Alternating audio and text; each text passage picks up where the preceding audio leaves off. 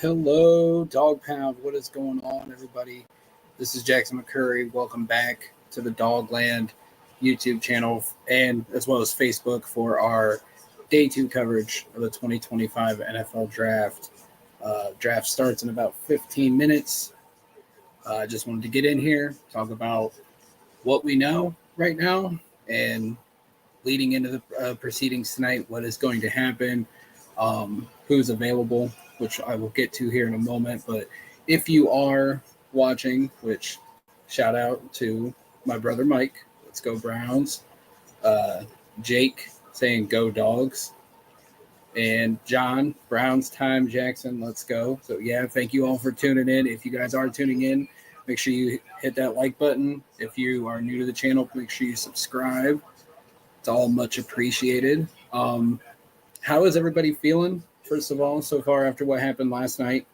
We talked about it, obviously, for 4 hours. We all know Mason Graham is now a Cleveland Brown.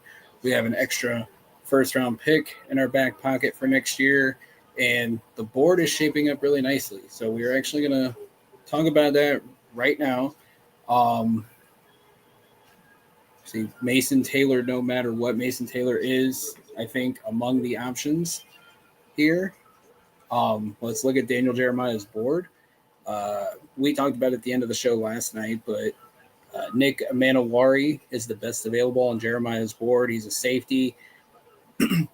I don't know if he is in the consideration here just because we have Grant Delpit, who is that hybrid safety that can drop down in the box. But Manawari is such a freak athlete. Maybe, Jim Schwartz covets something like that. We do need safety help, but we need more of a free safety, I think, in my opinion. But he's on the board. Will Johnson's on the board. There is some rumors out there. There is some issues with his knee. Maybe if the Browns move back, add some capital, he could be in the discussions here early in night two. Let's see. We got Shador Sanders, obviously, I think, which has been talked about all day. I do not see the Browns going in that direction based on some intel. And it just seems like the Browns are not drafting him. They've been linked to other quarterbacks, but it just seems like that's not going to be in the cards for the Cleveland Browns. Mike Green, we've always said on this podcast, you could never have enough pass rushers. I just don't see that with some of the red flags there with Mike Green. But then you start getting into the options here among Jeremiah's best available guys that make sense for the Cleveland Browns. Mason Taylor, Donovan Ezaraku, the edge rusher out of Boston College, Travion Henderson, which is the betting favorite on multiple betting sites for the Cleveland Browns at pick 33 if they keep the pick, which I think we will also get to. Luther Burden, the wide receiver. I know a lot of Browns fans are coveting him, and I think they will address wide receiver tonight. Quinshon Judkins is another option, but I don't know if that's at 33. That might be in a trade back. If they don't go running back here early, maybe he's an option at 67 or via a trade up from 67. So there's a lot of intriguing options out there for the Cleveland Browns. You talk about quarterback, Jalen Milroe.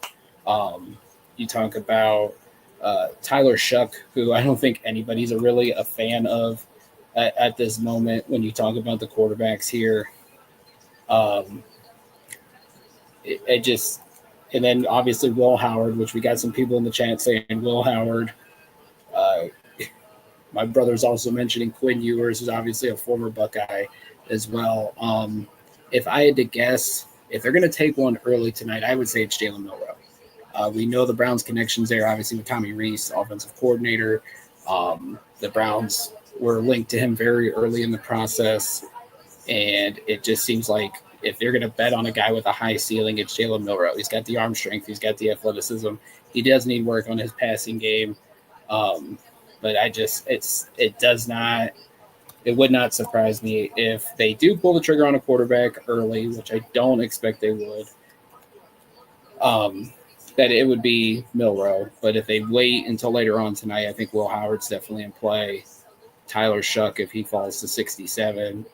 And then if not, then you look tomorrow. Quinn Ewers, Kyle McCord, Dylan Gabriel.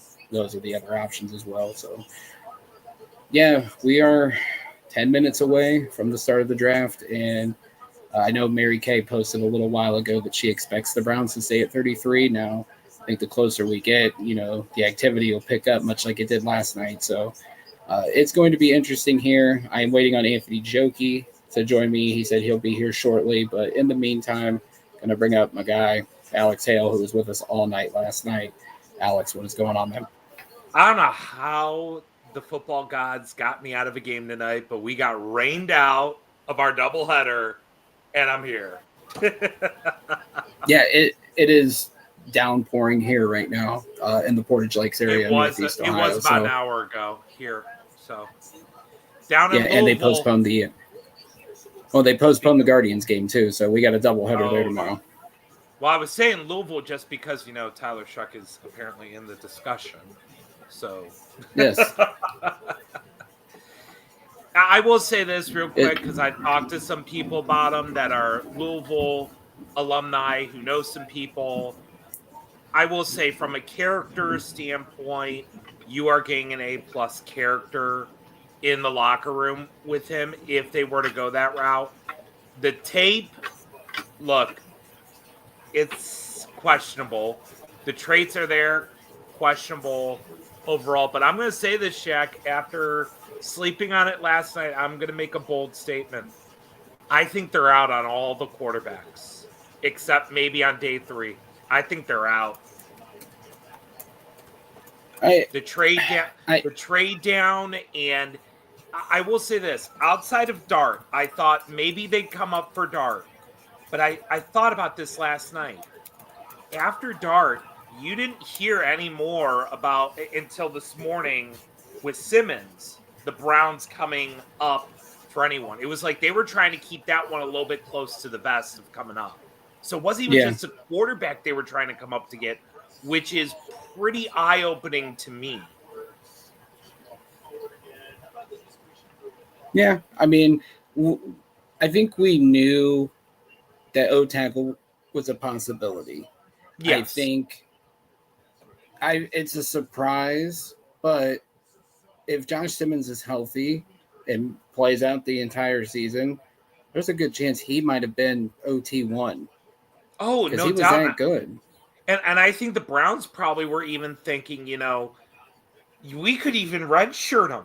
Like, we have some of the pieces so you don't have to rush him back. I mean, where he's going in Kansas City, great offense, and you're getting taught a lot. But the problem I have is you have to step in right away. Are you ready for that? That's the question. Yeah. If they're not, then okay, it may derail him early on because he may get re-injured or injure something else. So we'll see, but it's still a good fit for him. I'm not hating on the pick at all. But for the Browns, it was a perfect scenario for Simmons for the Browns to get a steal. Yeah. Thing is, I don't think he doesn't have to play right away, and that might be Kansas City's plan because they drafted Kingsley last year.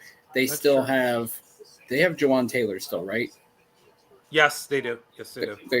The guy that stands 2 yards behind the line of scrimmage every snap and is forever changed the way refs call. Don't tell that to my Kansas City friends. God, yeah, it's so annoying. Like he has made the example for everybody, and now everybody gets. If you're 1 inch behind the line, you get called for illegal formation or whatever. Yep. But yeah, this is going to be interesting because I don't know if you. I do have a question for you. Let's hear it. How far do we think Shedeur Sanders is falling today? That is a very interesting question because you got Raiders right behind us at 34, or no? If he gets by the Raiders, 37. I think it's a free fall. Yeah, because it's not New Orleans. I buy McShay saying that New Orleans does not want Shedeur Sanders. Don't tell Mel Kiper that. Seattle, I think, is in play for them. Possibly. Yes, and then I think what Schefter mentioned teams that didn't expect him, and there was another. I'm trying to think. There was another. Well, I know. There's the rumors going around with George Pickens and trying to get a second-round pick, and that may accelerate. I think if he starts slipping into the 50s, which, again, I'm not going to knock Shedeur Sanders, but I will say this because, when I've been around, these people, they like people who fit in terms of handling adversity. And again, like I said yesterday, he's been coached by his dad his entire career. And I think teams are a little scared by that. How is he going to handle coaching that isn't from his dad? I think that's a legitimate question, and one no one even has the answer to. And that's a very big question that I'm not saying he didn't interview well. I'm not saying that. But for some of these teams, if he didn't answer questions the way they'd hoped, he may not even be on their board. Yeah. Yeah, it's going to be fascinating just because, like, all the rumors and stuff. And, I was a believer that he was going to go high, but, like, and I was talking with a guy that we'll bring up here in a little bit, talking about Shedeur because we're both fans of him. And, some of us can't understand why is Tyler Shough higher on boards? Why is Jackson Dart higher on boards? The teams value traits. They value traits. They value fit in their systems. There's a reason why Shedeur is not a New York Giant, because Jackson Dart is more familiar with the RPOs and those kind of concepts that Brian Dable runs, that he ran in Buffalo with a Josh Allen. He fits that scheme better. Shedeur fits certain schemes better. Tyler Shough, he fits certain schemes and offenses better. It's just a matter of fit. It's a matter of the traits. I think it was Tom Pelissero today, who's taken a lot of criticism for some of his reporting and stuff, and he's defended himself really strongly. He goes, I've talked to people that said Shedeur's arm is a little weaker than Geno Smith's. And look at Geno Smith. We all thought he was going to be a top 10 pick in 2013. He fell to the mid-second round of the New York Jets, and it took him a while to adapt to the NFL, and then he finally revitalized in Seattle, and he's now in Vegas. So it's all about finding the right team for Shedeur. Hopefully he finds it tonight. I got a wild card team. Who is it? How about San Francisco? That could be. The more they wait on Brock Purdy's extension, it just makes you wonder, like, what is going to happen? What if they took him today and then made Brock Purdy available tomorrow? They could do that. Who else do they have in the QB room there? Not 100% sure, honestly. But if they believe that he can pick up, because we're talking about a similar offense to what the Browns run. We always talk about, the 49ers and the Browns run that zone run scheme, West Coast style. That's what Shedeur is good at. San Francisco makes perfect sense. Another team, if you question his health, the Miami Dolphins run a lot of that with Mike McDaniel as well. They're another wildcard team I'd put out there. If you're concerned about the concussions, well, number one, he's in warmer weather, so that should help with his lack of arm strength, if you will. And he's got the playmakers in the system that can hide it. When you're throwing to a Tyreek Hill or Jalen Waddle, I mean, you don't need really arm strength. You just need to get the ball to them in open space, which is what Shedeur does best, and let them run.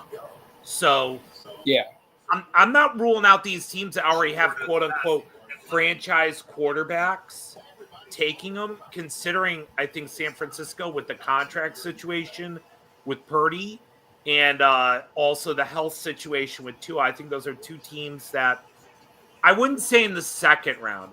I think if for some reason he's there in the third round, and I'm not ruling that out, because I think if he gets by Vegas, game on. Yeah, and like you mentioned, Pittsburgh trying to trade Pickens. If they get a second, we know they like him. Him sitting behind Rodgers or Cousins, I mean, it wouldn't be a bad thing for the kid. I will say, though, I like Shedeur in Pittsburgh better if he has DK and Pickens, not just DK. Because you're solving one problem. And again, George Pickens, he's hot and cold with his attitude. But when he's on, he's on.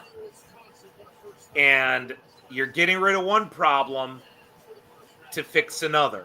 So you're basically trading off problems. So, I mean, let the Steelers do that, honestly. I mean, I'm fine with that. So, Yeah. not like they still don't need a really effective running game still. No, they do. I mean, Jalen Warren just signed his tender, so he's back for at least a year. They signed, was it Gainwell? But you can find a running back in this draft, Alex. You and I both know this. I know. I'm just saying they still got problems. Absolutely. I can tell you, my Steeler friend last night as we got off, he's like, I swear to God, if you take him at 33, I'm going to be so mad. I'm like, I don't think they are. He's like, dude, if you walk away with all of this, I'm like, I'm not going to be mad about it. I'm fine with rolling the dice. Even if they want to stun us right now and take them. Yeah. I mean, if they want to do that, I'm not even going to complain about the pick. I won't. I prefer a running back and a wide receiver / tight end in these first two picks. Absolutely. I'm right there with you. There's rumors all over Browns Twitter that it's going to be Trey Henderson. I'll believe it when it says the Browns pick is in. He's the betting favorite, but we do know there was teams last night that wanted a running back. There's teams I'm looking at Chicago. I'm looking right at Chicago. Chicago is the team that makes sense, but like 39-41. Let's call it in. With the Nick Chubb situation being what it is, like you go and if Trey Henderson's the top running back on our board, he's one of the top players on our board, he makes sense. So you pair him up with Jerome Ford right now. If Nick Chubb still comes back, then you got 3 running backs for 2025. And you got Henderson, who's a great pass blocker. He's a great pass catcher. He's a home run hitter. Like he's a complete back, honestly. Like, yeah. And you get him at 33 when a lot of people. That's what I'm saying. Like when he first came in, we all thought this is a top 5 running back pick, Saquon Barkley. And it's not that he didn't decline. It's OSU became a passing school more than anything else. So there's not a lot of tread on the tires. There's some, but not a lot. And the production's there. And you know me, Jack, I go by the Parcells rule. Production. It translates. Yeah. Yeah, it makes too much sense. And it's like, if he's the pick, it's awesome.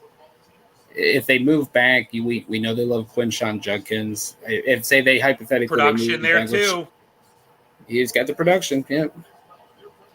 I will say, I did see in the chat, I think it was Jake who said Luther Burden. I'm going to be honest, that's one pick I don't want. There's a reason he slipped. He has not tested well at all throughout this process. I've been hearing things that he was very lackadaisical in his workouts. Watching him in the combine, he half-assed that gauntlet. I will call that out for days. He jogged. He didn't run.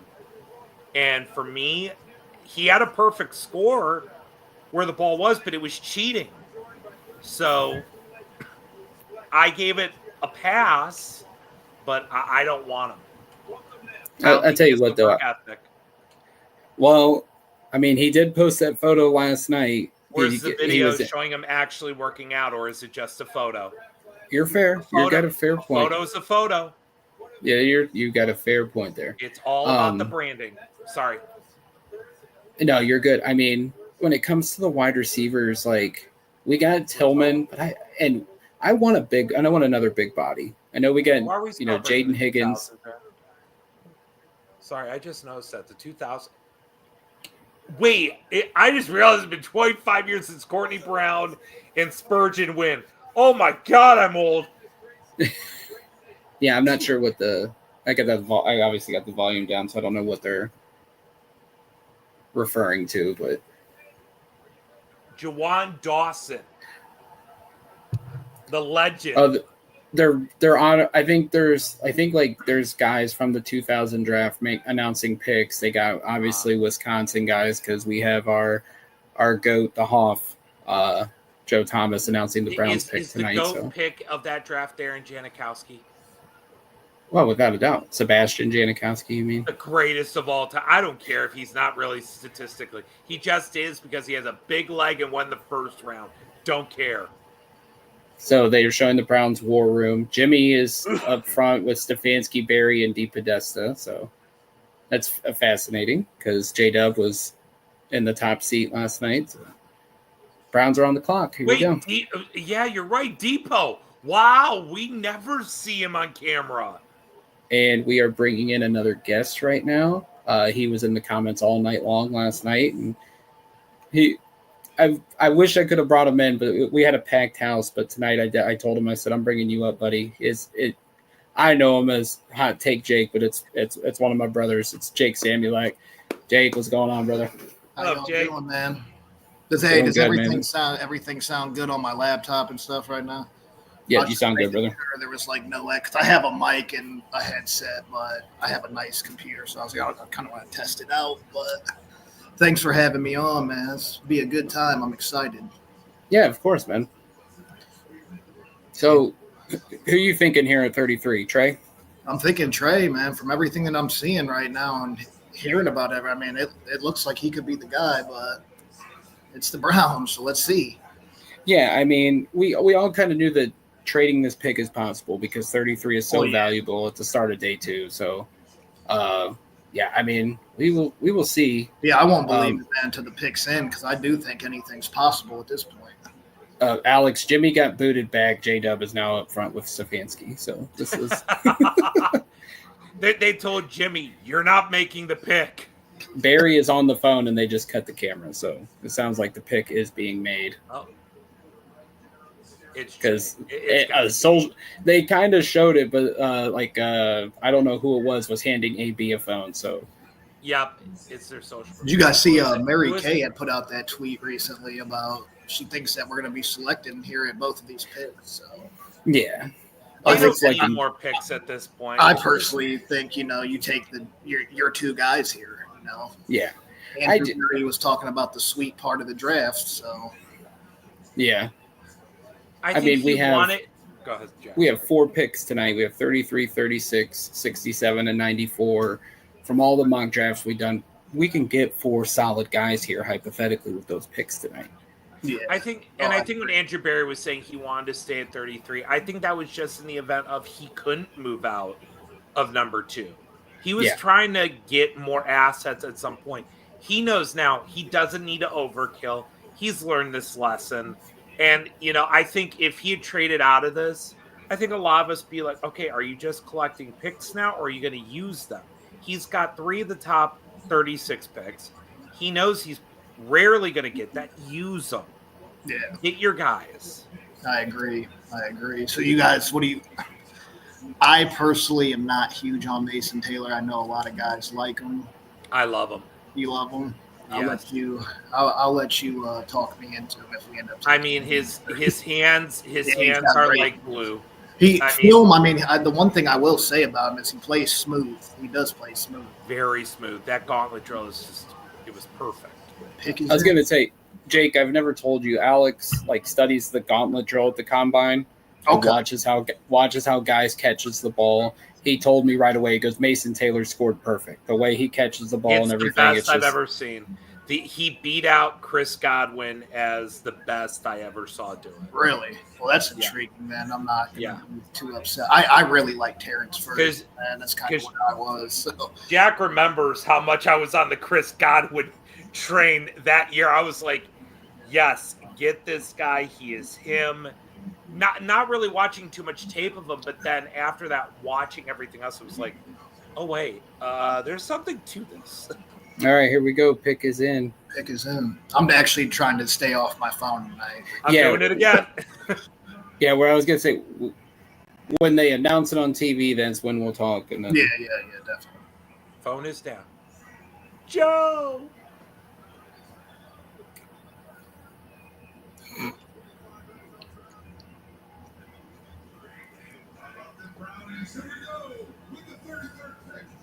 Wow. I think you're ahead of me.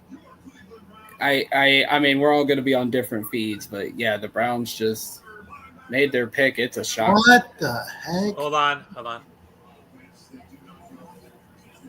Oh, people are going to lose their minds.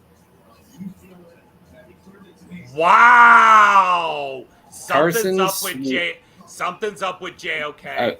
It's the immediate thought. Carson Swessinger, UCLA. But Alex, remember, OBR reported a couple of days ago the Browns wanted a tackling machine at linebacker. He's been flying up the boards the last 2 weeks. I know Matt Miller was talking about, like, he couldn't find a spot to put him in his mock draft, his first round.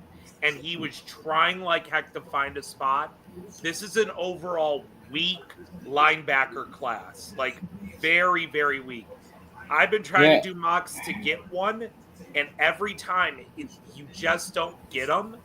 And I understand the pick here. If you have concerns about JOK, you need to go get someone like this. And again, what has been the Browns' biggest weakness on defense? They cannot stop the run. They can't bring anyone down. So I understand the pick. Again, no one's going to like it. Yeah. But you know what? At this point, after these first two picks, you don't need to pick defense probably for the rest of the draft. You're good. Yeah, I mean, that's kind of where I'm at now. But this really does, because I feel like JOK, it's done, man. And I said it last week when I forget the exact quote that Andrew Berry said. It was something about JOK. Obviously, he's in for the off-season workouts. That doesn't mean anything. Yeah. He's there to work out. Like I said, their actions will tell us otherwise, the status. And yes, Devin Bush and Jordan Hicks are on one-year deals right now, but this makes you wonder. With them spending a top draft pick on linebacker, it does leave you wondering what's going to happen here. And I think the Browns also know, considering they have 36, Houston don't think they don't need a running back. They got Mixon. Tennessee doesn't need a running back. So go get your linebacker that you need. And then you have Caleb Johnson, Judkins, Henderson. All those guys are still there. Or if you want Mason Taylor, you do have the ammunition still from 67 to come on back up and get somebody. I'm not ruling that out either. Right. This is where Andrew Berry always cooks. It's not day one. It's day two is when he maneuvers. And all these trades we were hearing are to maneuver. Dane Brugler said this about Schlesinger. He's an easy player to appreciate because he is a tractor beam to the ball, a consistent finisher as a tackler, and always plays at full speed to close on plays in a blink. I mean, if he's Logan Wilson, I love this pick. But that also sounds like, to me, that comp is Patrick Willis. Jaden Higgins to Houston. Really good pick there. That was a guy definitely was open to for him and Nico is going to be insane. Yeah. That's insane. Don't get me wrong. I love CJ Stroud as a prospect, and I did back then. But, man, he has been spoiled since college with the receivers he's thrown in his career. Name me a quarterback who wouldn't die for half the weapons he's had since college. Oh, yeah, Carson Swessinger. Shout out to Jokey because he made this one up already for me. Good job, Jokey. Which he's actually in the room. We'll get once he's on camera. We'll get him up. Seattle moved up to 35, so that is fascinating here.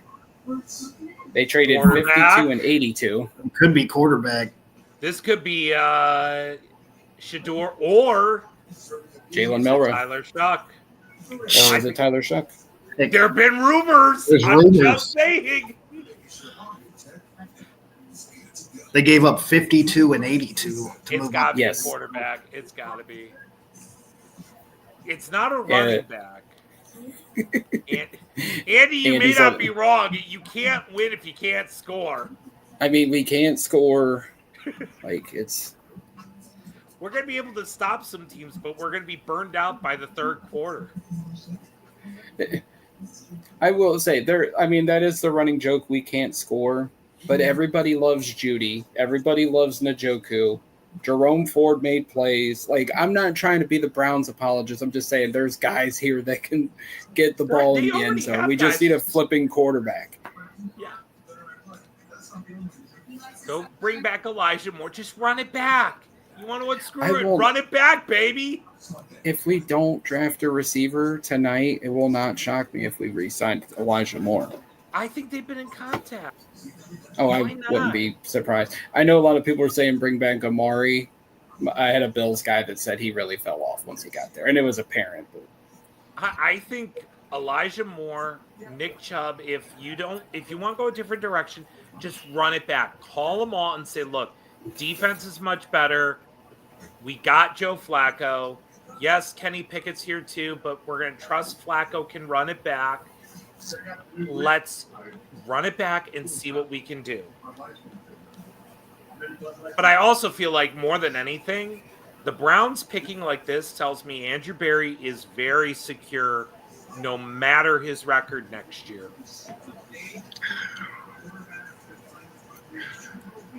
Look, I know people may not like it, but I will say this to Jimmy Haslam. He's finally learning from past mistakes. He's taking ownership of the mistakes that he's involved with and not blaming the GM and irrationally firing him.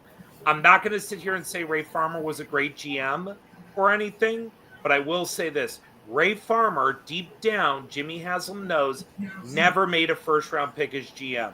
Either Mike Pettin or Jimmy Haslam made those picks. He never did. So he's finally learning. To the Haslam family, don't say I'd never said anything nice. I want to know, like, did Seattle feel like they needed to jump us or needed to jump Vegas? Like Vegas, if it's quarterback. But they moved up 17 spots, so I feel like they needed to jump somebody. Or I think if this is a quarterback, they had to jump Vegas and New Orleans. You think Luther Burden's in consideration here? That's possible. I feel like Luther Burden being on the board still is actually that is a good point. You must be, and if you're giving up that much, you must be valuing him as a top 15 prospect. And I feel like a lot of people had him listed as that. And that's fair. Well, welcome to the party, Jokey. We enjoy it now. I saw who the pick is, and I think that it's to jump us. Uh-oh. Oh, boy.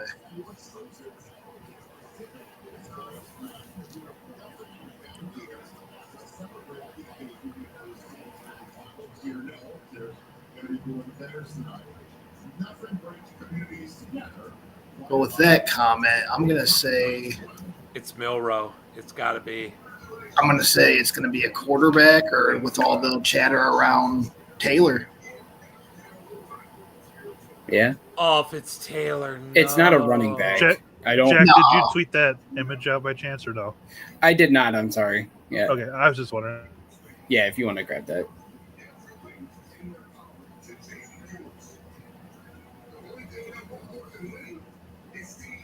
Yeah, I can't. It's not a running back. I think that's apparent. They wouldn't give up a third for a tight end. It's got to be Burden. That's what I'm saying. It's got to. I'm just taking what Jokey said. They also could be coming up for Izaraku because they do need an edge. That's true. That is true. And he's the last of that second tier. Mm-hmm. All right, they're taking this down to the wire. Let's get it. Oh, I need to refresh the tracker. I just realized it. I forgot, Jokey, you were doing that all night.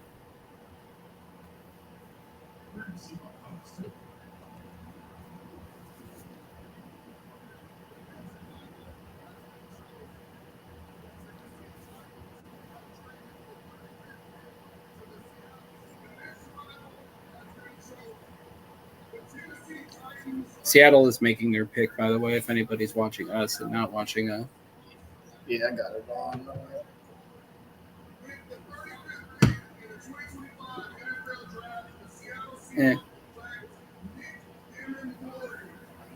Yeah, Jokey. I don't think that was for us. That's a really good. No, they valued him as a top 20 player then. I mean, no doubt. I was reading up on him because we talked about it last night, but like I said at the time of the show, it said we already have Delpit who drops down in the box. It can do That's stuff fine. like a I heard linebacker. We need more of the free safety. Yeah, true. He's a great athlete. Don't get me wrong. I mean, that would be a phenomenal thing to have with him, Hickman, and Delpit. But I don't think they coveted that one. Okay, now they're going offense, right? Well, but I was just about to say, what if we go edge here? If they go edge, Twitter is going to burn to the ground. I don't even think I'll open the app for the rest of the night. I already know because I have group chats blowing up my phone. Pick. I already know the pick, so I'm not gonna say a word. It's Donovan Izaraku. Yes. I see. The way Jack is acting, that's what I think. Like Jack said, he knows me as Hot Take Jake. I'm real emotional, and I've been trying to calm myself down over the years in my older years of age. If we go defense, Jake is gonna have to leave the show because I'm afraid he'll get us flagged. Jake, no, I know how all that works. No, I know. Jake, if you've gotten calm, you still got a ways to go, buddy. Hey, this is calm. Trust me. You should have seen me back from 2017. Yeah, he was bad a few years back. He has calmed down. Joe Thomas strolling up to the podium. Here we go. Yeah, there was a point I had to mute you. God.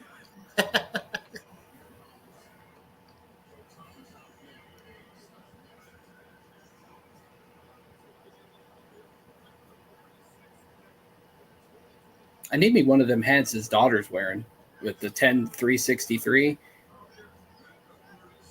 Quinshawn Judkins. Let's go. Wow. It was complete smoke screen with Trey Henderson. We got the other OSU back. Honestly, good pick. I preferred as a runner Judkins over Henderson. And he fits more. He fits more with Jerome Ford. There you go, Buckeye fans. You got your Buckeye. My thing between Judkins and Henderson is I like Henderson's skill set a little bit more, but I have concerns about his health. And I think Judkins was the perfect guy to come in to take the load off him. I don't know if he can be a 3-down back in the NFL. That's my issue with him. I think Judkins can be. Yeah. Go get Marcus Lawrence in the 5th round then. I loved Jeremiah's comp because it was Sony Michel, which that was my guy back in 2018. 2018, yeah, I remember that. It just he fits next to Ford more because Ford is obviously the home run hitter. Judkins is that bell cow power type back.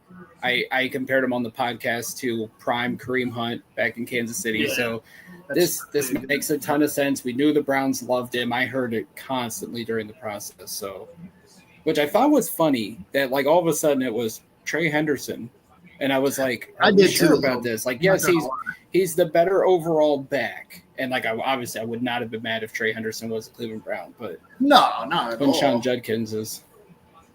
I don't pieces get of the putt. I don't know. I need to snap a photo with this real quick. And now the draft begins. Will the Raiders take Shador?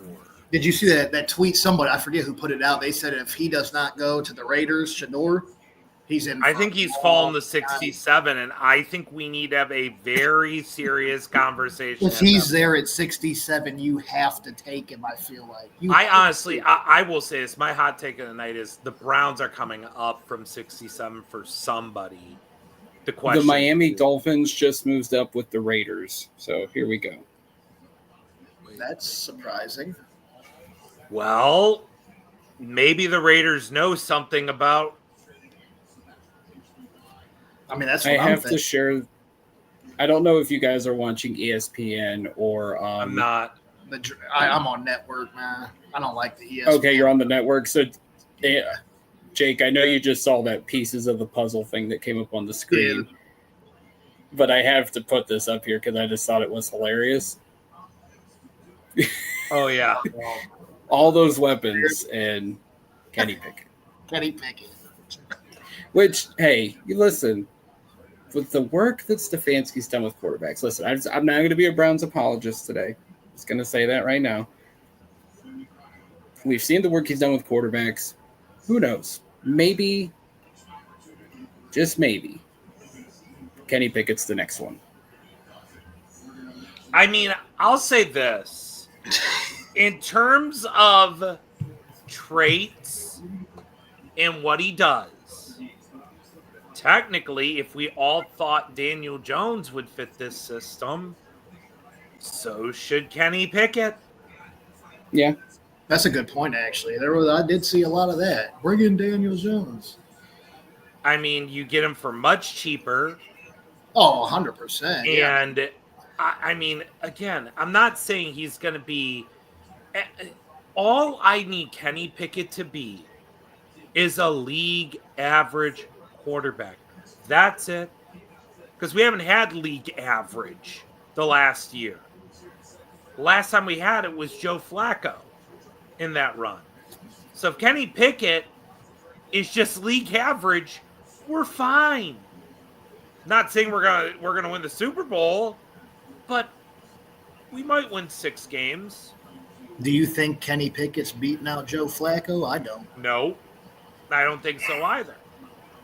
I bought this jersey just for a playoff run, and now I get to wear it all year, baby. I can't wait. That's a price to pay. I didn't see the trade details. They're basically swapping 4th and 5th round picks, but they basically gave up 2nd, 3rd, and 4th for the 2nd and 5th. Wow. And they take Jonah Saviana. I don't know how you say his name. Arizona. The tackle from Arizona. He'll be a guard. He's listed as a guard. Jeremiah's comp is Mike Iupati. So it's they need a guard bad. So yeah, he fits what they were looking for. And they have a lot of picks. Miami has some of the most picks. So smart. It was so disappointed. Like coming into the draft process, it was like all these O tackles, and then like half of them became guards, and it was like, yep. Because like Wyatt Millum was a guy I liked early on. He's going to be a guard. The early stuff I saw to Gray Zabel, we know he's going to be a guard. I think Jonah, I watched a little bit. He's a guard. I mean, it's. All right, guys, 30 picks away. Oh, it's going to be a good night, man. I'm excited. Did you guys see good? Go ahead, Jake. Oh, no, I was just saying I'm excited. Got a nice night, 4 picks. 2 of them are in. Now we get a little bit of a wait to see where people fall. I'm anticipating it all tonight. I don't know if you guys saw Goodell is hinting at lowering the pick allotted times for teams to like 7 minutes. And then he goes, if they need more time, they get 1 2-minute extension. Well, that would just be in the first round. So, because it comes down by round. So, yeah. Well, I would have no problem if like day 2 and 3, it's 5 minutes a pick. I'm fine with that too. Like if you don't know decently by then, like who you're got in mind, because like we can see like within 10 picks, we have a good idea of like, yeah, these guys are on the board. They make sense for the Browns. Like,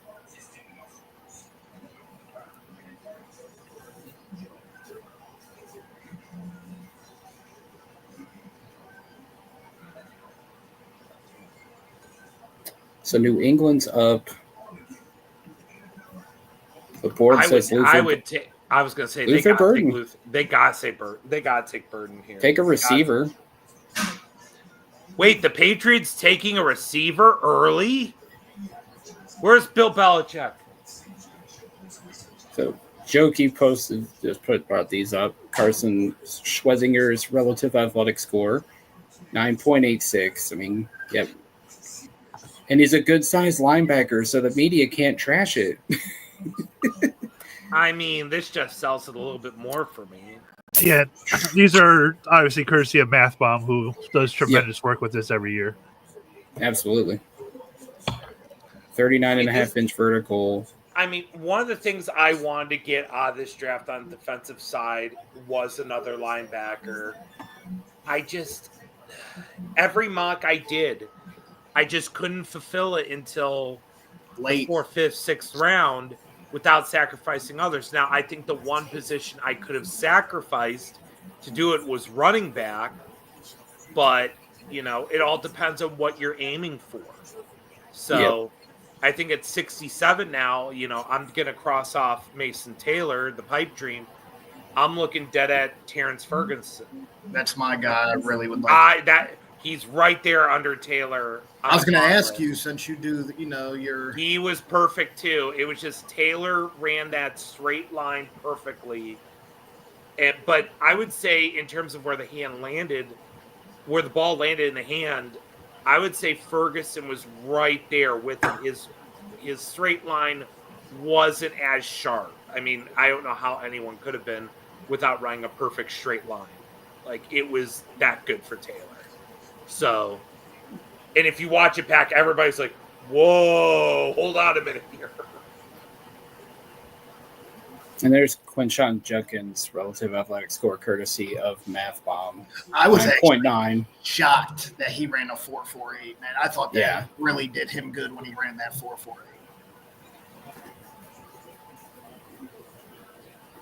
Patriots pick is in. All right, so we are rolling along. Will Johnson, man, that's crazy. They're worried about the knees, man. The knees, yeah. These guys off real quick. Yeah, I thought we all kind of thought it was the hamstring lingered. Yeah. But honestly, if I'm being, I think he milked it a little bit last year because they weren't playing for nothing. Oh yeah. It was that's smart to do. Who did that? Smith and the Jigba did that at Ohio State. Mm-hmm. Right? Yep, I remember that. Yeah. Which I can't blame the kid for doing that. I mean, no. Glenn Cook is on the podium talking about Judkins. He said he brings the brand of football that we want. AFC North, exceptionally strong, physical, tough, productive, young guy. He fits the mold of what we need, man. That's a great pick. I don't know if you've seen on Twitter X, whatever you guys want to call it. There was a lot of people in this fan base that were like pushing for Caleb Johnson over Judkins, and I've never understood that. Johnson fits. Obviously, he's from Cleveland, but I mean, I feel like that was the only reason, though, because if you just every metric available, I feel like Judkins is the better back. I think he fits our offense better. Yeah, I agree. But I think a lot of us didn't think they were going to pull the trigger on a running back in maybe the second round. And I think it was, Caleb was there at 67 a lot in mocks. So I would have been fine with Caleb Johnson at 67, no doubt. No, hell yeah. That's a no-brainer for me.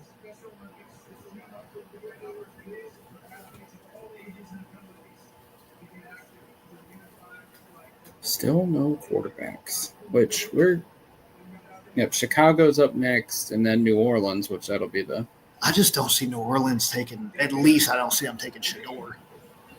No, I would think it's Milroe or Shuck. It's going to get real interesting, man, if nobody goes there. Dallas, I could see Dallas being the ones to do it. I think Schefter mentioned Dallas today. Patriots go Trevion Henderson. I like that. Good spot for him. Good spot.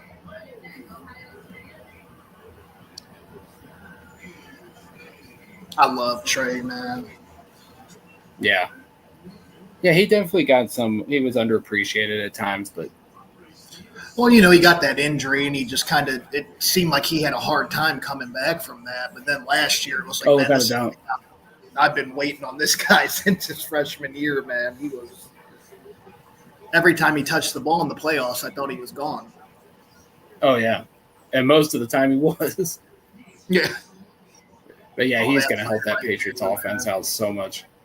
The commentary when he caught that football right there, he can make a house call from anywhere, and he might do it. His blocking's so underrated, man. Yeah. Oh, I know when McShay started talking about him as a first-round back, and that was like the first thing he goes, he goes, "You remember how good of a pass blocker Zeke was?" Then he starts pulling up this tape, and I kind of forgot some of the pass blocks that Trey made, and I was just like, "My God, like he is going to be an NFL pro." Down, man. It's just the injuries that do worry me about him. I hope he stays healthy, man, because I do think he will get right back. Oh, definitely, he could be in the league for 10 years. Sorry for my absence. Trying to do behind the scenes things. You are good. And I know you're the brains behind the operation, man. I don't know about that, but I appreciate the thought. Did you tweet it out? No. Okay. You know, the one thing I haven't done, you're going to harp on? No, I'm just kidding. I checked it. It's just, you're good. I don't know if you saw Jokey. Henderson just went to New England. Yeah. I can still hear you guys. I'm just okay. I got doing everything else.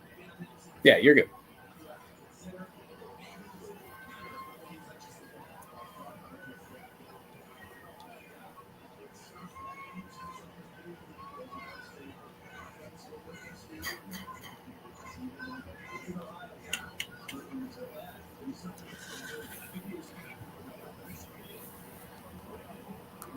No, just Chicago, they took DawgLand, right?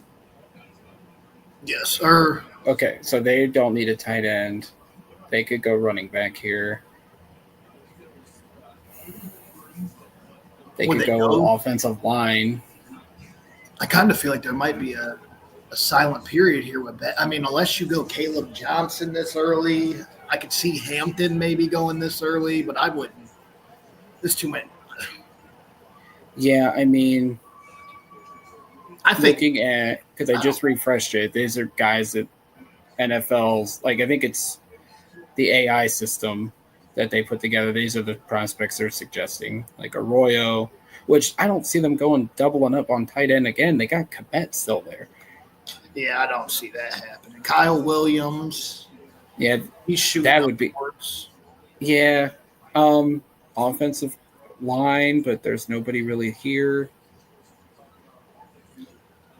I mean, I understand the Mike Green and the Will Johnson thing, man, but I to be honest, I'm shocked that they're both still there. It just sounds like some teams are not comfortable with the Mike Green stuff. Well, I've seen a lot of. I got a few texts today. People, like Mike Green's on the board, you have to take him. I'm like, let's be serious. If you look at all what has happened since this Deshaun Watson, there's no chance we're taking Mike Green. Yeah, and I'm sure the Browns. I'm not going to jump to conclusions and just say this kid's automatically guilty, but it's a circus we don't need right now. It's just shout out to your mom, Jake. She's Mom. In the comments.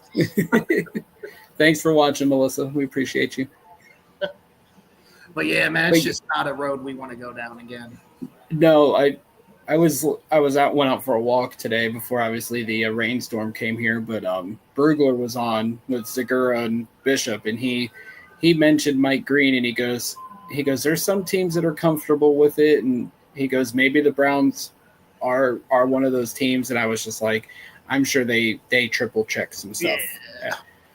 Well, which they claim they did with Deshaun and other things, but it's just. I wouldn't say anybody's comfortable right now, because if that was the case, there's no chance he's on the board right now. Yeah, I would say so too. And it's crazy because the talent is there. You would think a team would have pulled the trigger by now. But I do have to ask this because I don't know if this is separate. So this assault, is this from the high school thing when he was in high school? That's when it's being, or was that a separate sexual assault case? I will be honest, I have not even looked into it just because I didn't think the Browns were going to draft him or an edge maybe this high, but like maybe at this point they would have, but yeah, I don't know the full details on it. Burden to the Bears. That's a great pick. Yeah, when I looked it up, I had seen, obviously many articles, but then I had seen something posted that was like something about him being accused of it like in high school. So I was like, is this another case or? Yeah, it's just being, I just know there was stuff came out at the Senior Bowl about him and Pierce. Yeah. And I noticed it. That's when they started slipping down, and it was obvious. Which I personally think Mike Green is a better I think Pierce is really good too, but obviously the character concerns compared to the allegations of what he's being accused of is a lot different in teams' eyes. So yeah, without a doubt. Understandable. Like, I mean, I feel like a lot of people use us as an example now too. I mean, it's unfortunate, but that was the part of that whole ordeal that just didn't make sense to me, because we're the last franchise that needs to have that kind of press around when we're struggling, to be a good franchise in the league as it is. So with these first 3 picks that we have, could you make an argument our identity going into next year is going to be play defense and run the ball? Is that where we're at right now? It certainly looks that way. It looks that way. I mean, they're going to try to get Pickett to minimize his mistakes, and Flacco for that matter. Whoever the starting quarterback is going to be, which I do think smart. Which the thing for me right now too, like Alex had said, the way we're drafting right now, it almost feels like Barry, and Stefanski, I would assume, are going to be safe regardless of next year.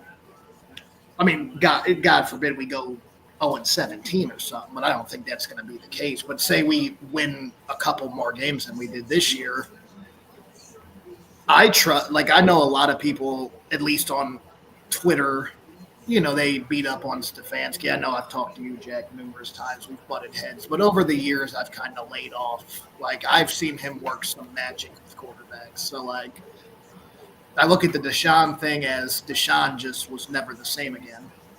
He had all them allegations, came back. He was never in the right headspace. Injuries piled up. Baker wasn't, the player he is today. And then, look at what he did even with Jacoby Brissett. I mean, Jacoby Brissett was playing really good in that system. And Flacco, he got the most out of him. I trust him. Like, I trust his evaluation of a quarterback. Like, we got these 2 first rounds next year. Here we go. Uh-oh. What did I miss? Well, New Orleans is on the clock, which get Alex back in here. He said he'd be back, so I don't know where he ran off to, but yeah, I'm with you, Jake. Like, I think he can get the most out of the quarterbacks, but I think they're going to really try to minimize. Yeah, I mean, that's a smart thing to do. I don't think Pickett will beat out, obviously. I don't think Pickett can beat out Flacco, especially in that offense, because, he kind of knows it a little bit, and he's got a big arm. He knows that all. I think he'll beat Pickett out. But that makes me wonder, like, what if we bring in, like, a Kyle McCord or a Will Howard? Like, how I think Will Howard would be a really good quarterback to sit behind Flacco this year. We got a couple comments in here. You want to run through these, Jack? Yeah, let's go ahead. Des Bell, what's the prediction / opinions on Shador? Well, I think all 3 of us in this, right? The 3 of us, I know we all like him. And I think we all can agree he fits what the Browns want to do. Now, we don't know how the Browns feel about him as a prospect, but at this point, could he be there at 67? I saw that earlier. So I think if he falls right here, and I appreciate you, Des, for being here. I know Des from a while back, so thanks for being here. I like Shador. I think he is a perfect quarterback for Stefanski's system. I like the way he processes the field. He has issues holding on to the ball a little too long, but if he does fall to 67, I think I might actually be angry if we don't take him at, I feel like you have to take him at 67. Without a doubt. And New Orleans has taken Tyler Shuck. Wow. If you guys would have told me in January that he was going to be the 3rd quarterback off the board, I would not have thought. I would have been like, you guys are all high as a kite. Wow. That is I know my grandpa's about to text me right now. I will say I went back and watched him. Shout out, Paul. Thanks for watching, man. Appreciate you. Anthony, he's my delivery driver that I told you about to subscribe to the channel. So okay. Paul, appreciate you. I'm glad you got to subscribe. And if you haven't yet, please do. We're getting so close to 100 followers. We're hoping to get there by the end of this weekend. So if you could hit that subscribe button on YouTube, that'd be awesome. Where are you guys at right now? How many? You were at 89 last night, right? Well, we're at 85. Oh, 85. So, okay. Yeah, we were at 82 when this started, so we got a couple extra ones. Hopefully my mom made like a YouTube or something. If she's in here, I feel like she had to have. She was watching on Facebook. Is that what she was on? Yeah. But I will say, like, I went back and watched Shuck today because obviously Jeremy Fowler kept saying, like, I know the Browns like Shuck. And, like, I see it. And we talked about traits and everything. And, like, I think he's got a good arm. He's got good size. Louis Riddick said the two broken collarbones were just, like, a direct hit to the shoulder. And it was the collar broke. But he's like, he said he's not an injury-prone quarterback. Like, those were two of the injuries he had. It's just 1 year of production. And he was in college for a long time. He backed up Herbert for 2 years. I think he was at Texas Tech before he went to Louisville. So, like he's been in the college game a long time. Like, I just don't see it. Maybe I could be wrong, but I just don't see him turning into anything. We have another trade. The Bills have traded up to 41 with the Bears. So the Bills are on the clock now. Interesting. And they probably just gave up a lot because they were probably, I'm assuming Buffalo was like 62, 61 in the draft order. So I appreciate you watching, Dez. Dez, appreciate you, brother. Appreciate you. I was talking, I went to have coffee today with my grandpa. We'll go to the bookstore, read some magazines, drink some coffee, and talking Browns. And he was completely against the whole Shuck situation. And he just texted me after that pick, and he said, well, Sanders is eating some humble pie. The details on that trade, Buffalo gave up 56, 62, and 109 for 41, 72, and 240. So interesting. Yeah. It's a good amount. I mean, that's actually not bad. So Chicago went back 15 spots, but then moved up 10 from the third round. So it's somebody Buffalo definitely wants here. I don't. Who did they take an edge in the first round? They took Hairston, so they could theoretically take one of these edges here. Maybe they feel comfortable with Mike Green or Ezaraku. Ezaraku, I actually like a lot. Or like Scorton's there. They need a D tackle, so they could take Darius Alexander from Toledo. Yep. Alexander would be a good pick too. I really like Darius Alexander. Do they tell James Cook F you and draft a running back? I couldn't see them moving up for any of these guys though on the board right now. I mean, those guys. Yeah. That would be insane if they moved up to, like, say, get John. But maybe these teams have these guys a little bit higher than I look. I mean, you know how the mock draft system has us all thinking every year.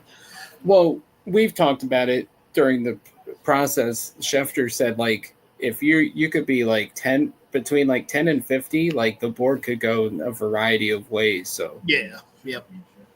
Like obviously, like Ezaraku, I know some people had him as a top 15 player. Jeremiah has him 30th on the board, but like it just ranges. That's why obviously Mel Kiper has Shador as his number one quarterback, and he's still on the board. I'm not a fan of Kiper, man. He's so funny. I can't take him serious. I like the coverage on the network a lot better, man. Yeah, I wholeheartedly Eisen, agree. like I understand, Eisen. I mean, he's a Michigan guy, man. Like he's annoying, but like I kind of like him. I hate to say it, but I don't mind him. He doesn't drive me that crazy. Nah, not like Kirk Herbstreit. Oh, don't get me started. Oh, I know. I just saw the Bills pick. I'm intrigued. Oh, if you're intrigued, I mean, now I'm a little intrigued.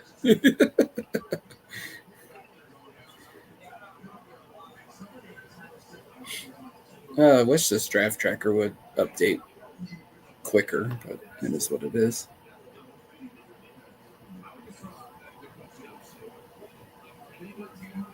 I hope that's just my light bulb going out and not like the power going out, because that would really suck. Yeah, that wouldn't be good. What shirt is that, Jag? What shirt you got on there? The Flacco Oh, shirt, my man. Let's go. Got the Flacco jersey on. I had to laugh like when the news broke. I bought a Flacco shirt for one of my residents, and I went in the robe and I was like, Flacco's coming back, and she goes, "Oh, I get to pull it out of storage," and I was like, honey, I never pulled mine out of storage. Yeah. I continued to rock it. Continue to rock it. I was at the game in Jacksonville, man, with the Flacco on and the draft party when I met up with your brother. He's like, "Is that a Flacco jersey?" I love it. Me, brother, absolutely.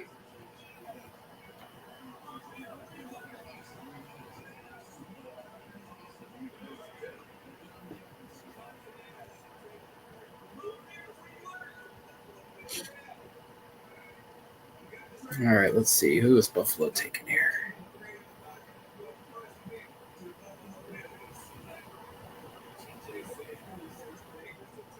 Wow.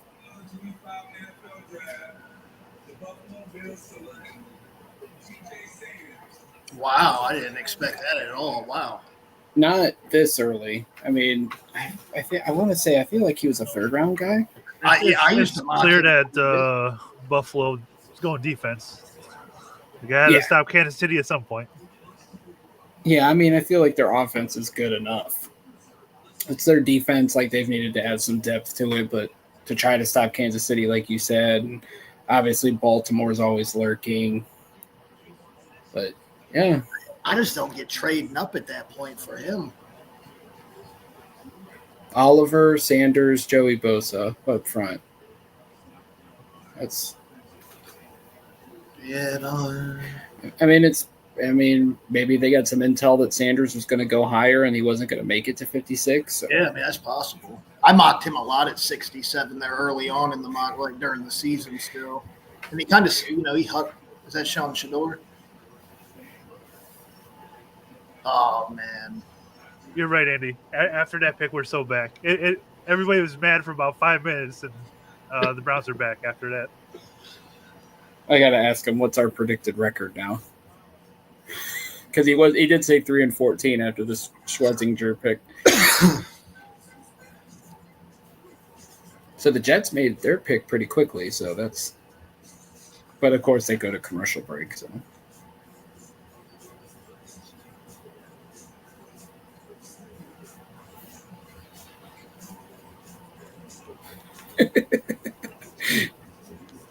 So I should bet the over. That's at 3.5, right?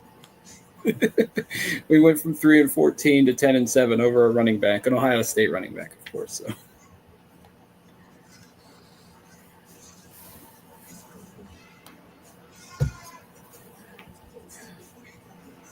So we get the Cavs and the Guardians both at 1 tomorrow. Yeah, they got rained out tonight, didn't they? Oh yeah, it's pouring here. They were never going to play. It's like 92 and sunny. Well, at least the Cavs are away tomorrow, so those who go downtown won't be too bad. Jake, it rained this morning and then the sun came out and it was only 70, but like it was a humid 70, and I was like, alrighty, we're almost into summer already. Yeah. Old school Stefanski football, run the ball, play action, and good defense. We are so back. You're absolutely right, Andy. The play action is going to be huge this year. Which I need to go back and see what was Pickett's play action numbers back in college and even at Pittsburgh, because Jake, I know you're saying like you think it's gonna be Flacco. I would not be stunned if the team really wants Pickett to be the starter. I hope not. By the way, can someone fill me in on who the Patriots picked? Trey Henderson. Yeah, Henderson. Really? Okay. Took Henderson. I wondered if they would go running back. Okay, I did see Shuck. Not surprised with that. I did see Luther Burden. I was on the phone with my brother who lives in Chicago. He's a Bengals fan. He and I were chatting for a minute, and I said, "Well, you might as well just go to a Bears game. You know, they should be fun to watch this year." They should be very fun. I seen the Jets pick. It's very interesting. So, and for the record, that was my Michigan relative brother that I speak of. So sorry. The reason I root for them, my older brother. And I have it's my dad's buddy, but he's a really good family friend, and he's a diehard Michigan guy. But I mean, his family went and played at Michigan, so it's like I can understand it. I was 5 when I watched him walk across the stage at the big house. Still remember it. And when I first stepped foot into there, there was no way you were ever going to make me a Buckeye fan. I was in awe of the darn place. Yeah. So sorry. If you had family, if I known Ohio State was a thing first, maybe. I didn't know who Ohio State was until I was 9. All I'm gonna say is my cousin Chuck played at Penn State under Paterno, and I'm not a Penn State fan. I'm a Buckeye, baby. Go Bucks. I can't say what I call that stadium up there because I'll get in trouble for it with somebody. Happy life, bro. You got to remember that. So the Jets pick. Will we be stunned? I don't know what it is. So Jake knows. So I was trying to get I saw what it is. I'm not exactly stunned, but let's just let it play out. We'll let it play. Out. And then Alex, the Quinshon Judkins pick swayed Andy from 3-14 to 10-7. Just so you know. You're gonna hate when I'm comparing what the Browns are trying to do. Everyone will hate me, and I don't want to say it. No, you have to say it now. But wait till the Jets make their pick. Yeah. Oh, why? Why New York Jets? They took your guy. They took your guy. They took your guy, Alex. Your guy. But I liked him, so there you go. I have to text a friend. Hey, it's Ferguson time. You need to tell us what the Browns are doing. What are you comparing it to? Are the Browns trying to be like the Pittsburgh Steelers? Great defense that can rush the passer, stuff the run, and run an effective offense that does just enough to win games. I hope not. They're trying to be the Philadelphia Eagles. For now, I've been saying Philly. I think they're trying to go off Philadelphia's play. That's fair. I'm just saying for right now on paper, they kind of look like what the Steelers were going in the last year. You can compare it to Pittsburgh. You can compare it to Philly. But, I think they're trying to go that mold until they find the quarterback. Hey, and Kenny Pickett can win some games that way. He's done it. 15-10.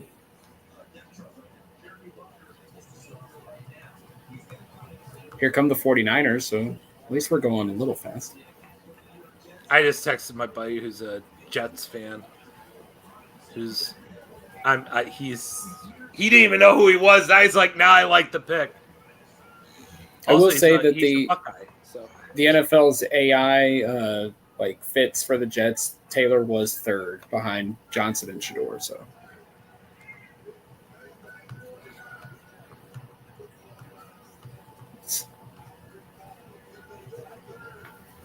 Another D tackle. So, Jake, we talked about TJ Sanders. Maybe we're going on a D tackle run and Buffalo saw it coming. And so they just were like, we need to move up and get our guy.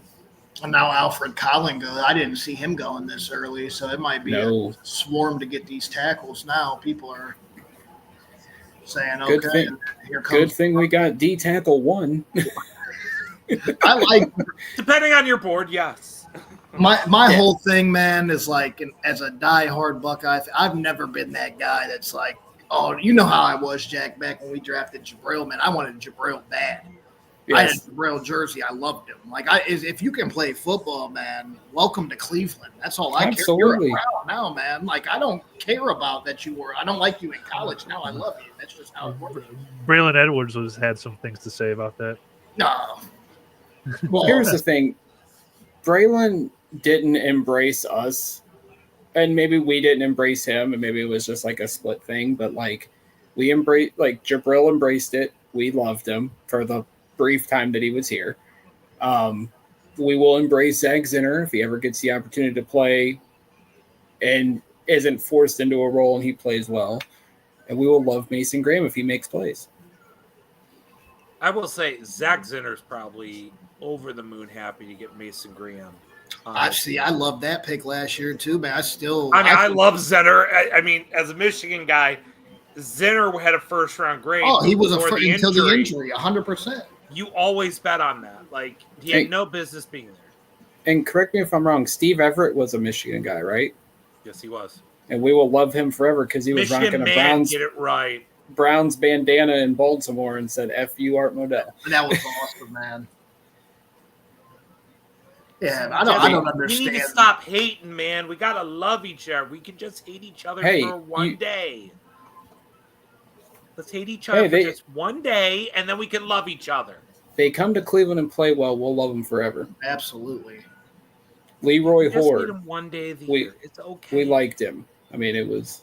You know what I always say, Alex? I said I may hate you guys, but I respect you guys. That's what my family has always taught me. My family is full of Michigan grads and boosters, and the main one, the big booster in the family, married a Buckeye, and he teaches all of us. You can hate Ohio State one day out of the year. Yeah, exactly. Okay. Every other day of the year, you better treat them with respect because they're your rivals for a reason. We don't hate them. And it's like, okay, noted. So, I mean, to have a rivalry as good as Ohio State, Michigan, there's got to be respect there. I mean, it's just what it is. Well, I mean, I'm just glad we're best friends. I'm just glad it's competitive again because that stretch where, we were winning by 4 or 5 touchdowns for those handful of years. That was not fun. You might probably for the next 2 years as they kind of recover and get Underwood, some weapons and getting that offense back. But Michigan's recruiting well. They have something, at least a culture in terms of, camaraderie, development, and having some form of success. So, yeah, I think especially that game this year, to win that one is a statement saying even probably at our worst, we might get you. Hey, you can say screw Michigan all you want. I'll just say this. That game right there, you can beat us 60-20 all those times. We beat the greatest Ohio State team ever assembled. I think it's funny that covered Alex's face when you put that comment up. You know what? That is the funny thing about that game, too, man. It's like it would be hard for me to truly say, like, when we were playing our top-tier football, man, I don't know. I've seen an Ohio State team that good, man. I will say it a million times. That was the best team I've ever seen from I couldn't believe. I watched that game with my grandpa, man. I was in disbelief. I was driving back from a family dinner in New York, from a Thanksgiving dinner in New York, and I did not watch any of it. I didn't listen because I just didn't want to be emotional. I know how I can be in that game. I hate being that guy, so I don't really watch it anymore because the anger, it's toxic to me. But I had a friend of mine who's my Jets fan friend. He went to Ohio State. He texts me, says, I can't believe this is happening again. And I'm like, no way. And Michigan was driving, and we stopped for a minute, and they kicked the field goal. And I'm like, if they lose this game, they should be winning by 3 touchdowns. This Michigan team, worst offensive team I've ever seen. Worst. And they win. I'm like, this makes no sense. And you know what? You can say we cheated all those years. I don't care. The year we don't cheat, the worst offense we ever had, We beat the best Ohio State team in the But history. that's the worst part about school. that as a Buckeye fan, too. Good pick for them. Really good pick for Dallas. Great value. Great value. Alex, Hold on. I'm behind you guys. Oh, that's right. Well, you're watching ESPN, aren't you? Oh, I love that for Dallas. It's good. Such good value. Oh, Alex, I got something for you. My girlfriend is watching, and hi, babe.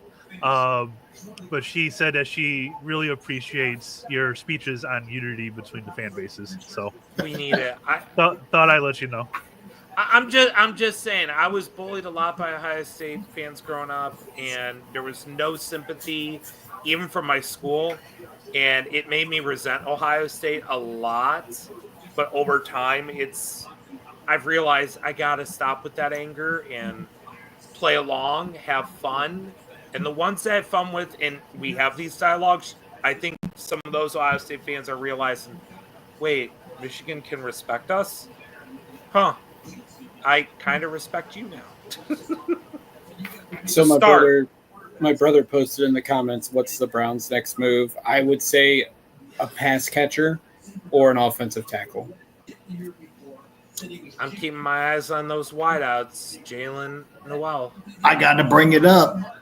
What if Shador Sanders is there at 67? You got to take him. You got it. You got to at least consider it. If you don't take him at 67, then my biggest question is, what happened in these interviews? That's what I'm saying. It had to have been. Was that anonymous coach saying something for everybody?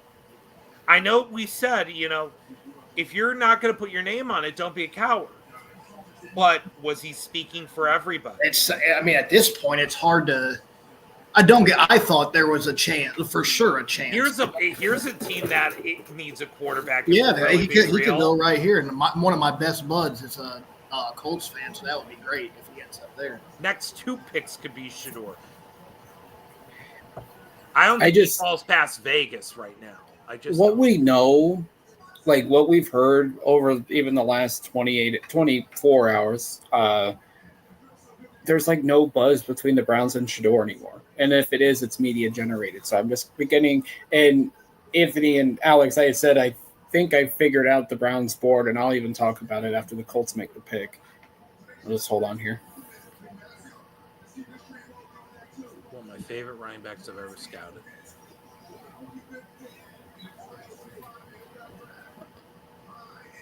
JTT. My man said, did he just say what that. I think he said? Didn't sound like he pronounced that correctly. But I like that pick. JTT. That's a strong pick. If I had to guess the Browns QB board, and, I told some other people, and they kind of agree with me. I think we all agree Cam Ward was the first quarterback on the board. 100%. Yes. The way Schefter talked today, Jackson Dart was QB2. Yep. I will go so far to say Milroe and Shuck were above Shador on the Browns QB board. I wouldn't be shocked by that. I could flip Shador and Shuck, so between 4 and 5, but and maybe the interview, they said, Jake, remember when they went to dinner, they said the focus was on Travis Hunter. Yeah. It wasn't on Shador. So maybe Shador rubbed them the wrong way. Yeah. We heard at the combine he interviewed poorly. Maybe he interviewed poorly with the Browns. He had to. But out of respect for Dion, they took them both out to dinner before the pro day. So maybe, I don't know. I really am quite what could this guy have said? Did he not act professional at all in these? I don't understand that. I think it's something in the way he carries himself, being coddled by his dad throughout his career, and one of the biggest traits we don't talk about in terms of evaluation, coachability. Jackson Dart was a first-round pick, not just because of talent, because of coachability. Tyler Shuck was picked where he was because of coachability. And That's a good point. It's clear that, and the only reason Milroe is still on the board is because he is very much a project. So, in terms of the most important trait, can they be coached up? Shador may fail that on every single one, and if he's failing that, you wouldn't even draft him at all. So it wouldn't even stun me that if he continues to fall here, he falls out of day 2. That would be something. That would be something. I can see Milroe, Howard, and McCord going tonight still. If Shador, like, I think that may be the craziest draft scenario I can remember, at least the way If that happens, Dion needs to get on a camera because I am curious what the man is going to have to say. Because at that point, any player that comes through Colorado is going to question, can Dion get me to the next level? And he's got to be very careful with those words. I will say 4 out of the next 5 teams could draft Shador. So, and I think another thing that we don't think about here, and Jack, I told you the human element of it. If you take Shador and you're that GM and head coach and you're on that hot seat, you know who the first candidate is who could replace you if you stumble. Yes. You basically are hiring your own replacement with your QB. So these GMs and coaches are like, no, we're not going to take him. Matt Miller said it on the College Game Day pod, and he also said it in that space with Chris. He was like, I don't think the Browns are taking Shador. He goes, because he kind of said it. I don't know if he meant to say it the way, but he goes, there's people that feel threatened by Dion, and it's you draft him, and then you have to deal with media members going, well, Dion said this in his press conference. What do you have to say about it? And it becomes a distraction. And like, I don't think Dion would intend to do it. It's kind of, I don't think Dion wants to be referred to as like the LeVar Ball of the NFL, but that stigma would ultimately happen that way. Nothing against Shador. It's just there are a lot of other unspoken, intangible factors that you cannot control that teams would much prefer to have control over. It's all Pat Shurmur's fault. Let's just call it for what it is. I mean, yeah, it is. I mean, Pat Shurmur shouldn't coach ever again. I agree. Pat Shurmur destroying QB's lives one job at a time. Oh, you remember those days, Jack? My hatred. Those were the glory days. Those were pretty high hatred days for me in my life. You had Greg Little doing an 8-yard catch and then doing the Usain Bolt pose. Did he catch the ball, actually? He caught it? He did catch it. He dropped the next one, though. Actually, the next 3. You had Brandon Whedon looking like Dan Marino one week and looking like Brandon Whedon the next. I remember when he had that drive against Dallas to tie the Who's game, the Rams? and I thought we found our quarterback. I really thought we did. Yeah, Rams. I remember that game, and my brother was at that game. Here they go. Let's see who they take here. Ben Watson. He was legendary that day. I'm not even being facetious. Like, Ben Watson was clutch that day. Facetious? Whoa! Then Buster's screen ruined it all. Look at your vocabulary expanding. That's what Coventry High School does to us, right, Jake?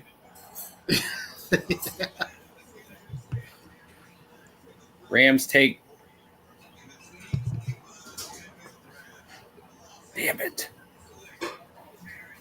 No way, man. No way. Gosh. At 40s, I just didn't. Before Elijah Arroyo, that's kind of a surprise. See, I was more of a fan. I like Ferguson more than him, man, and his injury history. I'm not a fan, dude. That makes me think now, you know, how these mock simulators had fans so high up, and then they dropped them back. He's going to get taken quick, man. Well, Arroyo's on the board.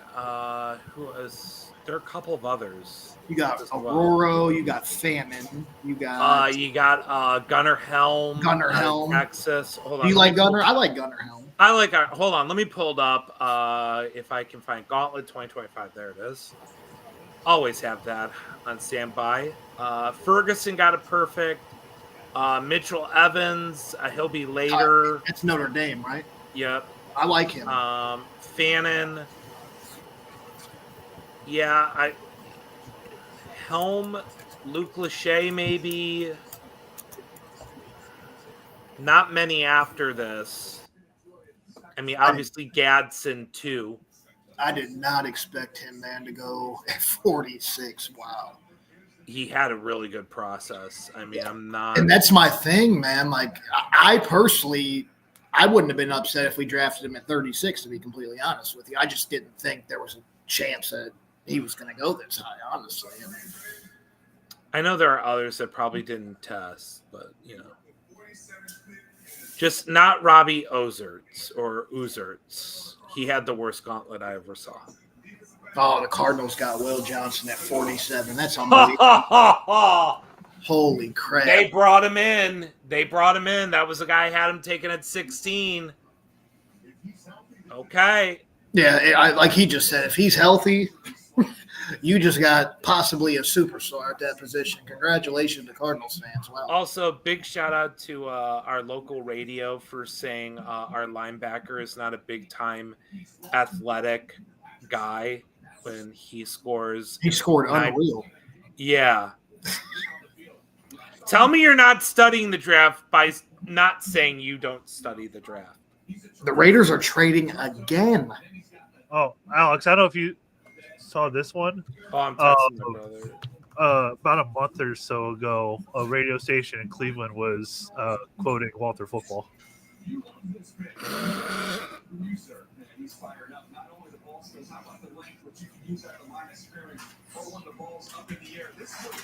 Hey, man. You need Four's boy on your payroll. It's gonna cost you. I couldn't believe it. That is totally NFL draft prospects and into Google, and the first site that comes up. I've said for years, they need someone.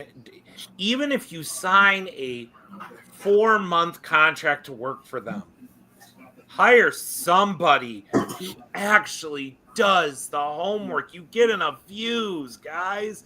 With your subscription-based, man, could you imagine the amount of people you got someone credible to do it? It wasn't ESPN Cleveland. Oh. That's actually surprising. Don't tell me. I'll put it in the private chat. Yeah, don't tell me it's our guy. Oh, I'm not surprised by that. Oh, yeah. That's who I would have guessed. Yeah, I'm not shocked at that at Nothing but love for them, but like I love listening to them, but yeah, I heard that when I was driving. I almost drove off the road. I'm like, are you kidding me? I mean, both stations really would benefit from just even if they're hiring somebody who's like a correspondent from like OBR or anywhere that's one of these blogs, and just hiring him as a correspondent for 4 months, give him a little bit of an extra paycheck to write some exclusives. Yeah. That way everyone on staff is more educated. Plus, you don't need to call your big time guests every single time. You can have someone locally who you have on payroll to show up and talk and educate.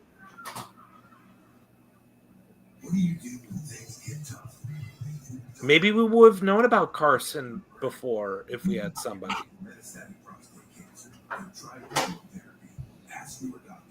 So.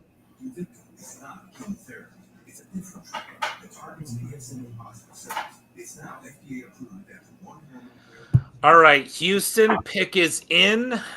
With Cincinnati up next, I hope for Jack's sake, since he doesn't take Landon. Lannon's a B. I'm actually Well, he's still around. Since he loves their Buckeyes and Captain Jack is still there. No, not again. I'm just saying. No, we need him with Mason Graham. Oh, absolutely. They'll become best friends. Guys, no, I'm telling you, greatest reality TV show. The Browns can make a ton of money. Just take Jack Sawyer at 67. I don't care. Put cameras in their room in training camp. Run it 24/7. I don't care. Well, and that D-line room as a whole, because you also have Mike Hall. Who cares? I just wanted for Jack and Mason to fight. You tried to plant the darn flag. You couldn't beat us. You want to do something about it? Yeah. And we see a live brawl. They could have a flag on a pole match or something at training camp. Screw it. Hard Knocks, come on back. Come on back. Look, if we're not going to be good this year, we need to make it entertaining. I actually think that Johnny Gargano can be special guest referee. I think Sawyer would be a really good addition to this team on that side of the ball now. Or that's my bad, that side of the line. I think that would be a nasty duo right there. Sawyer, you got Hall, you got Graham, you got Miles, we got McGuire. I like what I've seen from McGuire. I'm not against it if he's there at 67. But this goes back to the QB. Like, if Shador or even Milroe's there at 67, like, I feel like you got I would have a long discussion about Milroe. I would have a very long one. You can ask you. I'm not a fan of Milroe at all. The only guy I would take Will Howard over Milroe. I would take Will Howard over Milroe. I would probably take Kyle McCord over Milroe. He's just. I see why people don't like him, but when he's on, and especially when he was with Tommy Rees, you saw all the traits. And I'm just gonna say this: when Jalen Hurts was the second round pick, we said the exact same thing. I just brought that up. Yeah, we said the exact same things. It's all about, can you be coached up? And the one thing I love about Milroe, he is dead silent. Oh yeah, he is. He is quiet confidence, and he works his tail off. He's a good kid. He is a good kid. And you want to know what? I will bet 1,000,000 times on that upside and that work ethic to pan out. Just like we say with Will Howard. I'm just saying. If you love that about Will Howard, you'll love that about Jalen Milroe. Yeah, true. I mean, that is true. Oh, wow, they took Ursa. That's not surprising. They need line help all the way, that's a good pick. No, I mean, you do make a good left tackle the future. Good pick. I mean, don't get me wrong, man. I do love the traits. I love how he's a quiet kid, man. He works hard. It was just the step back that he took this year, man. I was like, that's not a good thing for me. Yeah, but I think at the same time, you lost Nick Saban. Yeah. You lost Tommy Rees. New coach, new system coming in. Yes. Did it make Michael Penix into a first-round pick? Yes. But it doesn't work for every kind of quarterback. And I don't think that was his kind of offense. And I've talked to a couple of Alabama people. They have said it just isn't the same, structured offense that he's used to. And to learn a new system in a year, that takes time. If he had one more year, maybe we're talking about Jalen Milroe as one of the top guys next year. So I'm going to say, hey, I'll bet on Tommy Rees knowing what works and telling Kevin what works, and also saying, hey, you don't have to play right away, which is the best thing he needs. He's got two guys, not one, but two guys that can start ahead of him. There is no pressure for Jalen Milroe, especially if he made to 67. Best case, he turns out to be a hit. You have 2 first-round picks next year with a stud quarterback. and you can manipulate the entire draft. Oh, you want a quarterback? Well, I want a one next year so I can go get Jeremiah Smith. Exactly. That's smart. Or Ryan Williams. One of the two. It's Jeremiah Smith. Though whoever has one is not trading it. Yeah, I'll take either one if. I mean, It took a 25-year-old linebacker. I wasn't a fan of him. Damn! I love that pick. Damn. Well, he's 25, right? So Yeah, I did get this so made up here, and we could kind of talk about it. When we're looking at Trey Harris, I love him. pick 67. I know it's still a long way away. A couple of these guys will come off the board, but plenty of receivers still available if they want to add somebody. I'm looking at Trey Harris, Jack Beck, Alec Ailmanor. I know Kyle Williams was really rising up lately. Yeah, he's been flying up draft boards. I'm personally. I like him, but he came up so late. I didn't have enough time to get him in. And just going through, did he run? So Kyle Williams got passed. So I'm really.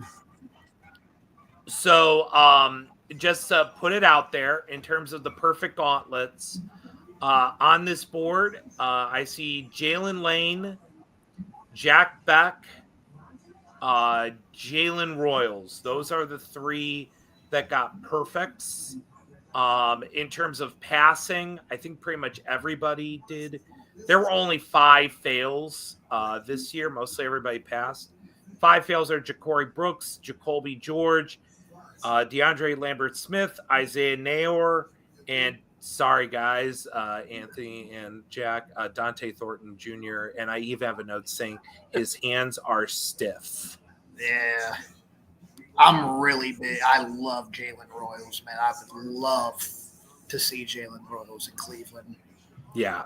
Again, anyone that gets it perfect, I don't need to study your tape. I feel like you can catch the ball because for those of you who don't understand, I'm going to show the hand here. So if the ball lands here in your palm, I don't want you. That means you got rock hands. You don't know how to catch a ball. If the ball is landing here, right on your knuckle, that's a pass. That means you're close to where I want you to be, but not exactly where I want you to be. I want you to be right here where this bone is, right where the fingertip is. If the ball is landing here, that means you are catching it at your fingertips, which gives you the most control of the football. No matter what the speed is, you're able to bring it into your body with more control. That is what I'm looking for. And the way the gauntlet works is you're moving from side to side to side, running into a straight line. This shows me your natural catching form because you have no time to react. You just have to catch the ball. You're showing me how do you catch the ball. And more likely than not, as I've studied over time, whether you are a first-round talent or a late-round talent. I've seen it with, sixth-round pick, Quez Watkins, who was an Eagles pick, who has had an okay career, but for a sixth-round pick, not bad for being a sixth-round pick. He's just had some injuries. He had a perfect gauntlet.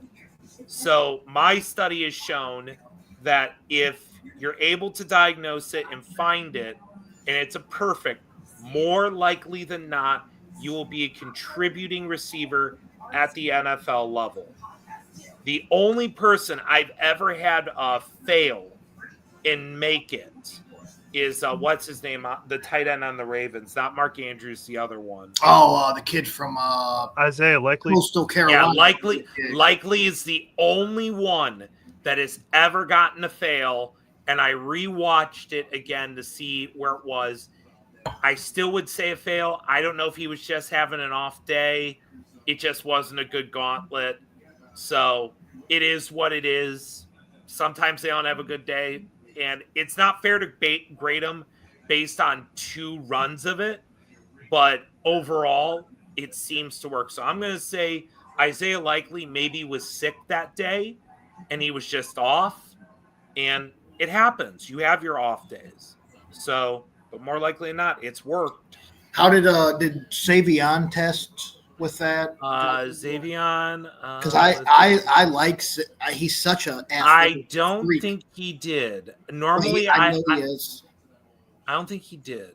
But I know he basically, has drop issues. everybody else did that. Yeah, Williams did not because I have Kyle Williams, but no Savion Williams. So you said Royals. Who else had perfects? So the whole perfect list is Beck, Burden with the note. He seemed slower because I thought he was jogging through it. And even they commented, it didn't look like he was running. Jimmy Horn Jr., the wide receiver at Colorado. Tez Johnson, wide receiver Oregon, though I have a note. It could be just a pass, but I gave him the benefit. Jalen Lane, Kanata Mumpfield, Nick Nash, Xavier Restrepo with, in all caps, soft hands. Very soft hands. Jalen Royals and Jordan Watkins. See, Restrepo.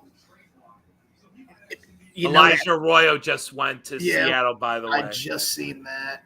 And the thing about Restrepo, man, is he was like, I mean, I've seen him going as high as the second round. That 40 time killed him. Yeah. So if he's sitting there, like, say, early fourth, I'm taking him. And I will say, for the record on tight end, Aronde Gatson and Mitchell Evans both got perfects as well, with Mason Taylor and Terrence Ferguson. I like Gatson a lot from Q's. He's good. At least just from, I didn't do the whole test like that, but from what I've seen. I'll always bet on bloodlines. I will always bet on bloodlines. Yeah, I'm a really big Royals guy. But I got to see where we're at on the board here at 67 because I'm to the point now to where, like, I know I've talked with Jack several times. Like, I was completely out on Milroe, but I understand what you were saying. Like, Carolina's traded up, by the way. Some names still on the board here with Carolina on the clock. Nick Scourton, Trey Amos, Benjamin Morrison. So still a couple corners available. Xavier Watts still available. That's a guy at 67. Keep an eye out. Siobhan Revel coming back from an injury as well. They need edge. They need edge bad. Kevin Winston also coming back from an I injury. like Kevin Winston a lot. So maybe that's a spot where you take, one of these guys coming back from injury. Landon Jackson, who I really enjoy as an edge player. You enjoy him? I do enjoy him.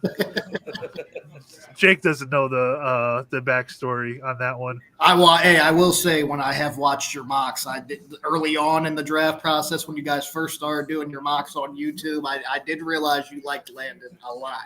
Yeah, Nick Skirton, they need an edge. Yep, that makes perfect sense. Princely, Uman Milan, Ole Miss, right? I do like him. Also available as well as an edge guy. So if they want to get an edge player, still quite a handful on the board. Well, they just took Nick Skirton, the Panthers did. So. You might get a mini run on them here, but also plenty of defensive backs available if they want to fill out the defense. And you got to think at this point. I mean, we've heard, I'm sure you guys have seen it too, that, keep an eye on Newsome with guys like, Morrison still around on the board, the kid from East Carolina. I'm not going to comment on Newsome at this time because I know things, and that's all I'm going to say. So, nope. Let's stay away from Newsome. I'm intrigued. I can't say. I just got to see where this. It's two stories and one's pure speculation. So, I can't confirm any of it. It just wouldn't surprise me if I was right. We'll let the night play out. We got a long way to go. I mean, I do like Landon as well. I mean, it's just going to come down to who's there at 67 because I'm still going back to the point. I mean, unless we have a plan for, say, I think Will Howard's solid for a developmental guy. I think Kyle McCord could be that type of player for you as well. But I mean, if you got Milroe or Shador sitting there at 67, man, that's what I was talking about before we went into who's available still. I didn't want Milroe, over Shador, but I mean, when you're sitting there at 67, man, if both of those guys are on the board, I'm saying go get one. Because like you said, we have 2 first-round draft picks. We could use that for positional needs. You got somebody like Caleb Downs next year sitting there at safety. The dream is quarterbacking Caleb Downs.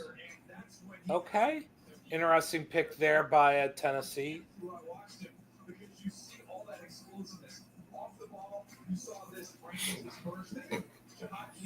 Yeah, Nick Square has a good pick by Carolina. Mike Green's still on, but I'm just going to exit him. Oh, I didn't realize. Rappaport saying the Browns have had dialogue with Nick Chubb on a return. So I love to hear that, man. I mean, honestly, for Nick, it's a great fit. It allows him to kind of become a mentor a little bit. And I don't want to say his career is over because it's definitely not over. It's just more so he'll never be that again. I don't think he will be that guy again. And I also think it's more so he is so well respected. This is for his next career step. Exactly. That when it's time to walk away. So I see my thing too with Nick is I do believe he'll never be the Nick Chubb that we all fell in love with, but I think he could even give me 75% of that. And if I think so too. I want him back. Be happy. I want him back. Jokey, are you pulling up a mock draft on the spot? No, what I figured is this is probably the best way to keep track of what's going on. Fair, okay. Or actually, let me see if I can find a Dane Brugler again. I'll be right back. Well, it's more so I can keep track of the picks, and then we can look at best available kind of a thing. Yeah. Well, I actually have Dane Brugler's top players now too, so I have that pulled up on my end. Man, I don't want to say this in terms of like I'm not knocking the Judkins pick, but depending on how the board falls, if Caleb Johnson was there at 67, I'm gonna be like, oh, could have had Mason Taylor instead and gotten Caleb Johnson. Really could have looked like bandits at this point. So not overly upset. I'm still happy with it. I still enjoy it. We all enjoy it. At some point, Jokey, I'm going to say it's so much you're going to be like, okay, I don't enjoy this anymore. I don't enjoy it.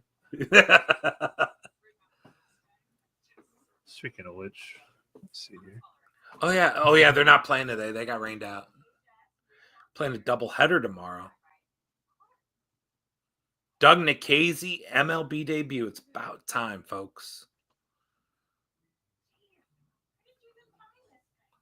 Boston's up in the third quarter against Orlando. Pacers and Bucks are tied after one. I'm not mentioning the other team when Jake's here just because he'll go on a rant about the Lakers. I don't want that. LeBron James. Oh, see, and he pops back as soon as I say that. It's the Lakers. I was given basketball updates, and I said I'm not mentioning anything about the Lakers because you'll go nuts over here. I'm not even paying attention tonight, man. I don't believe in us, and I'm locked in with football right now. So I'm not even worried about it tonight. I got my mind on football. No negative energy. We're good. Did you see what? Did you hear what Alex said about what Rappaport said? Yeah, I think he did. Well, about the Nick Chubb thing, right? Okay. Yeah. Yep. All right. So Bucks on the clock. Got to be edge here, I would think. Looking at his board, Landon Jackson, Jack Sawyer, Jordan Birch, Princely. Please give me Jack at 67. I give me a second, Buckeye. I mean, if he's there, I mean, again, we need offense, but like if you're telling me Jack Sawyer's there at 67, man. See, I don't know how I say no. And what really irks me is this right here.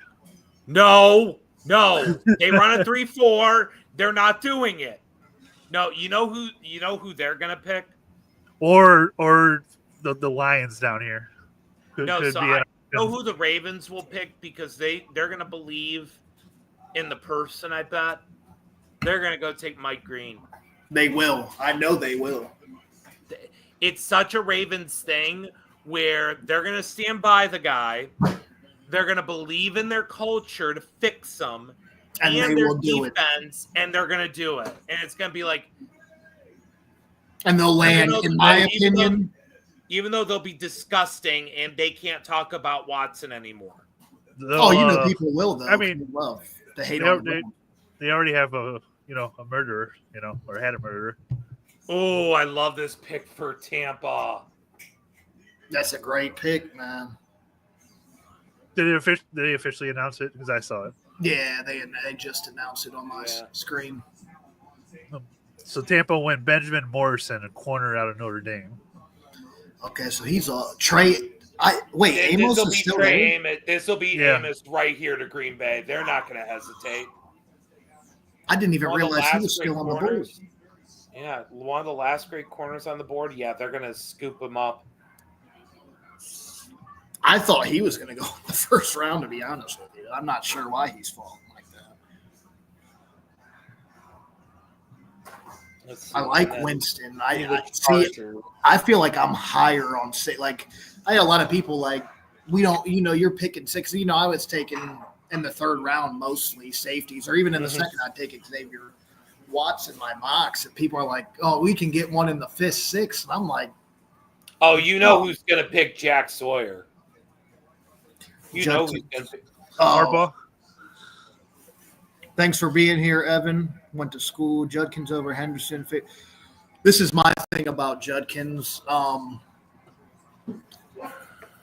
If you go back and watch him at Ole Miss, watch him come into Ohio State. When Henderson had that big year as a freshman, he started dealing with those injury issues, and he kept getting them little nicks and bangs throughout each year moving forward until Judkins got there. And I think Judkins gave him a cushion to, not get as many carry.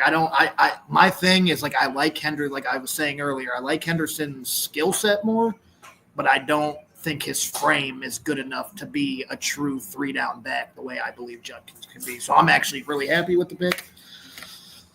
And I would even throw in traits in terms of the running styles. Judkins has better vision in the zone run scheme. The number one trait you need to have is vision.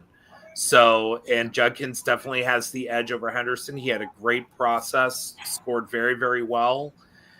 I'm not surprised. I had him around this area in terms of grade. So, I mean, it really was take your pick in terms of these top running backs. It all comes down to what your scheme is and do they fit. How did you feel about it, Jokey? Did you prefer one or the other? Or? No, I actually thought, let's take both, but that's something Andrew Berry would never do. I think Judkins fits the brand of football that it seems like we want to play. I really love Travian's pass blocking. That really sets him apart from any other running back in this class. And in the play action game, I think that really would have been extremely useful. But Judkins is still going to get in there and ball and be tough and be a bowling ball in between the tackles. So I think he's going to be very strong in this system that we have.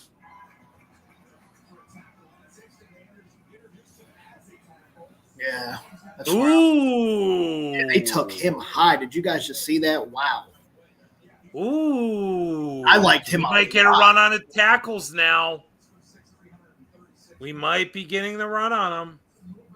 I like it doesn't sound like I like him when I get Logan Brown. There, I just seen him in the thing. I like Logan Brown, man, from Kansas. I'm intrigued by Chase Lunt out of Connecticut as a project lineman. The 6'8" size, he has the length, he can do it.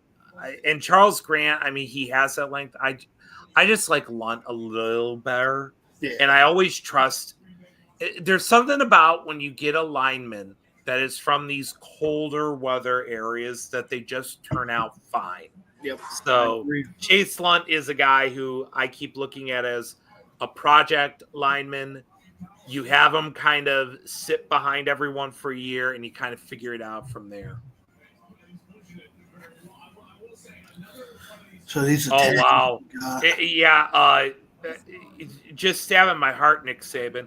Nick Saban says not landing new Jets tight end Mason Taylor was, quote, the biggest recruiting mistake we ever made during his time at Bama.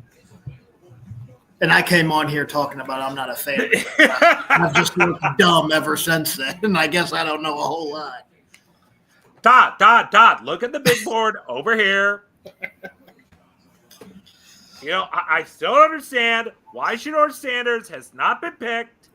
I miss completely Todd. Blows my mind. He is the greatest quarterback I've ever seen since John Elway. It's not a debate. It is fact. Because I just said that. The ball padding, they're similar.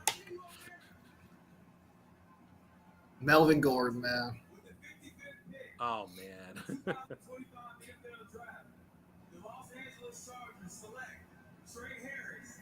Oh, damn you, Harbaugh. That's two wide receivers I love you take. Love Trey Harris, man. That's a really, really good weapon for Herbert. Jim, seriously, are you punishing me now? First lad, who I loved, and now Trey. What are you doing? Hey, the one thing I'll give you, man, is I'm on record saying it for a couple of years now. I think Jim Harbaugh is the best team builder in the game. He's one of the best. He builds culture like no other, man. I didn't even really like the guy when he was with Stanford because I just think he's an odd character. But, I mean, as a football coach, man, he knows ball. He's one of the best in the business, man. I would have took him in Cleveland, dude, in a heartbeat. He would have come here if, you know. I'd have been rocking the Jim Harbaugh old school Browns hat, baby. I'd have had him posted on every wall in the house. My wife would have hated me. God, that offense is not even man, if that defense can get a little better, could they challenge Kansas City? I think they could, man. I as soon as Harbaugh went there, I said he'll be the guy that can knock them off the throne for a little bit and give us some hope. Just because of that Kansas City O-line, I wonder. Well, they did get Simmons, and I do personally, not even just because he was a Buckeye. I thought he's a good talent. He's a great talent. I think he would have been the first left tackle off the board if it wasn't for that injury. I really do. I mean, that's what a lot of people have said about him, so wouldn't have been surprised at all. And now I kind of had, because I'm just so tired of the Chiefs, man. I kind of got to root against them just because, like, even Simmons, like, I'm just happy Henderson didn't go there because there was that smoke that he may go there. And I thought he was a perfect back to fit into that system. So the Bears, did they not take a running back yet? No, not yet. Not yet. I could see Caleb Johnson here. See, they don't run the scheme for that. That's where I'm wondering. It may not be him. It wouldn't really make sense to take a power. I'll make a prediction.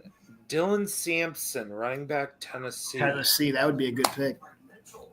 Has more receiving ability, has more explosiveness, fits that offense a lot better. Kind of, I'm not going to say like the Detroit running back. Sorry, I'm blanking on names, but Jahmyr Gibbs. Yeah. In the Jahmyr Gibbs style, I think this is Dylan Sampson right here. For the Bears, so far they've taken Colson Loveland and Luther Burden, so really bolstering their offense. If they had a running back, Caleb Williams should have no excuse. I mean, they do need O-line too. Well, yeah, that as well. I couldn't remember, Alex, what you said last night. What did you think about Loveland going over Warren? I'm a little I've loved Loveland. Oh, I do too. For years.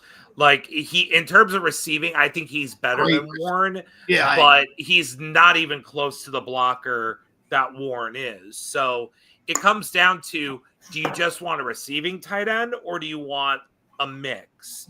If you want a mix, you pick Warren. But I think they have that in Cole Kmet, who's that, versatile blocking receiving tight end. Now you have Loveland, who's more that, guy who can go outside at tight end and play there. So that makes more sense. I should have seen that when I was picking tight ends. I never thought about how Ben Johnson was there now. Like, that's a good pick, I think, for them. Yeah. I love the Bears pick coming up. Uh-oh. I'm going to actually look at this one. So I'm going to look too. Screw it. Oh, they haven't said anything. Oh, the Broncos have traded up to the Lions pick. So 57-30 to the Lions for 60. Oh, the Lions have traded up. I'm sorry. In exchange for 60 and 30, it looks like. So Lions are next. somebody said, or Rappaport said, Lions, trade up over what's that supposed to be? I'm trying to think. You got Hutchinson.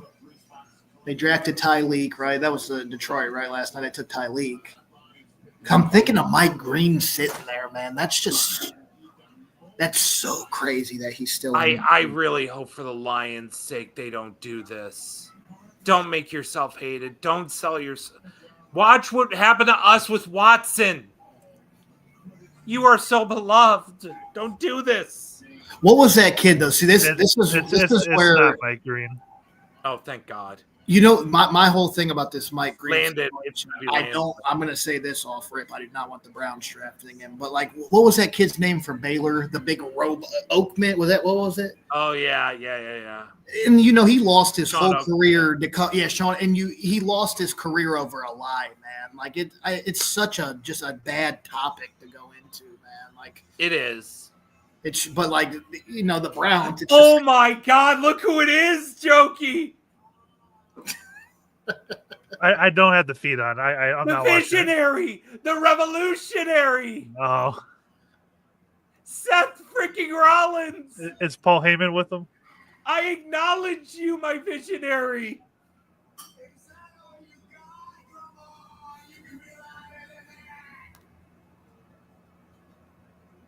I am so happy for him.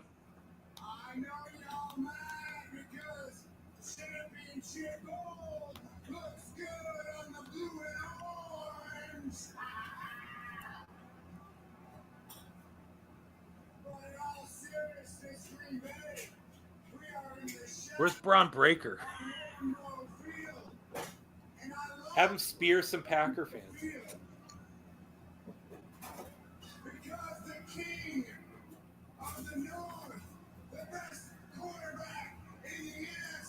The best quarterback. God, I love you, Seth. Best quarterback. I interviewed him.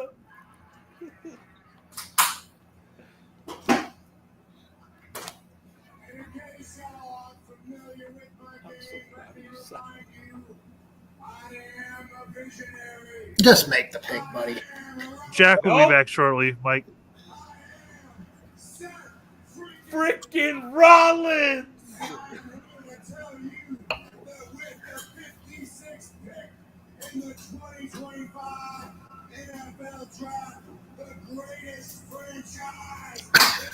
This guy, man. I love you, Seth.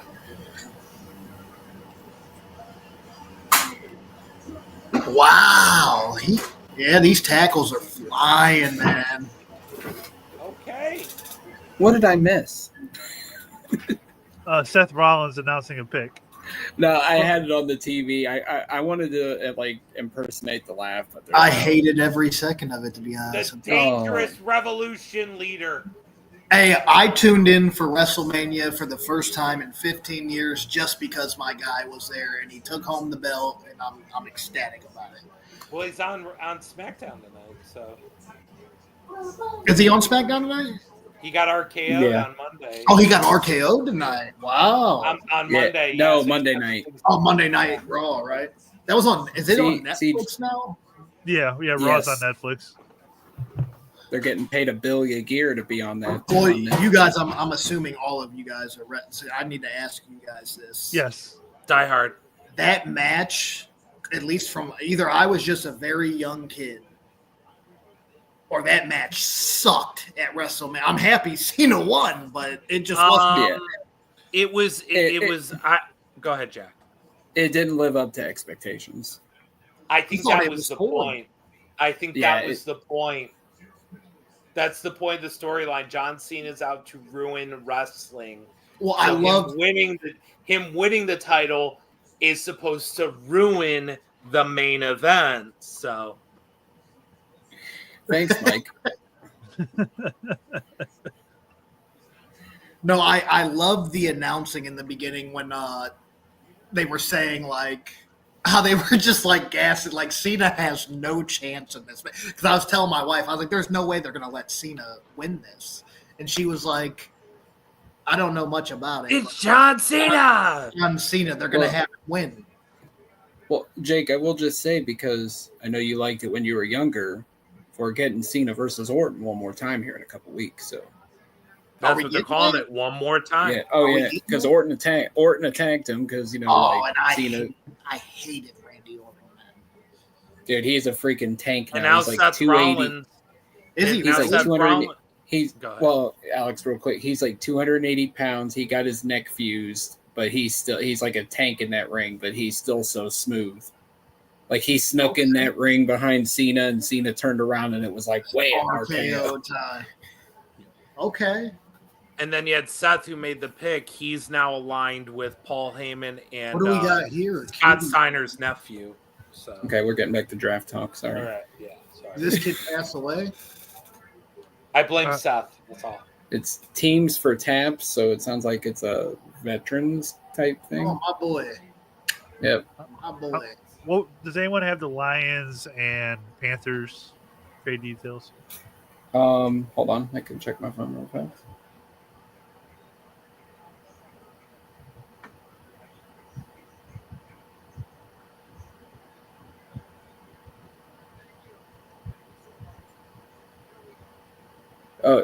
It was Lions Broncos was the trade. It was 57 and 230 for 60 and 130.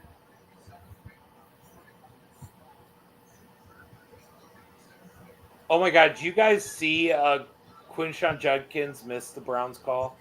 Yeah, his mom picked up the phone. Really? He was in the bathroom. He was in the bathroom. No, he was getting a drink. That's what it was. Oh, he was? Oh. Yeah. We're going on an O-line run, so, I mean, you would think if the Browns wanted one, if they coveted one, you would think they'd move up by now, but I just don't. Interesting. You know who I'm actually shocked that's still there is Embo. I mean, he'll be a center at the next level, but I think that guy could be a pretty good starting center at the next level. Wasn't Rutledge a guy we were picking in the 6th round, Jack? Was it him or was there another Georgia guard? There's another Georgia one. Sorry. Yeah. So let's go through this draft board. So we got Vegas. This pick I'm actually really interested because if they don't go QB, they're gonna trade out again. What? No, I'm kidding. If they don't got go it, QB, you gotta pick because Cleveland's picking before Vegas again. Mm-hmm. So you have to, if you're gonna get a if you don't take Shador, you gotta jump Cleveland. Oh, pick is in. It's gotta be Shador. I'm gonna keep my phone down on this. Jack, while you were gone, I saw the next two, both the Raiders and the Ravens. Man, spoilers, Jokey. Jack, It's not a prediction. Alex gave me a good talking to about Milrow. So even if Shador and Milrow are both there and we take Milrow, I'm not going to be too upset about it. Just so you know. I will say I saw, I think it was Jared Mueller of Dogs by Nature said like the picks are shaping up to where Milrow does make sense if they ultimately wanted to do it. At 67, man. I mean, he does. I mean, his ceiling. I mean, heck, I would move up from 94 to do it. It depends. Like, what do we like? We're within 10, so we can really start talking about options here for the Browns. But there's a couple receivers there. Beck and Noel, I would bring to Cleveland. I mean, Noel, I agree. love them. Jack Beck, for me, I love him too. I'm a big. I like Beck at this point more. Hold on, Andy. We're not there yet.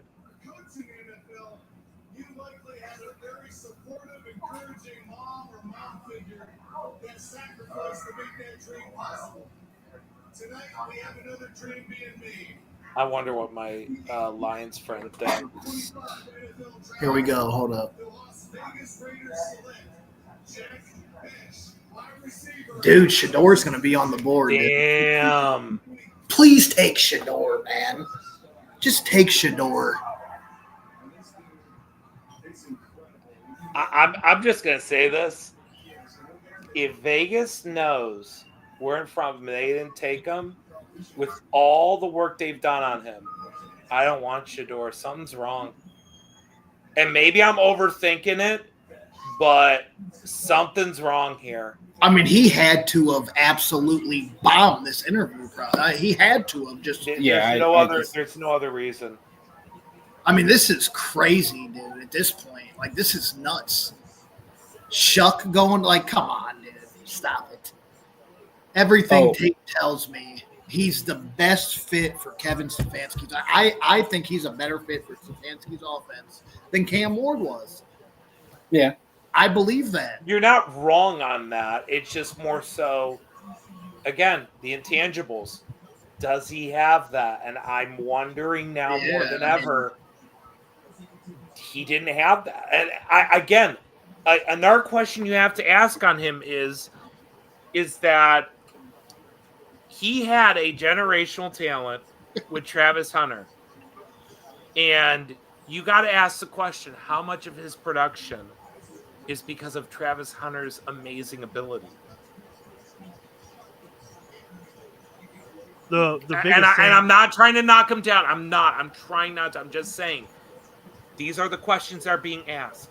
The biggest thing with Shador for me is just the way he took way too many sacks. Oh no, I agree with that. That's the biggest thing for me, and Orlovsky broke it down perfectly. We have dealt with that for the last 3 years with a different quarterback, so I don't want to deal with that anymore. Jack, with that comment, does it say the name that was?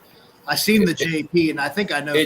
It just says JP. I know who that is. I'm gonna have to holler. Well, he also said, "Let's go Ravens." So it's Jordan. I've been playing Xbox with that guy since COD 4. That's my boy. I knew he. Ravens. Have you ever seen Jordan in my comment section? Always. Yeah. Jordan. Oh yeah. That's Jordan. That's Jordan. Yeah, I was gonna say I'm pretty sure I've piled on to whatever he said to you in the past. So yeah, he just said LMAO. I knew that was him. Yeah, the way this board's shaping up, like I would think at 67 it's Milroe or a wide receiver, and go Milroe. I'm to that point. Go Milroe. I mean, Jalen Noel is there, and I'd take a chance on him. Well, just Trey Amos and Xavier Watts are also both there as well. Xavier Watts is interesting, man. I like Xavier Watts a lot. Kyle Williams is there. I don't think I'd go Kyle. Anthony made a good point about that, about how he's just – I think it was Anthony that made that point about he's just flown up these boards so quickly in like the last month, man. I don't know. I'm not going to sit here and pretend I know a whole lot about the guy because I don't. He's flown up these boards quick, man.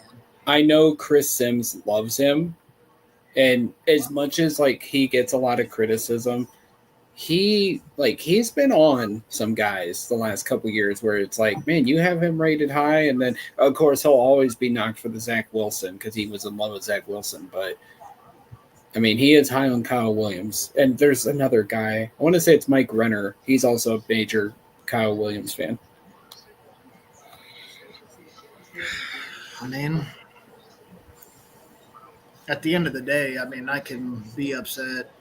But I'm going to talk myself into anything. I know the reality. Later on, late third, I love me some Torrey Horton. I like Horton, man. Colorado State, I like that kid, man. I like Royals a lot. Jalen Royals, right? That's his name. Yeah, I like him. I think with the way the board is, don't go wide out here. If you need to move up from 94, do it. There are just too many talented receivers right now. So what are we going to do here at tight end, too? I mean, I'm not as high as I feel like a lot of people are on, like, we need a tight end. They said, like, see, I like Fannin, but I don't think I'm willing to take – I like Evans. I like Helm. I like Gadsden. There are a couple, but – I like Evans. I do like Evans. You said he got a perfect score, right, on your thing? Or yes, Evans did. I wasn't surprised when I did that. Yeah. Yeah, I mean – tight I like end Jackson Hall, too. Njoku's a free agent after this year. I would assume they're probably going to try to work out some kind of extension with him. Oh, yeah. I would at this point, but other than that, they don't have a tight end in there. They got, what's the, Blake Whiteheart? Yeah, he's back, but I mean, Whiteheart. I'll give Whiteheart some credit. He had a couple nice catches when last he started year, making catches at the end of the year, and they were talking about Whiteheart. I was like, where'd this guy come from, man? Good for him. Nico Collins. Never forget, we were going to take him that year, and then we ultimately took Anthony Schwartz, but Collins was going to be the guy there at that pick. Another home run hit from Andrew Berry. Yeah. Listen, I was a fan of that when it happened. It was just I think everybody fell in love with them. I'm going to be honest. Are we still waiting on them to announce the Ravens pick? Yeah. Yeah. Yeah. My coworker texted me saying F the Ravens, so I can only imagine what this is. It's Mike Green. It's got to be Mike Green. No. Ooh. It's not? If it said F the Ravens and they need a pass rusher. I think it's Mike Green if he's saying that. I think it's Sawyer. I mean, F the Ravens, I would send that text if it's Mike Green. That's the only player on the board. Well, I mean obviously. It would be either way. Landon Jackson, I mean, I know, like, he doesn't have the production, but guy's got the measurables like crazy. I like Landon Jackson. That'd be a good pick, too. But, I mean, it's just the whole I had Mike Green as a top 10 prospect in this draft. So it's just – and he's there for them again just to – The Ravens always do this. We talked about it last night. Dude, if it is Mike Green, we don't know. If it is Mike Green, he may never sniff the field. We were talking about Mike Green while you were gone, Jack. Oh, okay. I'm just saying, like, even taking Mike Green here, I know he's a great talent and it's a great value pick. But if these allegations hold, this is a waste of a pick. But the thing There's about a reason that, he's here. But you got to think too. I'm just thinking from a football standpoint. What is it, like 2% of these allegations actually stick and somebody is charged? That's true. I'm just like, man, if they get this guy, it's just like he's going to play football. I know he is. Then a lot Alex, of GMs they're sticking by Justin Tucker, and he's a kicker. So I think that just tells you that is very true. Ravens fans have no right to talk about Watson anymore. Yeah, and they've really covered that up pretty well, I'll say, because there's been some pretty gnarly stuff that he sounds like he was Deshaun Watson. Yeah, and FYI, they just showed the Ravens board again. I know people were talking about it. No, some it's from last year. It's from last year because you could see Caleb Williams' name on there. I see Delvin Culp, who was on Texas. Yeah, or I'm sorry, he was on Georgia. So they're not leaking their own draft board from this year, just so people know that. Who is this? Black Jelly Roll. Thought that was Suge Knight coming out there for a minute. I was like, my boy considering their support of Ray Lewis. There you go. You get it. Oh, I actually forgot about Jason Brown.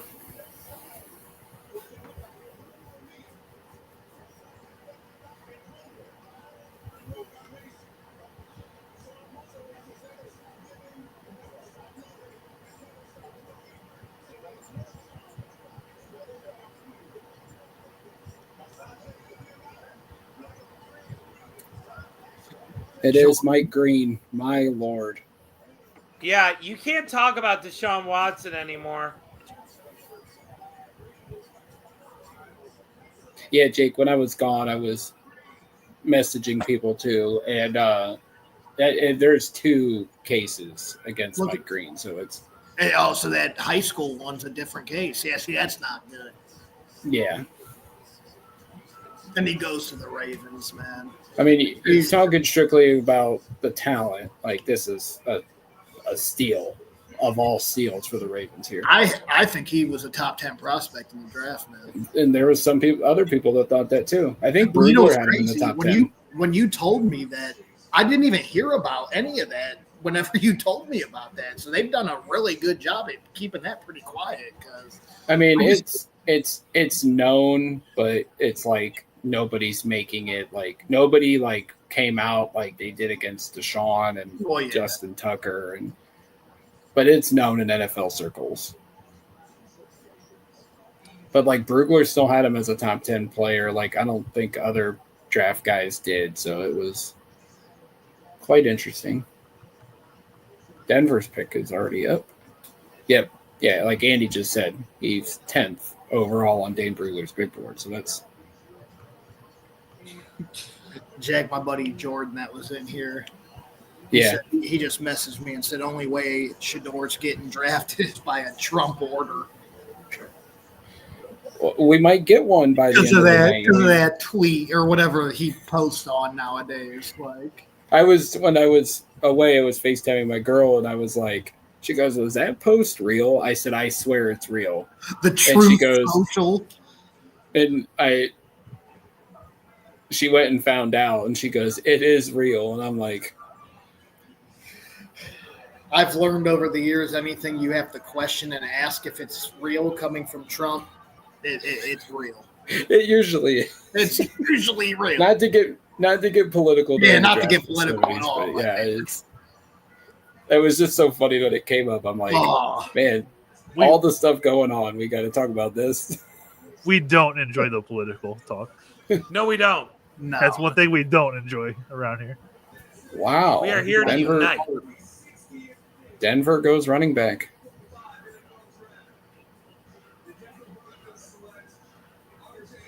Ooh. Harvey, that's what Jack, you weren't in that space when Miller came in. He said that he was really high on Harvey.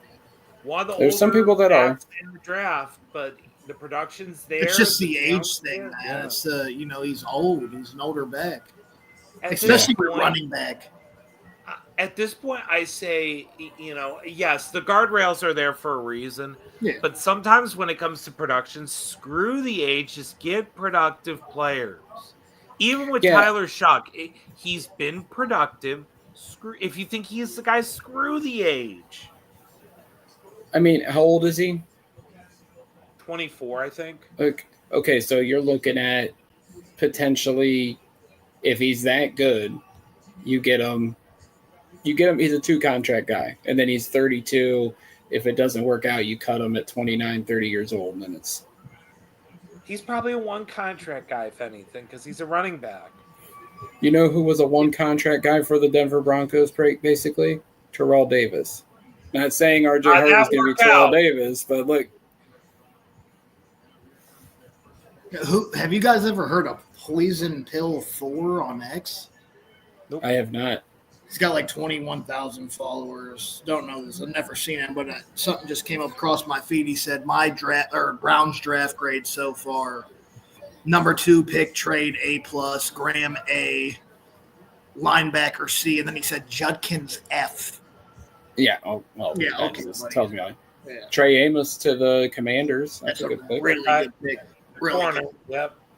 I had to, when I was away, I was scrolling Twitter, and one person said that he called it a nightmare draft so far. And like, okay, say what you want. Yes, they haven't they drafted Judkins, but they haven't addressed offense like we want.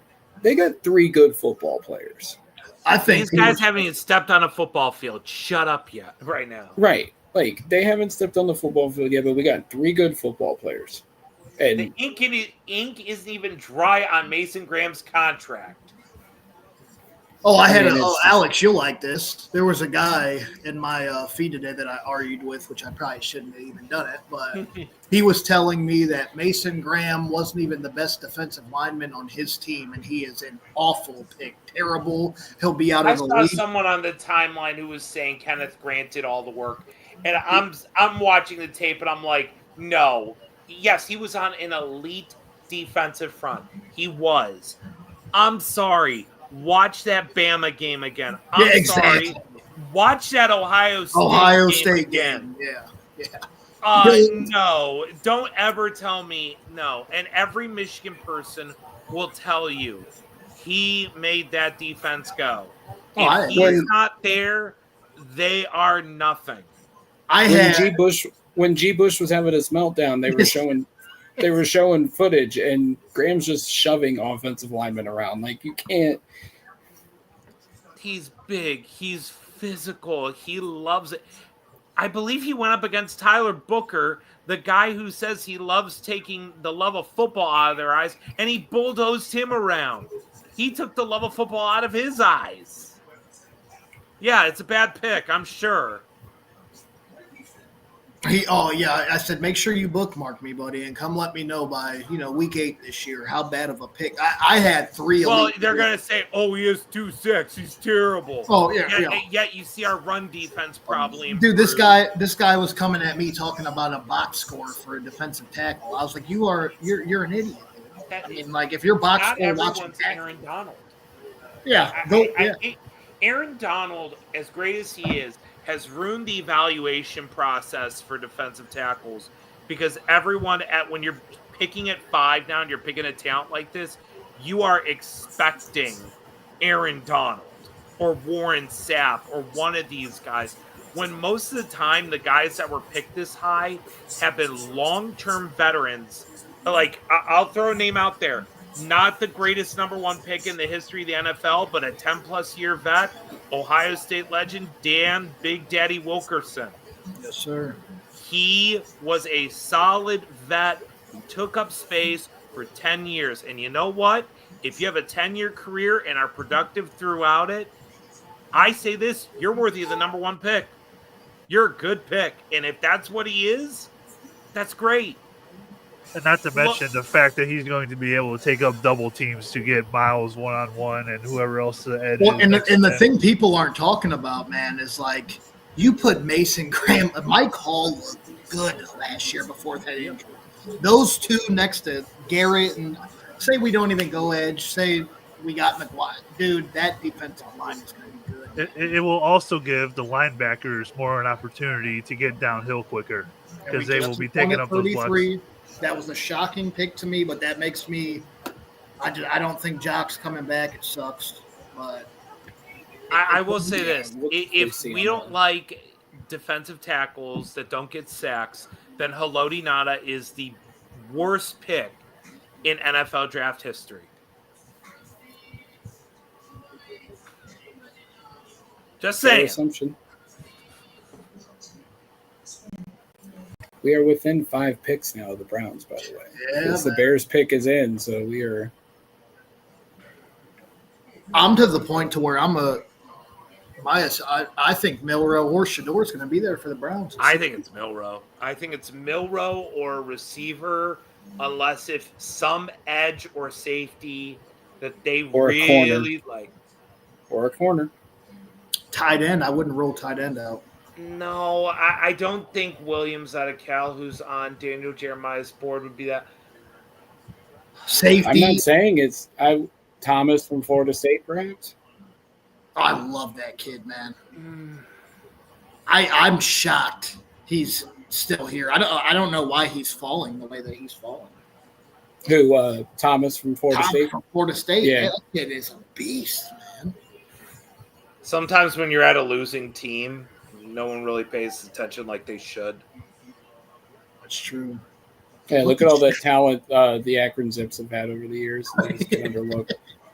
Hey, Kanata Mumfield is getting drafted this weekend. A former Zips freshman legend. Put some respect. Is my boy Dion Lewis, is he coming back to Akron or is he in this draft?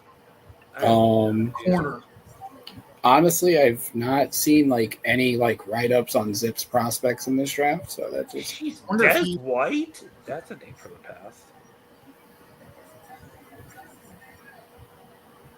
Shamar Turner. Good pick. I mean, Smart Stewart. Yeah, I'll never forget when I did that. And Alex goes, I'm "Jack, never is that the forgiving wrong you one?" for it. Hey, it happens. Just own it. Just own it, buddy. I was having my grossy moment. Okay, It's okay. It could be Emeka Abupa. or we couldn't have drafted the same player Who's twice. that? Abupa. Kevin, when he put Kevin King in his mock twice, and it was like fantastic. All right, if we're looking at this board right now, let's go through here and let's. I really have a hard time passing on Alec Aomanor. I have a really hard time passing on him. Wait, who? Say it again. Who is it? Alec Aomanor. Eamon from Stanford. I like him. Yeah. Yeah, I have a really hard time passing on him right now. I'm going Shador at 67 if he's there. Daniel Jeremiah is not high on Elick.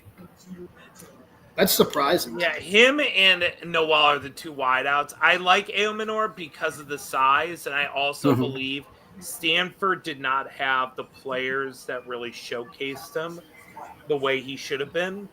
So I think on a better offense, he will be better.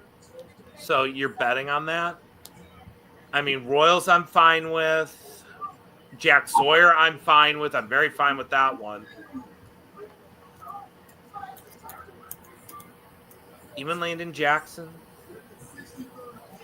Xavier Watts is there. I think it's going to be Milroe. I just think it's going to be Milroe. Another D tackle off the board. Lot, man. Oh, that's a beautiful. I love what Casey's doing. He's such a beast. Great draft so far. The Browns liked him. Dude, he tore it up at the Senior Bowl, man. He was so good. They probably Who did was it not that see Tennessee him here. took?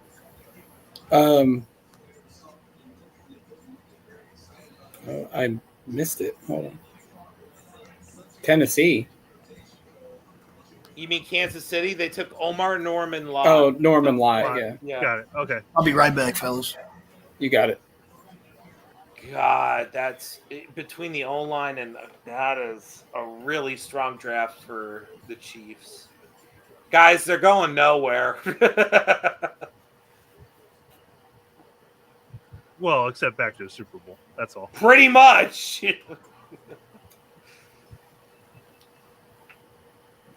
I'm surprised it wasn't Alexander at Toledo, but still.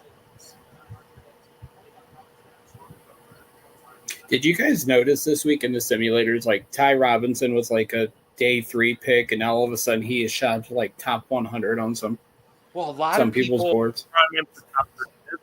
So that was a guy that I was seeing on a lot of those visits. I mean, he's an athletic monster. Like, I think I was drafting him a lot at 179, but now we don't even have those picks. So now we don't really need them either. Eagles got to go wide out here. They got to go. Maybe a guard if there is one available. Looking at the board, Daniel Jeremiah's board. Miles Frazier is here. I'm going to say wide out. I'm going to say Noella Royals here. They fit the scheme so well. Yeah.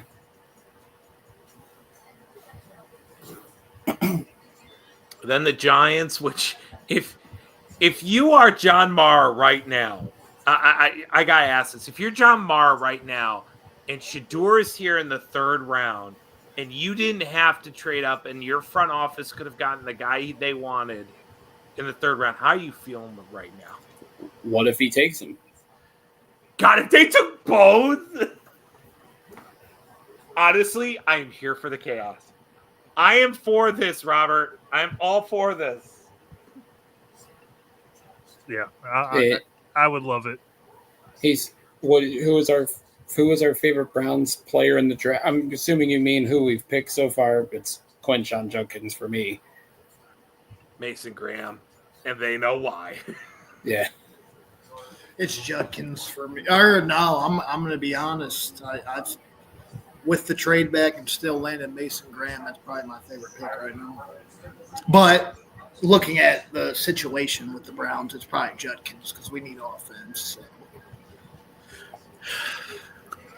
Jokey, who's your favorite pick so far? Just because of what it's going to do for the defense, I'll go with Mason Graham. It's just going to make everything so much better for Miles, Mike Hall, the linebackers, everybody. I'm really curious to see what the plan is with Schwezinger. Gotta have to remember to like slowly say that name because it'll just come out all funky. But like we all assumed it was gonna be Bush and Hicks.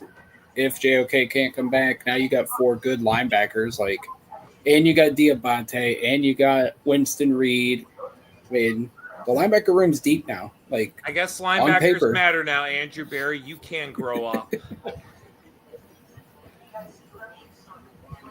Linebackers and running backs matter now. What are we doing? I do think, Robert, we're going to stay at 67. Based on who's available, I think we're in a good spot to where we will pick a player here. Now, what do we think we're going to do? I really think it's Milroe here. I remain convinced that's one of their guys. They probably want to take a stab at one of them, and I don't think they thought Milroe would be here. Even with Shedeur, I just don't think they're in on Shedeur. It's funny because I still have Jeremiah or the NFL.com draft IQ. Top target for the Philadelphia Eagles, they have Jalen Milroe. That'd be hilarious. They took a quarterback with it. Ooh. I like this pick for the Eagles, and I hate it at the same time. So we're officially in the 3rd round, man. Yep. Andrew Makuba, safety, Texas. Great pick. I liked him a lot. Undersized, but he can play. He can play. Howie just keeps on doing it. That's all. I mean, we should know better by now, guys. Like, we know what the good teams are going to do. They're always going to get A+ drafts. I will be right back before we make our pick in a couple minutes. Got it. Don't worry, we're about to become the Eagles with Jalen Milroe. Jack, what was that? What was that beer? Was it Hulk Hogan's beer or something? Or Stone Cold's new beer or something? What was that? Real American beer. No, we're not talking about Real American. Is it the Stone Cold? It's the Broken Skull. Oh, the Broken Skull Lager. Yeah. Is that what you sent me? That one I asked you what that was. I need to write that down so I can try that because I'm sure. Yeah. I don't know if you like IPA, but there's an IPA as well. Dude, when I was younger, I used to pretend I loved IPAs, and now that I've gotten older, I'm like, these things are the worst. It's like drinking skunk. Terrible. Hated. Yeah, I was not a fan of it. But, yes, the lager beer is good. I'm just a Guinness guy, man. I like Guinness. And beer. What? The Real American beer is I compared it to like a Busch Light. It's not the greatest. No, I just want to smooth like that. Well, let me tell you something, brother, about my beer. Well, Alex, I have an autographed box of Real American beer by Hulk Hogan sitting in the room. So, well, it was a pleasure signing that for you there, Jackson. All right. Brother. Get out of here.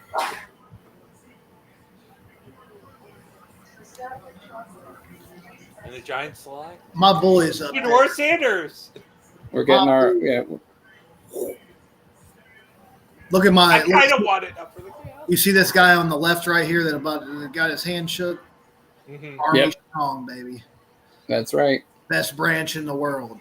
Appreciate what you all do, including you, Jake. You ain't got to thank me for nothing, man. I always said that, dude, those videos I'd be sharing on Facebook, man, it's like somebody thanks you for your service, and you're just like, I don't know what to do, and I don't like it. I hate it. So we do offer like military discounts where I work. Should I not normally thank them for their service, or should I? I'm just curious. Is that something that's? No, I mean, you said you do a discount.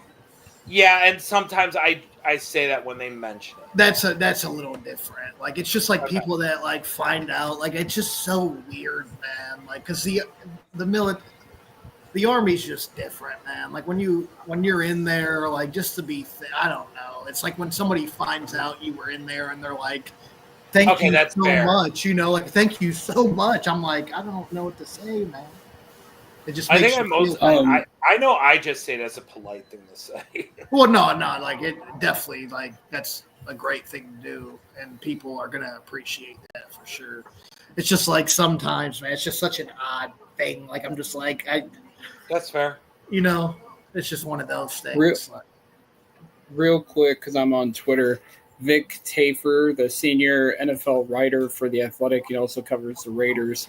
Given Shador's strong ties to Tom Brady, Raiders passing on him at 37, 48, and 58 only validates other teams' reservations / doubts about the quarterback. Said it back at the Combine. His interviews, including the board work, went very badly.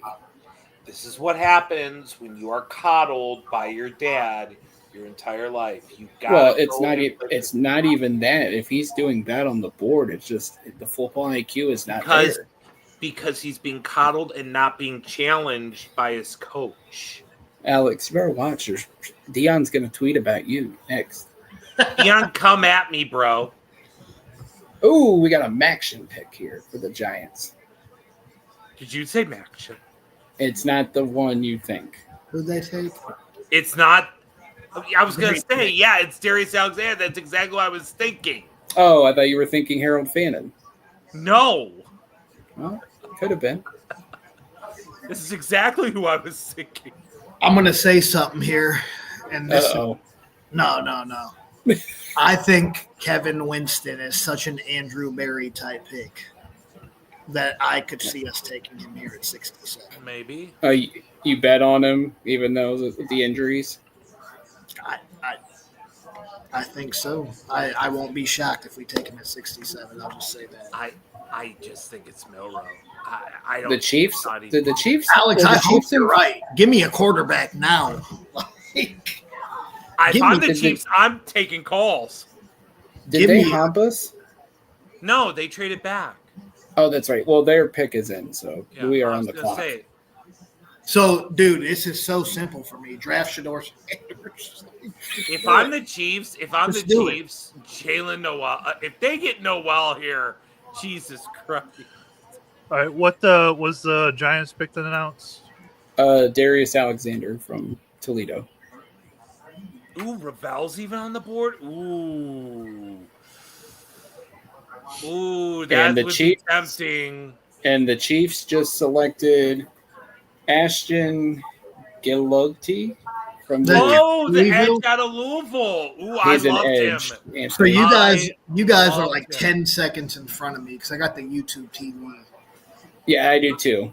Oh, you got it? Him. Yeah, you're ahead of me by a few seconds. Yeah. So we are on the clock here. The Browns guys. are on the clock. No spoilers on the pick. Let's wait until. You know what's crazy, Jack?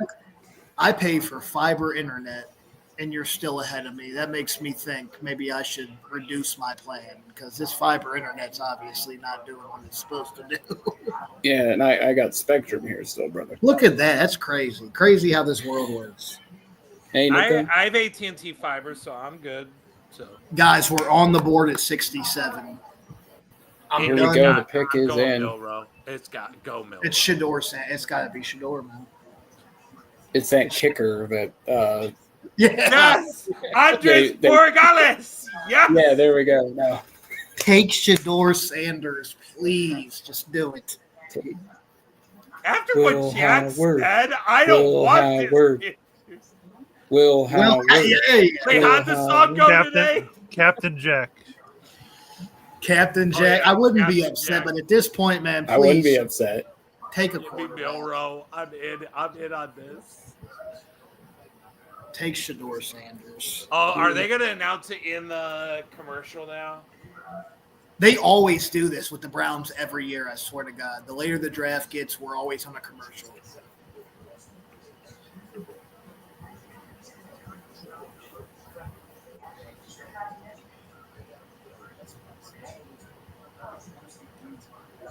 I was so drafting anti-draft Shador it too.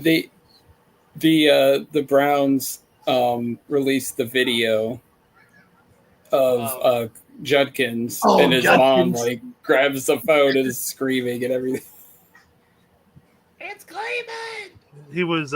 They said he was getting a lemonade in the other room when Andrew Berry called. Lemonade. He was on the phone with Travion, going like, "Okay, who's? Wait, it's me." I'm happy, man, that Judkins came to us and then Travion in New England. I think that's good fits for both of them, honestly. And I'm a real big believer in Drake May, man. I love Drake. Well, they're holding on to announcing this pick, and I know they normally by the third round start just showing them. I haven't even seen any spoilers for it either yet. So I know. So I wonder if it's a name.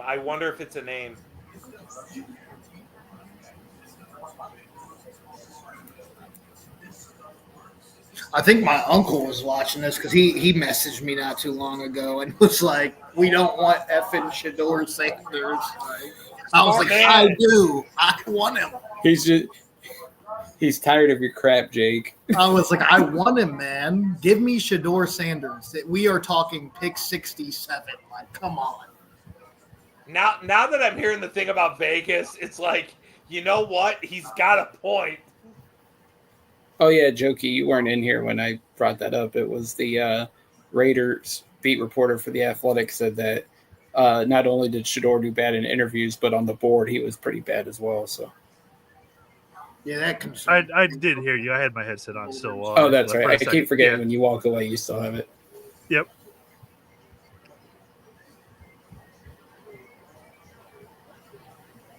And Jalen Noel would be nice here.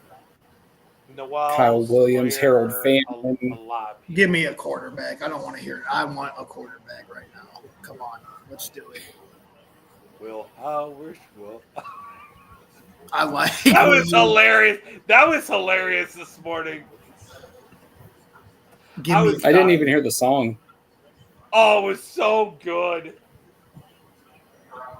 Apparently, he's done it multiple times. Like, look, Jimmy Haslam. Look, he's thinking. He gave the shoulder shrug. 67, Shador Sanders. Let's go. He's shrugging. I don't know about Jalen Milroe. He's probably like the homeless man told me this time. I'm going to stick to it. Like, yeah, he beat my fantasy volunteers, and I don't like Jalen Milroe, but okay. Oh God, here we go. Come on.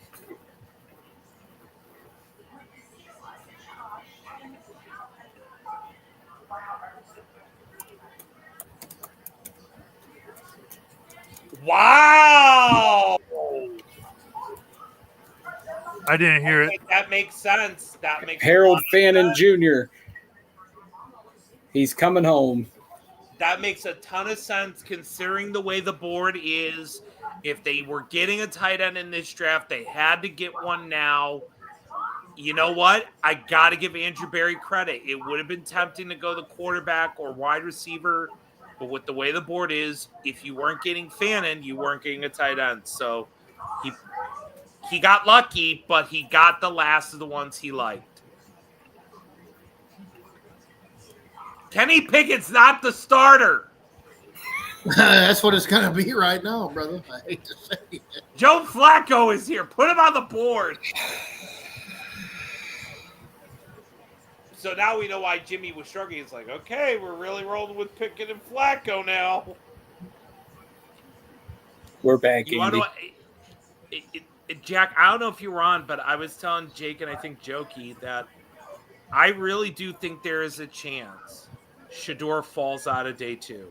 And I said this early second round. He did say this right when we came on here. I was like, you're nuts. I said if he gets by the Raiders, we'll see right now. Because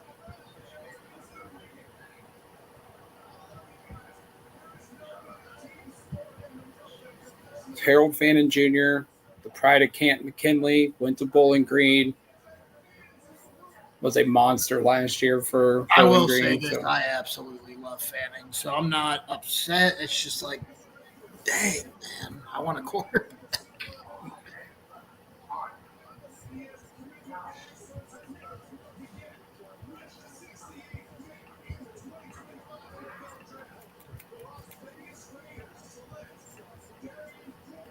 Wow. He's falling out of day 2. I need Dion on a camera today. Well, did you see that that little snippet Shador did when he was like, "I know tomorrow will be the day, la la la, God strong or If whatever." he's wrong on that, that family has a lot of damage control to make. Because if I'm a quarterback that is considering playing for Dion after today, I'm not playing for him. He doesn't prepare me for the NFL. This is crazy, man. I could have seen Shador falling out of the first round after we did that space and Miller that came in and said he was like, I think it's 50-50.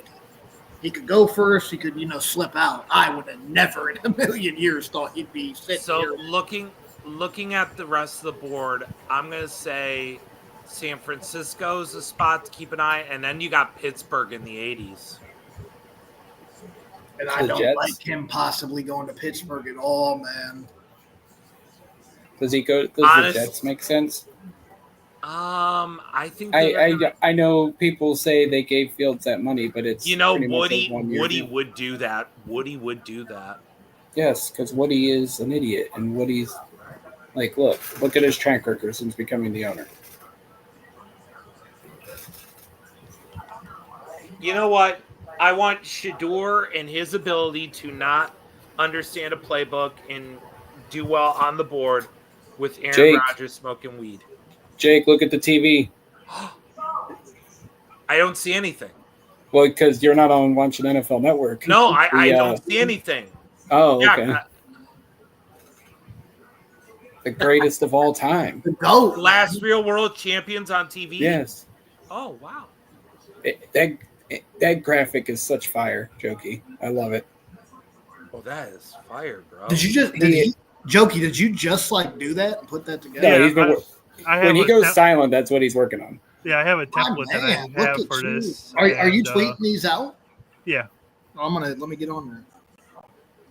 That's great. I love that. Perfect. He looks so smooth in that orange and brown. All you gotta do is take that logo off that helmet there, and he's already got it on. Oh, look at New England Patriots. Oh my God. You need to see what I sent you guys. Look at the New England Patriots, man. Oh my. Get Drake May weapons, man. Get him weapons. Oh, Jake. Somebody tweeted Shador with a handshake emoji and Jesus, and it says emerging on day 3. Oh, God. Here we go.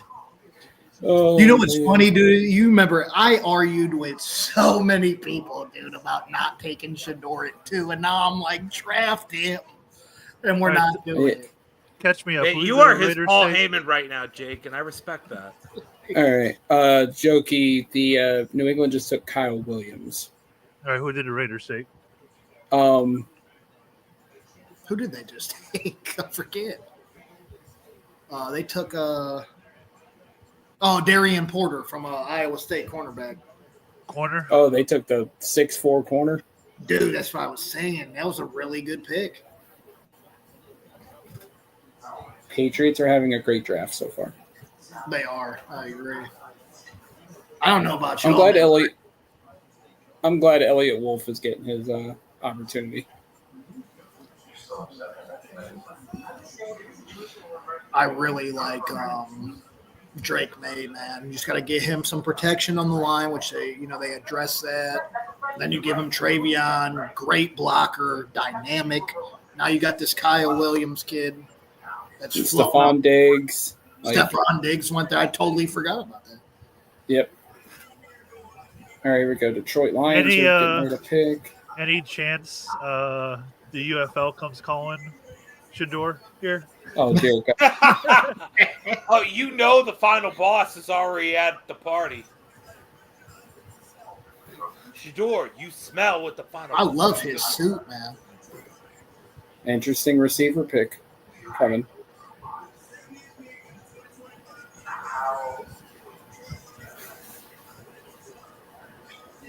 Ooh. I don't like that pick at all for them. It's weird. I like Who him. was I don't like that. Isaac Tesla. No, I like him, but I have a different view of him than most. I would like him to add a little bit more muscle because I think he can, and move to tight end. His How name tall is is he? Isaac. He's 6'3". 6'3". 6'3". It's I want him to be- Isaac.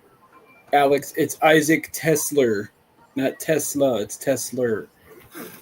Oh, okay. Where's That that, was sound coming at? TESLAA. Where's the come at? That was my Trump impersonation because he says Oh. Tesler. I was confused for a minute. I was gonna say, are we back to Emeka Abupa?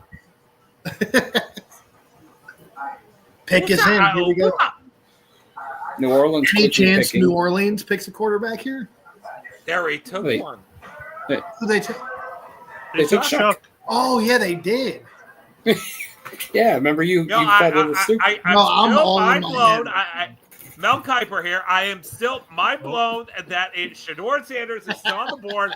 I still think New Orleans is the best choice for him right now. Him in that dome. Forget about it. They're going to win a Super Bowl in 3 years. Screw Tyler Shuck. He's old, broken down man, just like me, and they should pick Shador Sanders. I have a statistic for you, gentlemen. Oh, damn. I love you. Harold Fannin is the first MAC player the Browns have drafted since Charlie Fry. You guys wanna hear- legend. 20 years ago. I think We I haven't told. drafted. I think I told Jack this story, but you guys want to hear a funny thing? I had season tickets because my aunt worked for the university, so I had season tickets at the Rubber Bowl for Charlie Fry. So I thought I was like 10 years old, and I thought Charlie Fry was the savior of Cleveland at that time. I was like, we got a guy from Akron. I remember the Frying for Heisman, like election signs, like they were all. Oh yeah, over they had, Akron. yeah, absolutely. Good times, man. No, I honestly, other than Ferguson, Fanning was my guy. Alex talked me into Taylor a little bit tonight. I was completely against Mason Taylor, but I'm happy. I mean, I'm happy that we did. Yeah, you know he did 28 reps as well. Yeah, I did. I did know that. I was like, man, you could teach him how to block. Yeah. Who did 28 reps? Mason The thing Taylor. about Fannin, I feel yeah. like he can improve as a blocker, and you're kind of getting a tight end / wide receiver with him. So, Oh yeah, look at this chart. Like Fannon's right there with Njoku in terms of. I will say on Fannin, my notes on him again: strong hands, doesn't matter where it lands, and that's where, like, in terms of where the ball was landing, it didn't matter. His hands were so strong, he was still getting the ball. And this is courtesy of Kevin Cole on Twitter. He had this graphic up. Yeah. yeah, see, there's my boy. I loved Hawes, man. Hawes and Evans. Those were two guys that I didn't really understand why they were behind everybody else the way that they were. But, you know, I'm happy with Fannin, man. I think that's a good pick. I think it's a great pick. I want the quarterback, but the way this draft's going, I mean, these guys could be sitting here at 94, so I guess we'll see.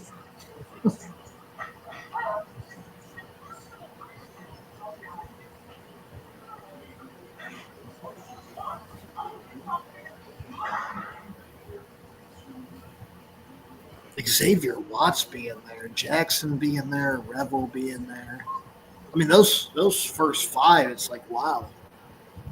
Never thought they'd be sitting here right now. Watt did not test well, so Yeah. athletically, so that probably drags him down a little bit. I also think, again, safety is not the strongest part of the class. So I think a lot of these teams are not valuing these guys, much like the quarterbacks. There may be a few they like, but most of the others they don't like. Here's an odd tweet just now, literally in the last 10 seconds. Jordan Schultz said, I'm not saying you need to root for him, but the amount of negativity towards Shedeur Sanders on this app is sad. Here's a kid who grew up with all the money in the world, traveled, lived in mansions, the whole 9 yards, and yet he chose to pursue his passion. He chose to get hit for a living. He chose to pursue a career in football, despite the fact he would always be compared to Deion, the best to ever do it. I'm sorry, but that's pretty freaking admirable to me. Just a kind of an odd tweet to me that Jordan Schultz just did. Rich kid defending a rich kid. Like, I don't want to be disrespectful either one of them, but True. That is true. It leaves me to wonder how much did Deion pay him to say that? Good point. it makes you wonder, because he's been very pro Shedeur during this process.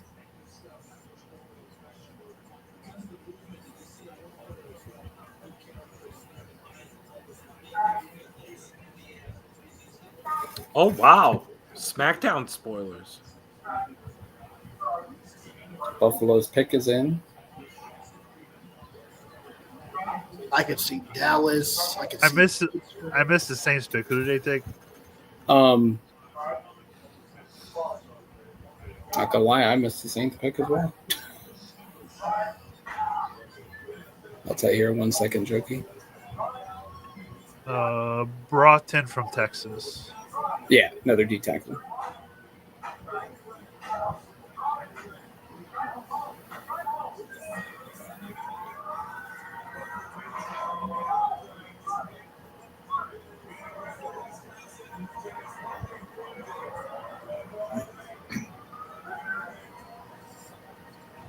Yeah, Landon Jackson to Buffalo. I like that. That's a good pick. It's a really good pick. Man, they're building that defense up, boy.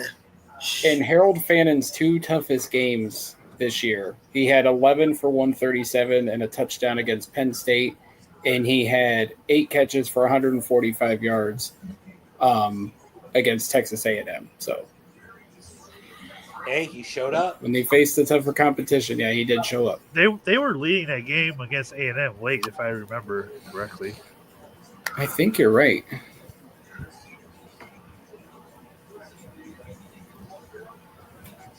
God, that Bills defense looks so It looks really good, man.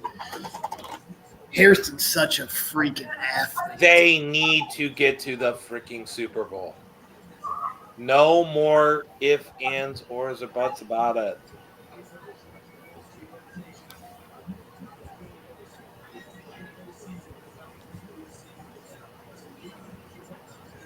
Guys, Shedeur going to make it to Pittsburgh?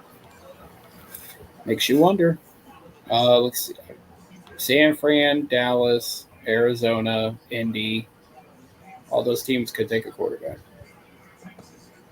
If I'm Indy, I'd take him. Oh, do you guys want me to spoil the pick for you guys for the Jets or not? No, not yet. I've already seen it. So Oh, you see it? I think that's a great pick for them. I think that's I like it.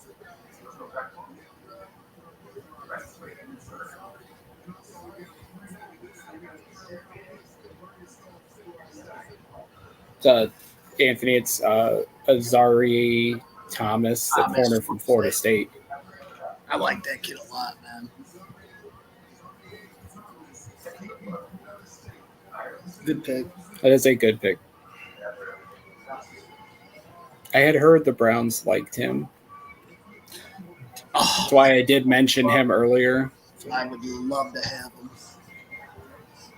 But if we were taking him, it's kind of like you may as well deal Newsome.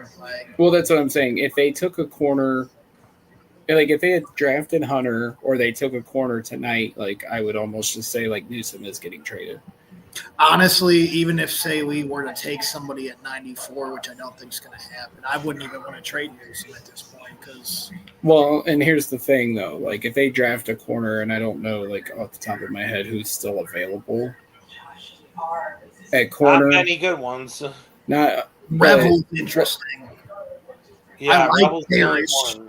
I do like Parrish and I like Brian, but those aren't guys I'm trading Newsom to come in. I'm not convinced the Browns want to have a $13 million corner as well. I guess you could say the nickel because nickels are getting paid pretty well now. So I guess you could justify it for a year. Revel being there, I didn't expect that at all either. Well, he's coming off the ACL. Injury, so I do. Yeah, he's coming off the injury. I understand that. But no, I'm not. I don't even want to get into cornerback talk because we're not. There's no way we're right. Cornerback with this so, next. NFL news: they are announcing they're partnering with Nike for Rivalries uniforms to debut over the next 4 seasons.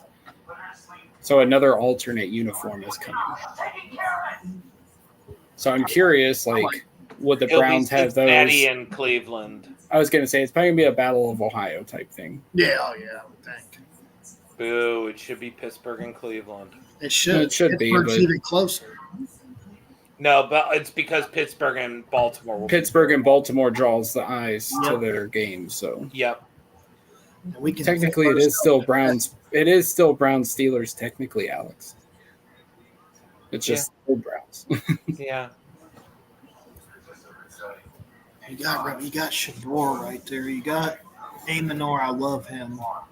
I love Winston. I think he is that's just a type of safety I can see Barry draft. I just there's no point to go defense with this next pick.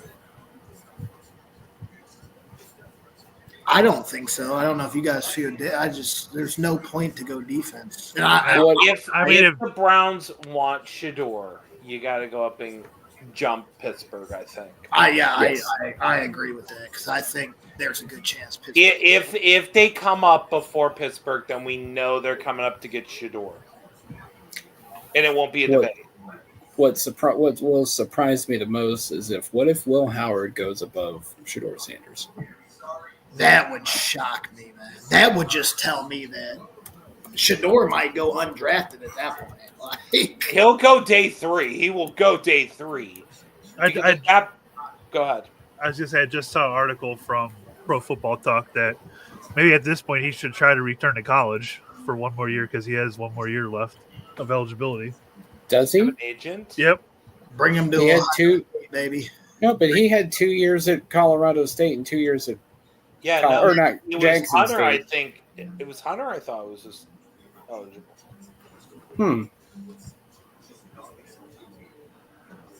Huh. Yeah, I thought he was out of eligibility because the Raiders did have Will Howard in for a visit, but they're not up anytime soon. I'm trying to find a list of teams that Will Howard has visited. Which makes sense because of Chip Kelly. What was that joke? Actually, I'm going to say this. I think Pittsburgh will take Milroe. Jack, I'm going to text you. Milroe is still. I don't want to say this on here, but this is hilarious because you know the person that sent this to me. The thing with the Raiders, Jack, is Chip Kelly is the OC there, so it makes sense that he took a visit. Yes. Okay. Colin Cowherd 20 minutes ago. Colin Cowherd has said the impossible, folks. The Cleveland Browns have crushed this draft. Oh, that makes me think the other way. I don't know. Pittsburgh also was at Will Howard's pro day. That's all I could really find. So that's a nightmare as well. Oh, they brought it back. Alex, do you remember what we talked about when we first came on here earlier about Restrepo in the 4th round? I wouldn't be opposed. Restrepo in the 4th round don't sound bad to me. at 126 if he's there. Here goes the Denver Broncos. This is your team, Jack.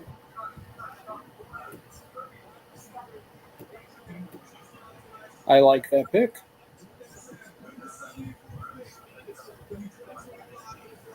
For our WWE fans, real quick, after this, I got news. Okay. Illinois. Pat Bryant. I like that pick. He's one of the sleepers at the position. Alex, what's the WWE Small news? spoiler, Aleister Black kept his music.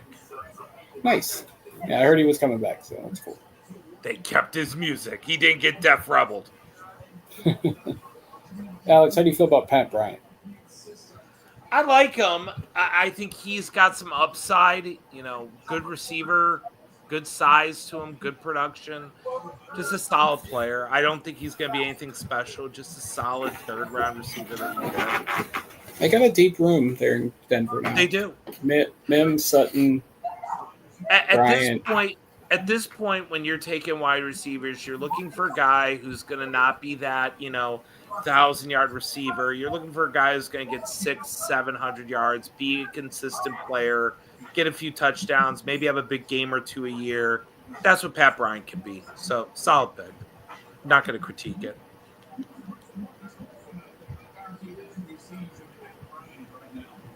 San Fran, is that?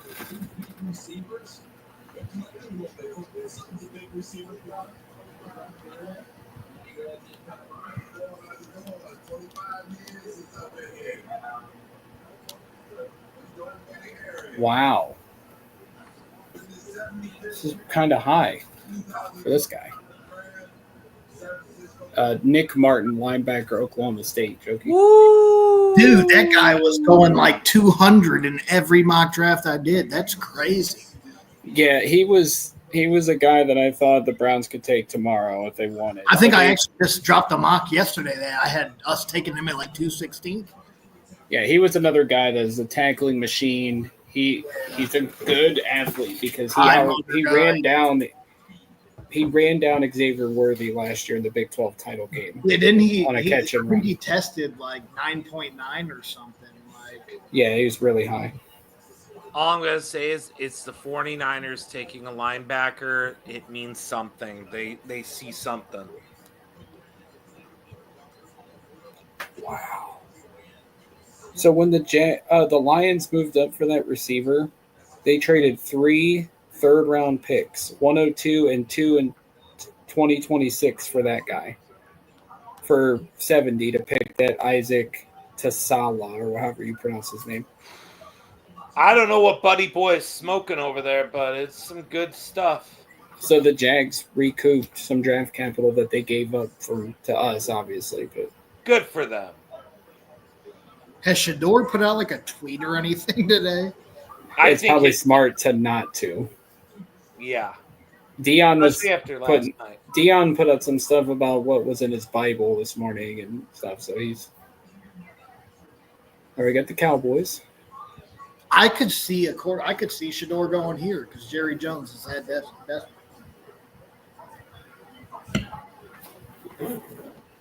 Yep.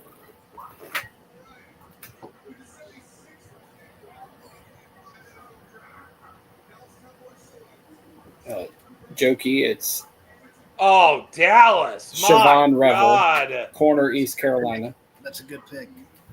Is Dallas quietly killing the draft? They're having a good one. What are we thinking the Pats are doing here? They've had a quietly good draft. Don't pick for a little bit. Patriots. Mr. Sawyer.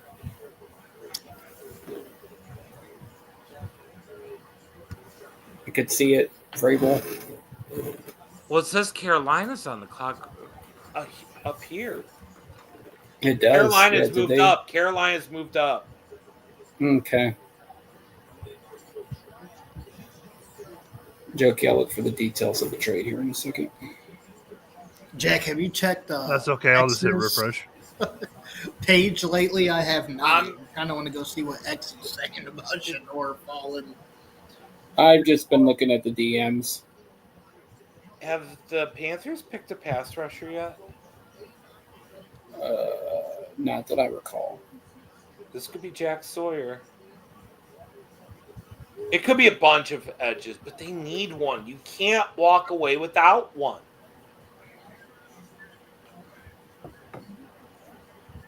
Right. Who's the Panthers running back?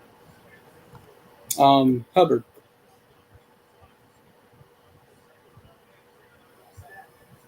The guy that's actually announcing the pick for the Panthers. There it is. Now. Yep, there's your edge. Okay, it had to be one of them.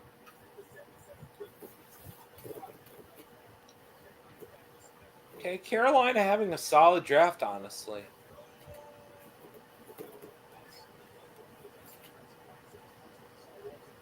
Jack Duffin responding to that Lions-Jags trade. He goes, who let John Dorsey have hold the buttons or near the buttons? By the way, I'm looking at a picture of Carson Schwessinger. Why does he look like Sunshine from Remember the Titans? Because he kind of does. Because he went to UCLA. No, he looks exactly like him. Sunshine. Wait, we got our quarterback. Does he have an arm like Sunshine? I was going to say, I don't care if he's a lefty. No, that guy's in Jacksonville. No, that's disrespecting Sunshine with that hair. And no, Trevor Lawrence's hair is just whack. Sunshine has it right. Oh, there's Roger Goodell doing the PR tour. Hey, guys, I know you hate me, but nice to meet you. All I'd ask them, open up the video game license. Give us a choice. Robert Griffin III, just a couple hours ago. Quinshon Judkins is the perfect back for Kevin Stefanski and the Cleveland Browns zone running scheme. He can be a one-cut downhill back who has showcased the ability to hit the home run. He can run past you, run through you, or shake you out of your shoes. Love the fit.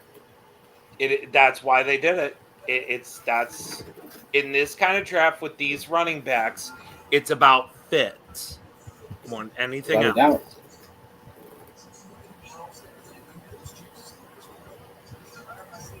That's why we're going to sign Donovan Edwards as an undrafted free agent. I would be okay with that. Alex, you never answered my question about him like 3 weeks ago. Sorry. What happened to him? I don't think he was as dynamic of a runner after his sophomore year. I can't put my finger on it. I know, he had those runs in the national title game. Then he was finally given the keys to the offense. And maybe he's just a good change of pace back. Khalil Mullings, was a power back. He was emerging, very quickly and became a bell cow back for Michigan. But Edwards I don't think he has the durability to take 15 touches a game. I think he's a good change of pace, 10 touchback. I think he can catch the ball out of the backfield. I think he's solid in zone with a good blocking scheme. I also think with Michigan's offense last year especially, they had no QB to throw the ball. That's another thing that people need to understand with evaluating the Michigan running backs. Their numbers don't speak for themselves of their talent because everyone and their mother knew they were running. They had no other play. They didn't even use their best wide receiver on the team properly. So, and they had no quarterback that could throw the ball accurately over 10 yards. You want to talk about Jalen Milroe is a bad passing, mobile quarterback. Hey, Warren is a beast, bro. Let me introduce you to Alex Orji. Every problem that you have with Jalen Milroe, multiply it by 1,000,000, and that's Alex Orji. And I don't feel bad because there were so many Michigan accounts on Twitter that I seen calling him Cam Newton before he ever started a day in his life. So I don't care. I saw that spring practice and I said, "Oh God, we got a quarterback problem." And we still lost to Davis Warren, man. Can't believe it. Hey, you know what?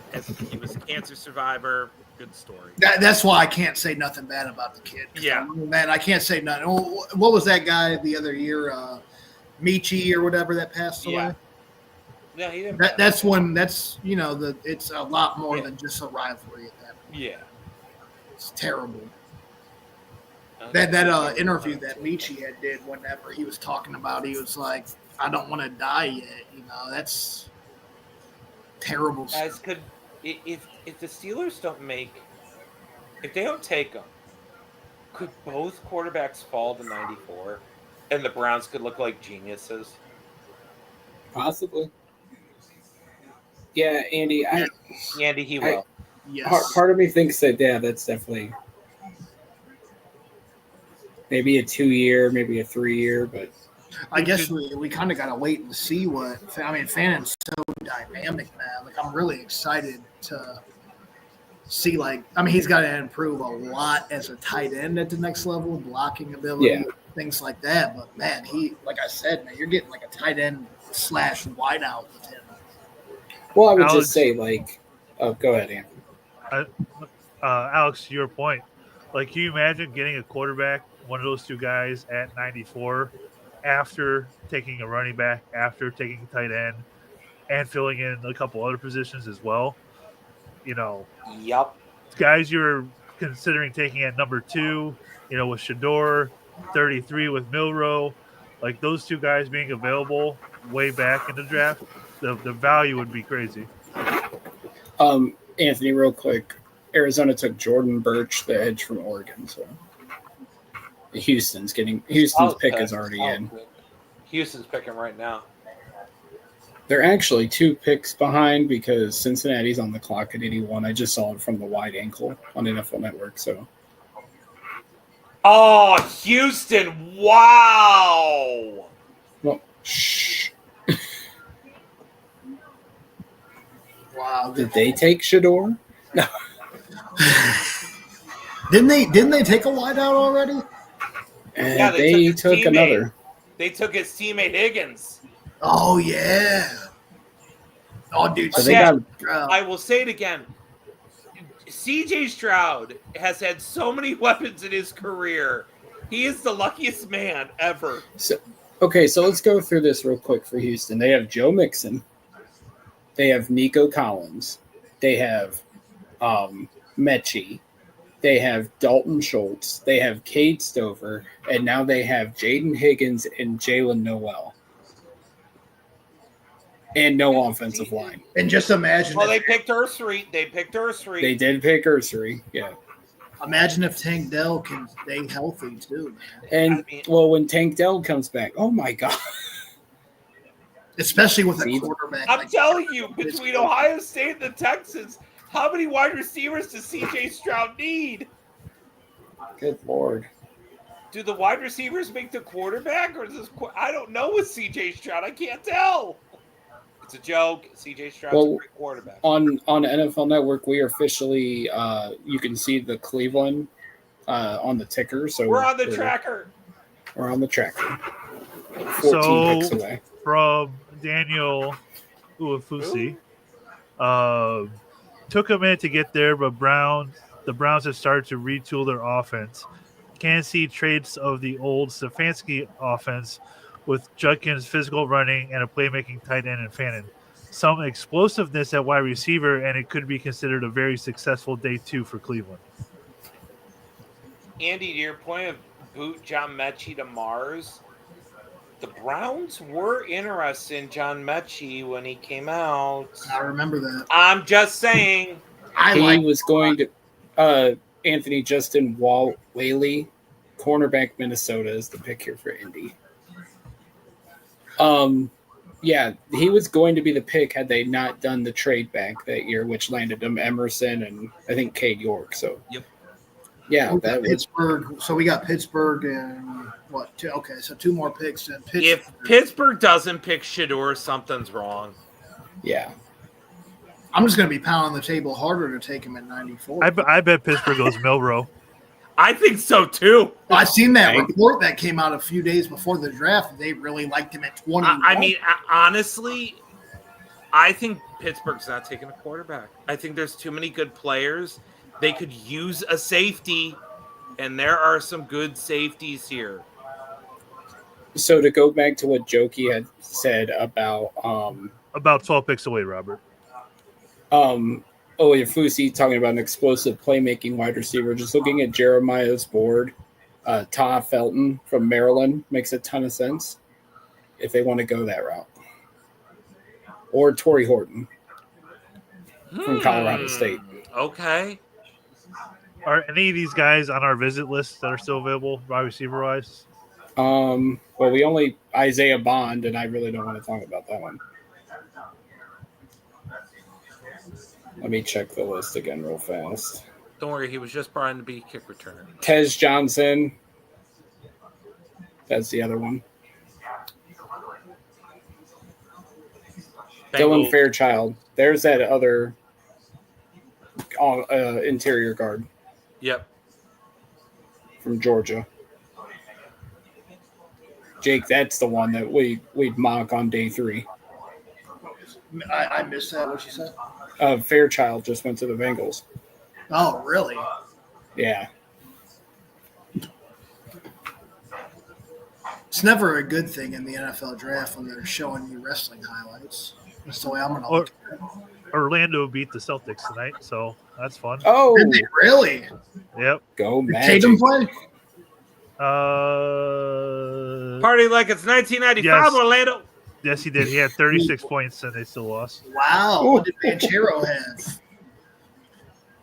29 points. Franz Wagner had 32. There he is. Franz. There he is.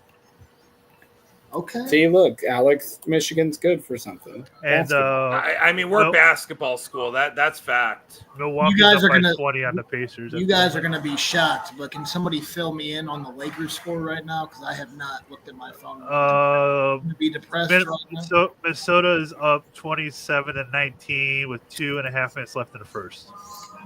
Sounds typical. Is Braun going to get eliminated in the first round? Jack, you remember what I told you last night about the Thunder?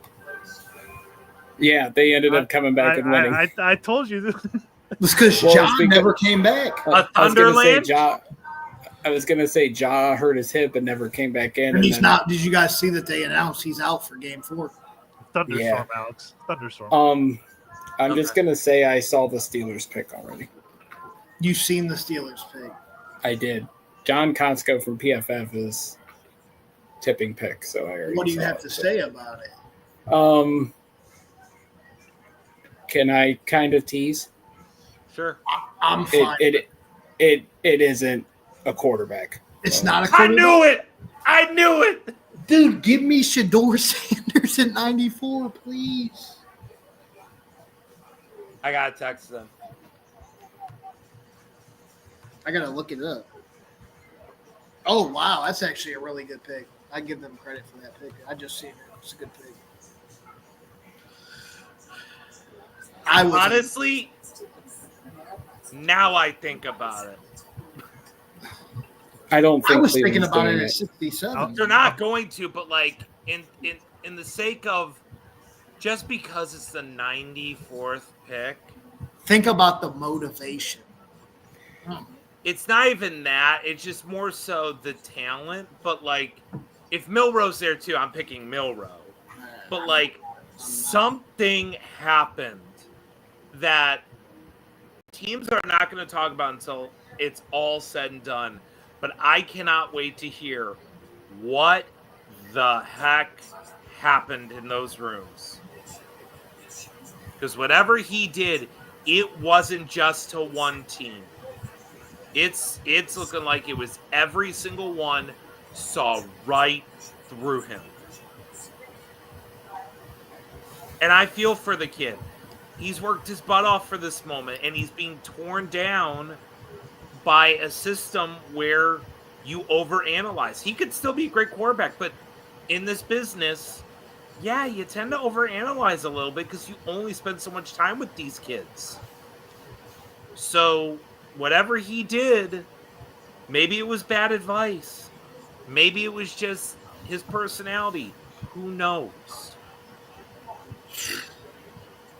But this is one of the all-time slides I've ever seen. I just watched a video on YouTube the other way, like of the best slides in NFL history. They need to remake it and put this number one because this is insane.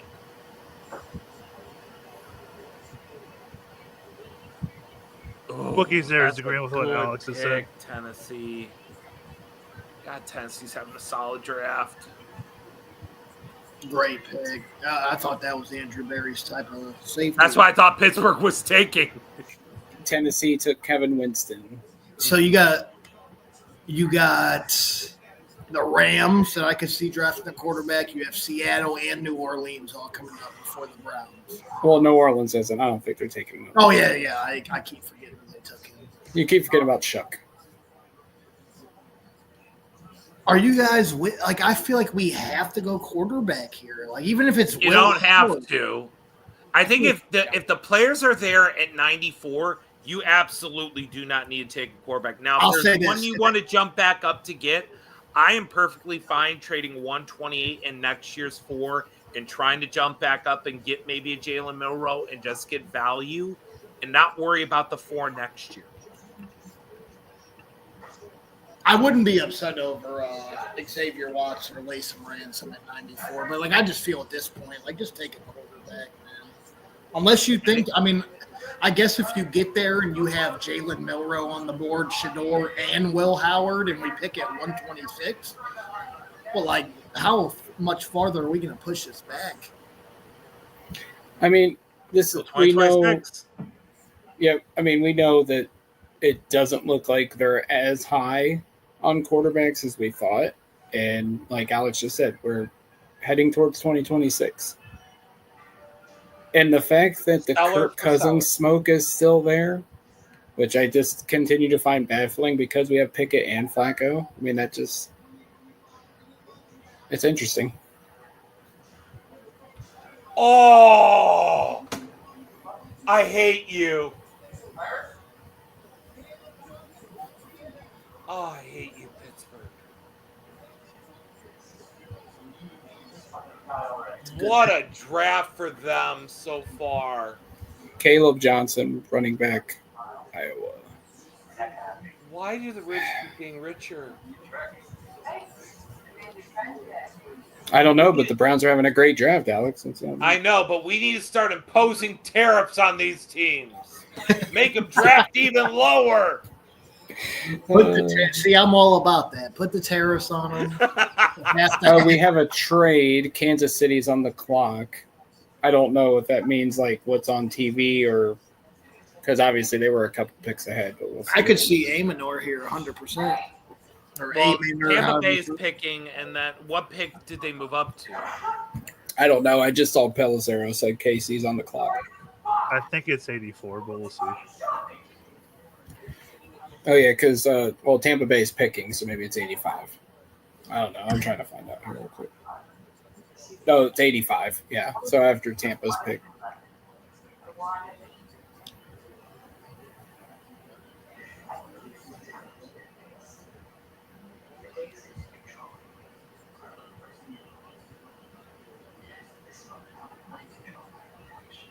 Oh, one of my favorite pass rushers ever.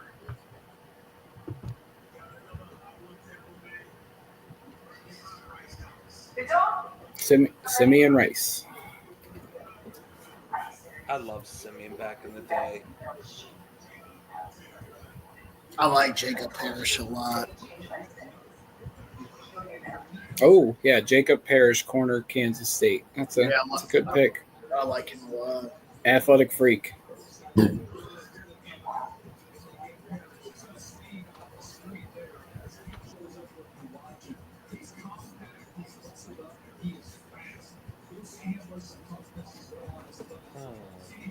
Who's KC coming up for? Maybe a wideout? A bunch of them still there.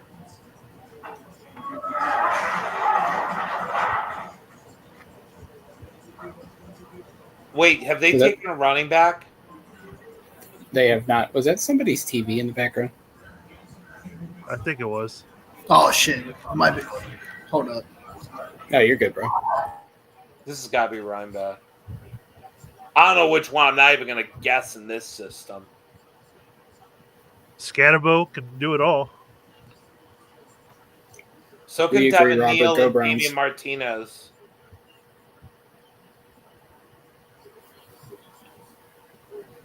All right, we're back. My bad, fellas. It's my No, fault. you're good, man. Oh no, it's no problem. Sounded like gunshots. I was like, "Whoa, what's Yeah, going she on?" was watching like an action film. Yeah, no, it's all good.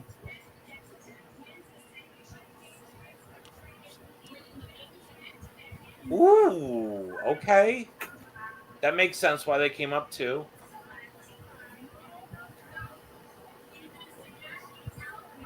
Wow. So if the Browns Noel are ever going Williams to draft, Cal. sorry, I remember that picture. No, you're good. Lord, I if do the remember. Browns were ever going to draft a corner, that's dead now. It's Noel Williams, corner Cal. There's just no way that you could talk me into taking another defensive player here, man. Like you're going to get your choice between Shador, Will Howard, or Jalen Milroe. Just give me one of them at this point. I mean, Xavier Watts, Jack Sawyer. Xavier Watts, he moves me, and so Jack does Sawyer doesn't move you. he does. He does. I But think over a Sawyer- quarterback right Josiah now, Stewart. Stewart moves me as well. over a QB, Both. though? Again, Paul it's Jr.? about No, just team kidding. building. That's not about finding the QB right now. I believe I could so see the Rams taking a quarterback in here I in the could third too, round. 100%. But I guess if you do get to 94 and you still have Shador, Milroe, and Howard on the board, and say Watts is there, I mean, I don't know, man. No, This is crazy. I get it, man.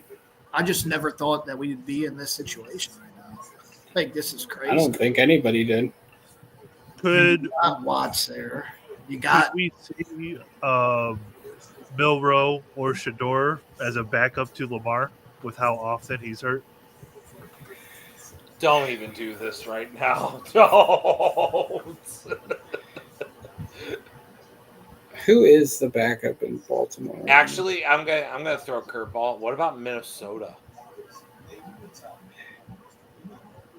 I'm not. Seattle's still coming up too.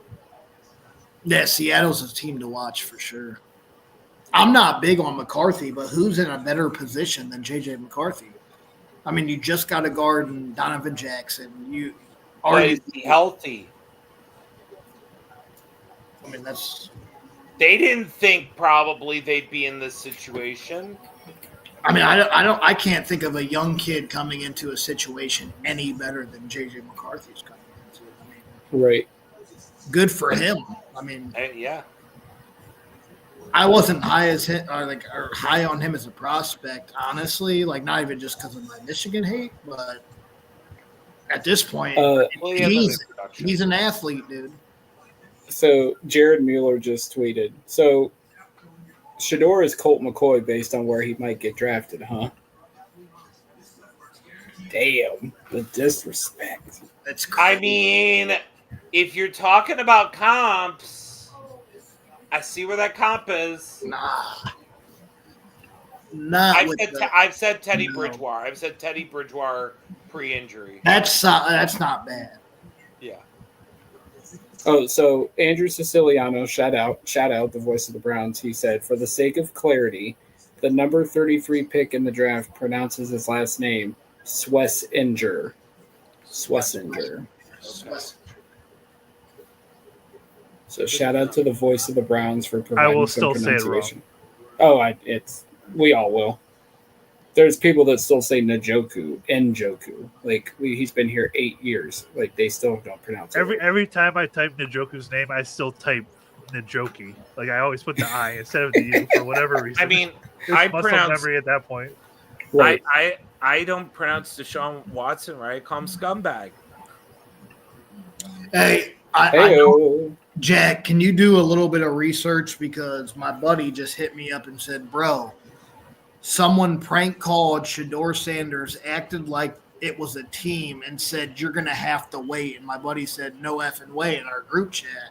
And he said, there's a video of it. I'm dead. Oh, I did skip over this. I'm sending it to you now. I'll put it. I'm sending it. Oh my god, no way. Yeah, there is. Bro, You seen it? Now I feel for him. I'm sending it to you right now, Jake. Hold on a second. I honestly feel for him for that. That's uncalled for. It's very uncalled for. I mean, I'm all for when John Dorsey pranks people, but on draft night. But it's not full of hate. I'm actually, but yeah, I'm going to mute my mic for a minute because I need to listen to this. Yeah, I'm going to mute this. Hold on. Send it to me when you're done.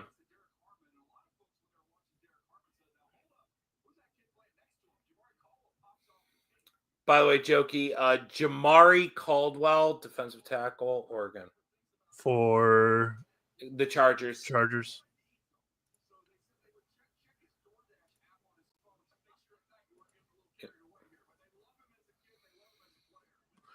We're almost on the sheet here.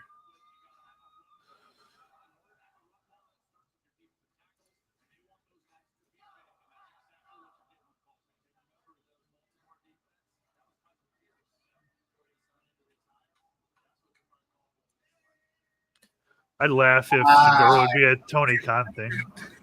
That's crazy, bro. That's yeah. Alex, I sent it, and you and I. I'll watch it after this. It's watch it after. I'm sorry, whoever did that, and even Shador goes, nobody's got that number. Like that's somebody got that's sad, kind of, dog. That's.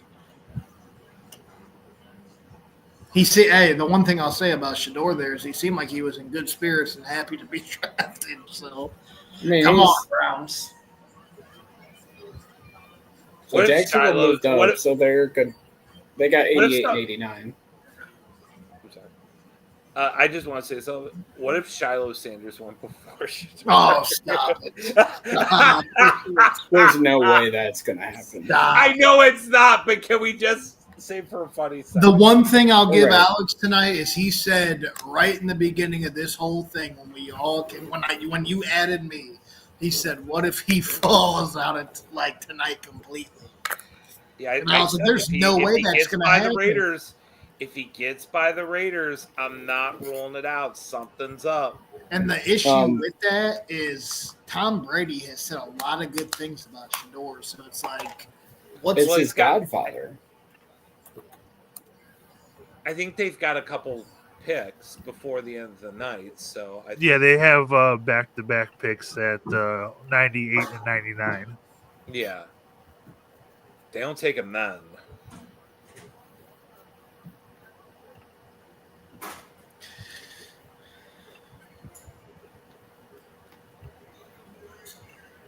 If they take Jalen Royals, that'd be a great pick.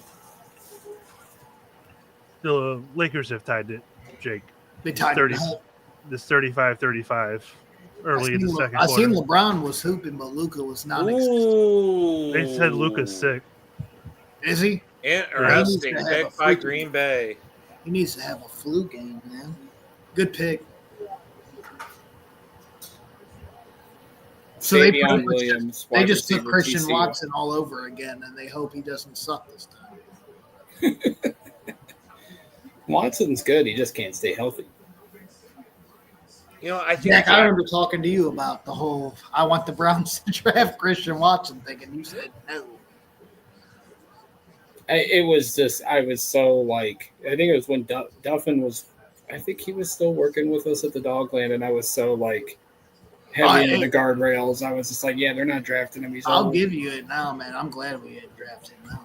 Well, I mean, yeah, he's just been injured year after year. I will say I was kind of I loved Debo in college, and I loved what he did in the league, and I was listening to all the hype. He's the next Debo, and I was like, I want him. I bought into the hype, and I shouldn't have. Zach Jackson. I'd say I'd say the Browns can maybe acquire a depth wide receiver in a trade with the Packers, but I've been wrongly saying that for about 4 straight summers. Oh, Jack, I didn't tell you this. So you know how I'm in like all of Zach Jackson's like golf pools and stuff that we Yeah.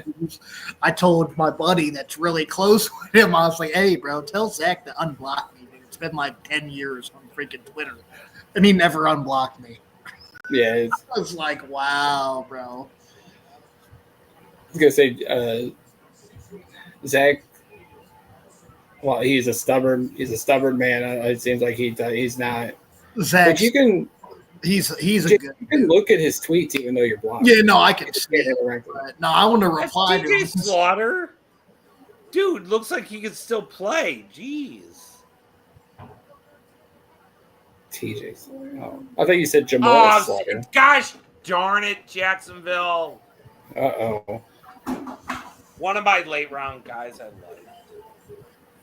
He's a safety, though, isn't he? Yeah, that's why I want him. Yeah. Caleb Ransall. Well, they're getting some athletes. He was 221 on PFF board. They're still going 5-12 next year. We have a top 10 pick. Boys. Good. I mean, if he plays like a 200th overall pick, yeah, we will be. Pick another 200 overall player, Jacksonville. You can do it, Tony Khan. All the ex-WWE guys. Take Dumas next. Another 200 prospect. Take Riley Leonard to be backing up Trevor Lawrence. Yes, 100%. I am here for that energy. Actually, you need a running back. Donovan Edwards. He's undraftable, but, you know, Michigan. Dude, I would be very happy to take Donovan Edwards at the back end of this draft. I'm just saying, take him here. He tested good. I do think he kind of got – I don't think he's a three down type of back, but I think he would be a really good player to have behind somebody like Judkins. You know, I would rather have him next year than Ford, man. I'm not a Ford fan at all. Ford is fine. I think I'm you're not a looking big for someone Ford guy, man. His vision is so bad. It's not even that. It's more so, can you get probably 7 to 10 good touches with him a game and limit him?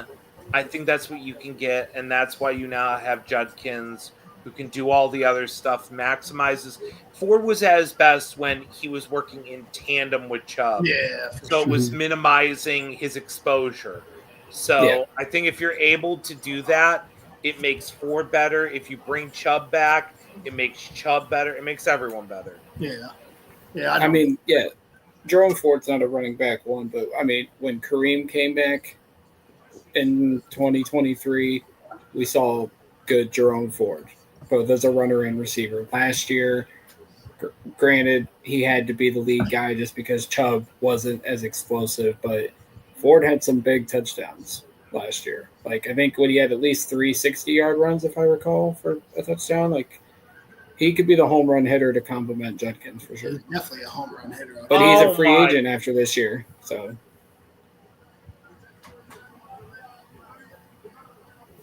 I like that pick, man. I liked Milam a lot. He's definitely a guard at the next level, but I do. Yeah, he's a guard. Dang, I do like this pick.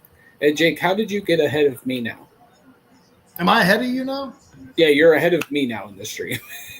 It's that fiber internet, baby. It's a fiber internet. I guess, yeah. I guess you're now sponsored content, Jack. We got you. Fiber optic, Jack. Invest in it. It's great. It's truly wonderful. I love my Spectrum internet. That's through ours. Or no, mine's through AT&T. I've been a loyal customer for a long time. Use the promo code. Use promo code DAWG to get nothing off, because why would they do that? Hashtag ad.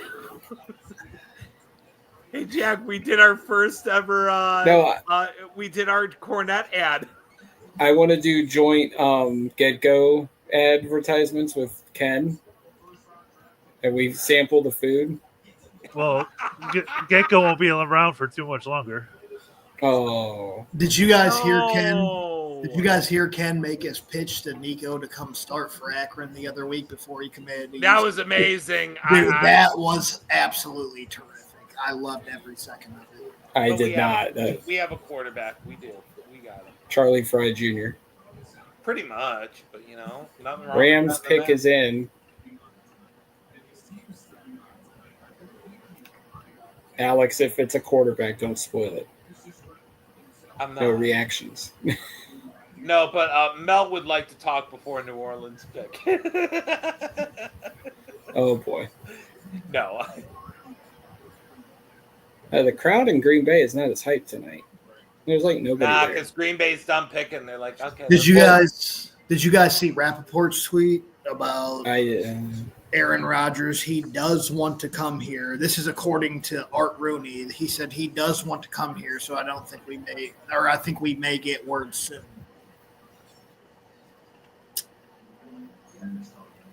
I just want it to happen for the disaster that it will be in Pittsburgh.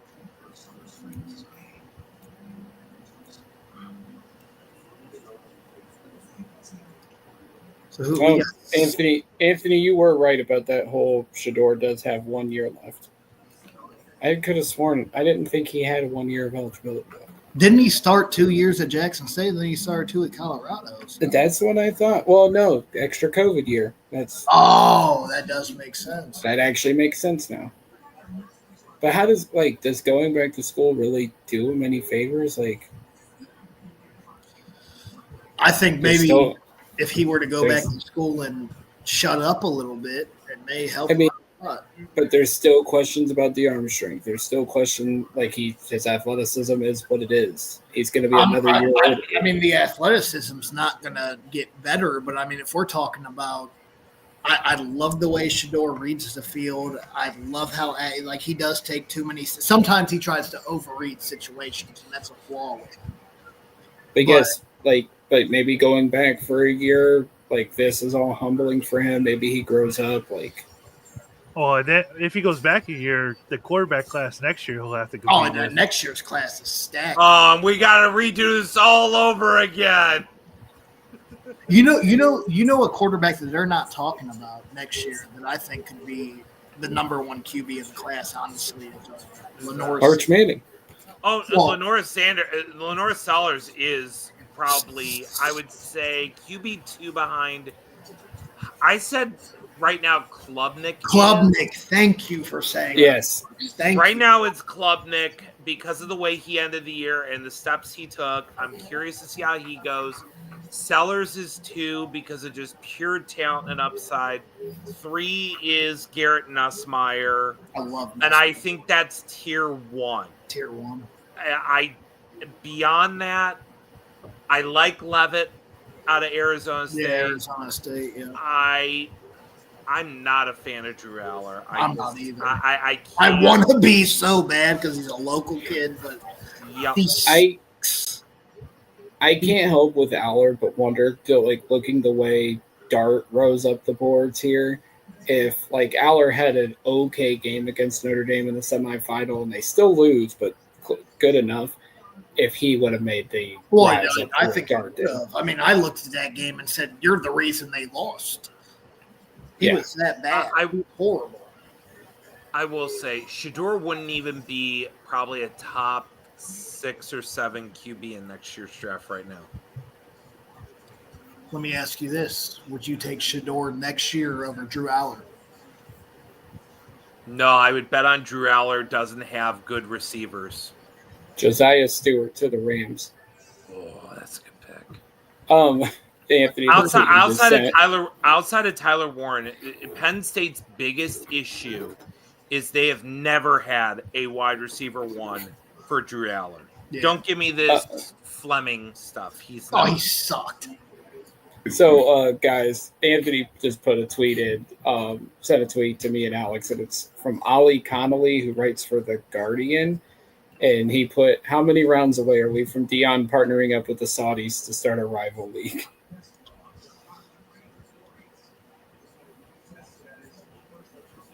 Oh, God. If we are I will say this: 3 picks away from the Browns. if I was advising Shador right now, before day 3, I come out and announce if I can use my eligibility, I am withdrawing from the NFL draft. I'm going back to college, and I'm entering the transfer portal. And Never gonna happen. You know it's not gonna happen. I know, but he needs to have a serious talk with his dad and say, look, I need to play away from you.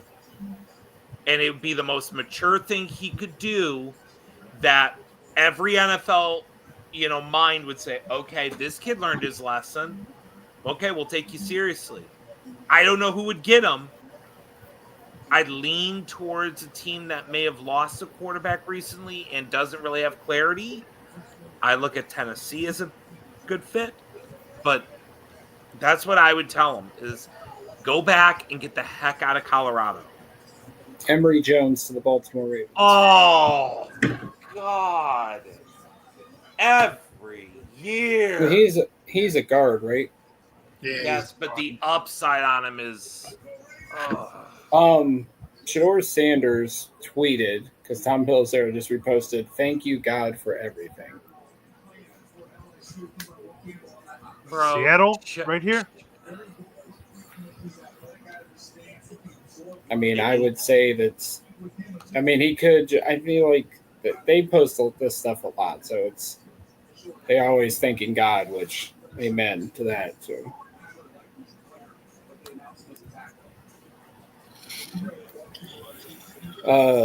Jake, LeBron has scored 20 points in under 17 minutes so far tonight. So. Well, you know what that is, right? I don't want to take Vintage. this conversation anywhere else, but he's the greatest basketball player to ever play the game. So. Amen to that.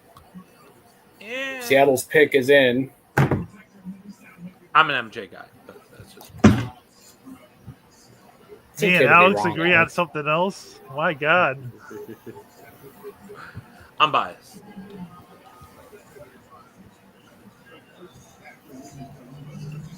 Oh, I saw Seattle's pick. Uh-oh.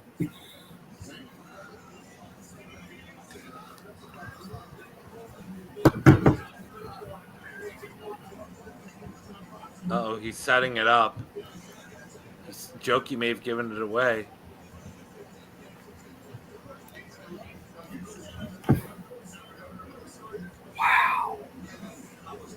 Oh my I like- God! I just seen the pick. Wow.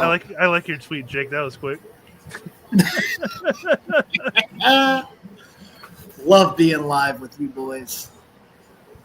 I haven't seen it, but I think I know what it is. Oh, you're about to.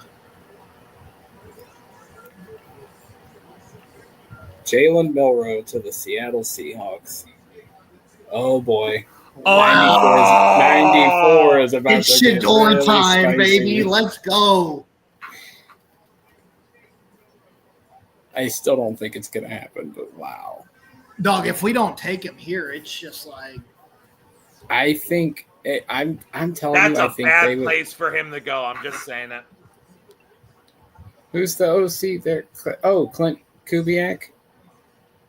you have to No, take it's Shador. more You have so that Darnold is a... What's the best way to put it? He's not like Milroe could have to play. I get what Yes. you're saying there. Yeah, I don't like that for him.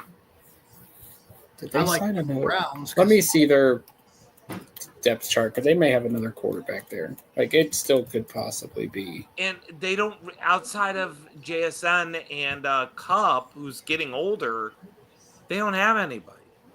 Drew Lock and Sam Howell are also in that QB room. Sam Howell has been in trade rumors. So Okay, Drew Lock's there, fine. That's a little bit better. I just, Seattle never develop a quarterback. It's never been a place where quarterbacks are developed. Geno Smith had been developing for a while and got playing time and broke out. The Browns are on the clock. Please take Shador Sanders, man. I would take Jack Sawyer here. I'm I would taking take Jack Shador Sawyer. Sanders. It's got to be Shador Sanders. Give me Or Will Captain Howard. Jack. Give me Captain Jack. I need it for Mason Graham. I just need it.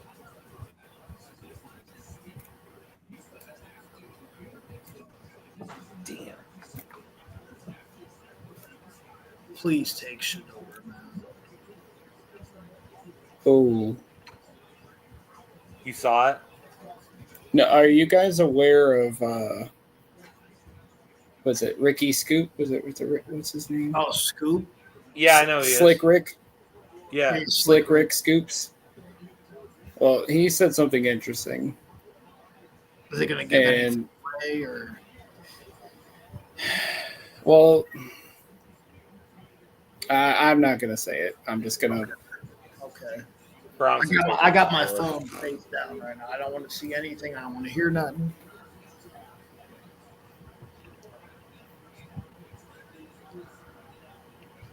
Babe, LeBron's got 20 before halftime.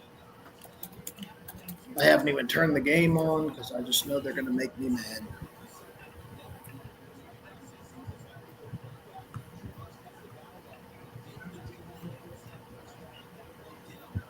Imagine living with me, Jack, watching the Lakers. It's no good. It's no good. I can only imagine what your blood pressure is like. It's probably not. in a Dude, good I'm on place. blood pressure medication. Mary Kay Cabot. I think the Browns go QB here at 94. She just tweeted that. Mary Kay, for once in your life, be correct. Yeah, I'll be that so doesn't mean it's. I'm really hoping for all you Shador fans that he is everything you hope he is, because my thing about everything Shador, I'm seeing is this is a bust. You're gonna quarterback next year anyways. Did they officially announce the Saints yet? No, they haven't even walked up to the podium yet. I mean, I wouldn't be mad at Xavier Watts, man. I really wouldn't. I think my buddy just leaked it to me. So okay. Saints took Jonas Sanker, safety, Virginia. I think they're gonna do it. Are they gonna do it? I think they are. Please. And honestly, at 94, fine, whatever. That's what I'm saying, bro. You gotta look at this point. I don't give a darn. He's not going to be the quarterback pass this year. He won't. I just don't think he will. If he really was that bad on the board, you're throwing a dart at the wall, seeing if it works out, and if it doesn't, you're looking at QB next year anyways. At this point, he shouldn't be there. Just take him. Just take him. Brown's pick is in. They're going to commercial. They're taking him. Dude, I just have this feeling. Take Shador Sanders, please. And you know what's funny about this is I argued with so many people about us not taking Shador Sanders at number 2. And now I'm begging. I'm begging to take him at 94. Like, it's 94. Who the hell thought Shador Sanders would be here at 94? Like, you have – just give it – dude, he has NFL traits that can translate. Just give the kid a shot. I'm all over Shador right here. It's a no-brainer for me at this point. I mean, I will say this, unless this kid was that bad on the board and they know that, and, like, I mean – He couldn't circle anything out on any type of complex like blitz packages, and he's just an idiot. Oh my God! You seen it? Oh my God! You seen it? I seen it. I don't want to see it. Oh, you guys don't say it until you get my reaction, because I've been behind you. No way! Look at Alex's face. If it's not at least Will Howard, I'm going to freak out. Jack, I don't like the way you're looking. You guys are messing with me. I like Jokey's energy, man. He's chilling.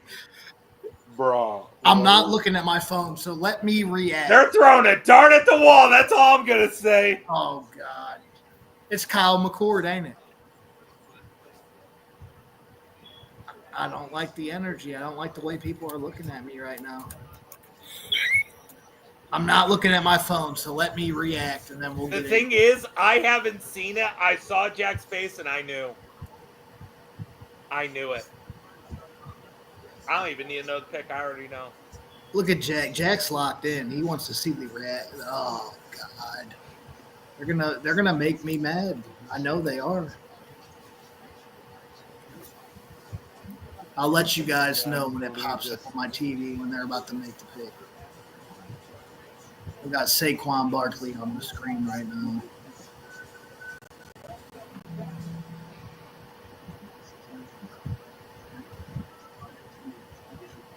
I feel my phone buzzing. next to me. Can't wait for Jake's reaction here. Oh boy, this is. I'm going on mute. I'm putting my stuff down. My mic will remain on. My mic will remain on, but I'm just. My wife's looking at my phone right now. Hold on. Can you see who he took? Don't mess with me. Don't.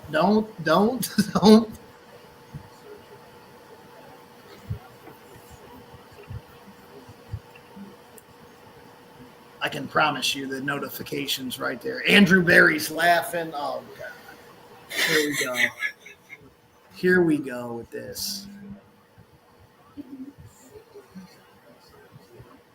Come on, get to the pick. Come on. Deshaun, quit showing Deshaun Watson, man. It's over. This buildup is telling me it's Shedeur Sanders. That's all I'm going to say. You seen it? Don't tell me. I don't want to hear anything. You're laughing, so that means I'm going to get mad.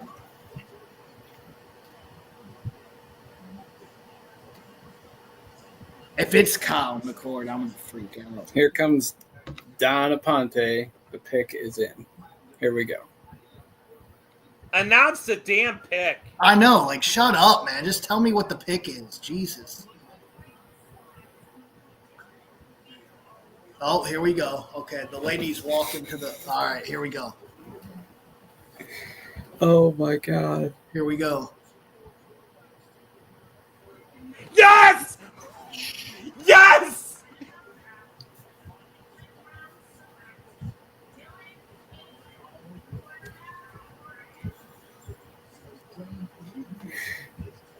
Yes! I love this! Uh-oh. Unbelievable. That is unbelievable. This. So Slick Rick had put, wow, Gabriel drafted before Shedeur, and that guy's always hit or miss, but then when I saw like actual people saying it, I was just like, I couldn't believe it.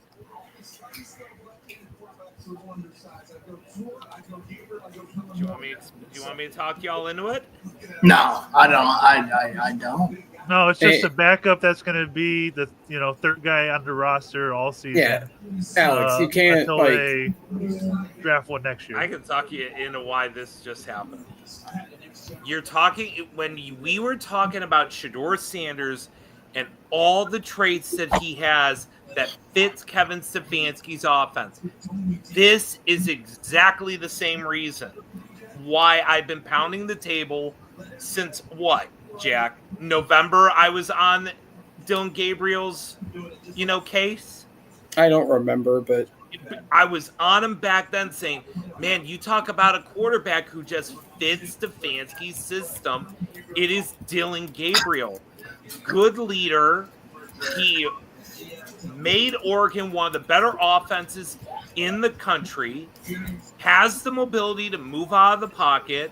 Has a good arm. Can really zip it in there. I think it's got a better arm than Shedeur. And the anticipation, accuracy are there. Am I saying he is a franchise quarterback? Absolutely not. I'm not saying that. You are picking a backup of the future for your quarterback that you're taking next year. But if Dylan Gabriel somehow becomes it and wows you, then yes, this is a very good pick. Out of all the ones that were left, this is one of the better ones that you could get. So I'm all for this because for all the reasons we're saying take Shador, these are all the reasons why Dylan Gabriel's a great pick.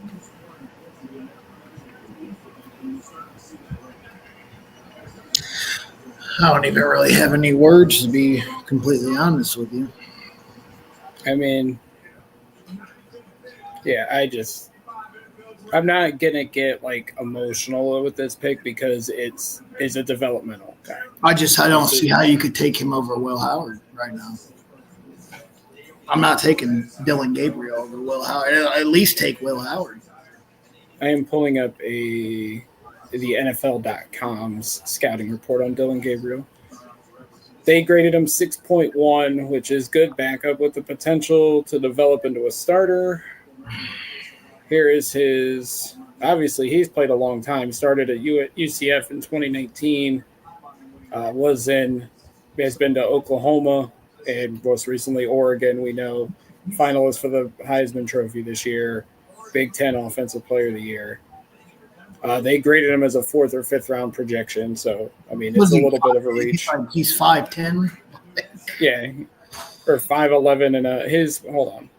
That's them. 5'11", 9.25-inch hands, 205 pounds. Here's their scouting report.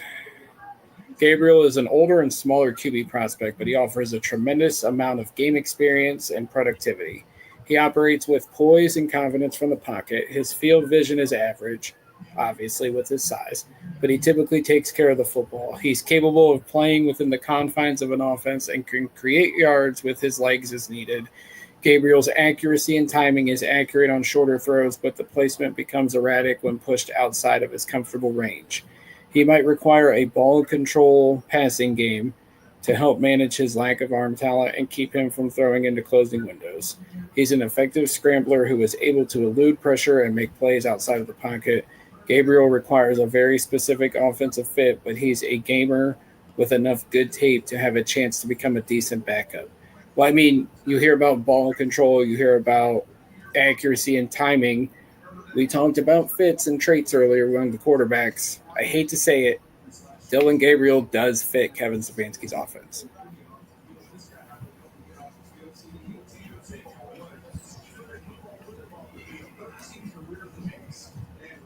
You were muted, Alex. Yeah, sorry. And I had a 3rd-round grade on him. I think he is a solid long-term backup QB, most likely. Again, Xavier Watts to the Falcons, by the way. Like that. Again, you are taking your quarterback in 2026. Yes. The best thing you could find this year with everything that's Shador would command you have to start him or trade him next year. That's why it's like if you're taking him here, you're trying to see if it can work long term. Gabriel's not going to be that. Best case, he's a backup that you have in the future with that rookie star QB, and he will fit the system beautifully. I really think he will. It's not the sexy pick, but Gabriel was effective all year at Oregon, and I don't know how many times we talked about why is he not in the conversation in this bad QB class? Because they're overall bad. It doesn't matter. You're just taking a swing on them. But and it's did we really need to? Here's my thing. Do we need to do it at 94? I think with Milroe off the board, and I think not knowing what other teams are going to do, I think if you had 104 still, the answer is no, you didn't have to. But because you have to wait like 34 picks, a lot can happen in 34 picks. If you like them and you feel you need to get a young QB in here, which I'll say I don't think they need to bring in a QB at this point for this year, but I think fans wouldn't have accepted it. And I think there's a little bit of responsibility there by fans saying, well, if you don't take a quarterback, you don't know what you're doing. They have to appease us a little bit. So just saying, guys, they did what you asked. Throw a dart at the wall. And he fits the system. I mean, I guess, but this looking like Jalen Royals was still on the board, Ty Felton was still on the board, Ayu Manor was still on the board, Torrey Horton was on the board. I feel like you could have got one of those guys here, and Now we're then picking at 126. at 126, I think you could have got Dylan Gabriel if you wanted. And I Dylan like Gabriel. Royals a lot, man. Maybe. Yeah. Who's to say Vegas wouldn't have taken him here? Oh, that's fine then. I'm just saying, if you like. No, I get it. I'm seeing they got at least 3 picks before Cleveland picks again. So if you knew Vegas or the Jets or someone like that is interested, because again, and even Minnesota at the end of this third round, what if Kawesi had teased, we might go with Dylan Gabriel? My buddy Luke just texted me and said we got Hawaiian Colt McCoy. And again, Colt McCoy had a 12-year NFL career as a very, very good backup in the NFL. You're not wrong. One of Vegas's first pick is in. So, and if that's what Dylan Gabriel is, then this is a very good pick. You're not wrong. And ESPN compared Dylan Gabriel to Kellen Moore. Kellen Moore had a long career as a backup. Dang it! Like I said, I'm not going to get over the top. I just would have rather chosen a different position at this point. And I felt like we could get a quarterback later. We'll see. Again, I don't think they were going for franchise QB. I think Shedeur was never in the cards. So, and I think once Milroe was off the board, they knew they had to get one of their guys. It's fair. And there was no real buzz with Gabriel at all. I think the Senior Bowl is the only thing I can think of that. I should have. Although I will say when they privately worked out Tyler Shuckett was in Eugene, Oregon. Who else is in Eugene, Oregon? Yep. So maybe they had worked out Dylan Gabriel when they were out there as well. His deep ball leaves a lot to be desired, but oh, yes, overall, he doesn't really.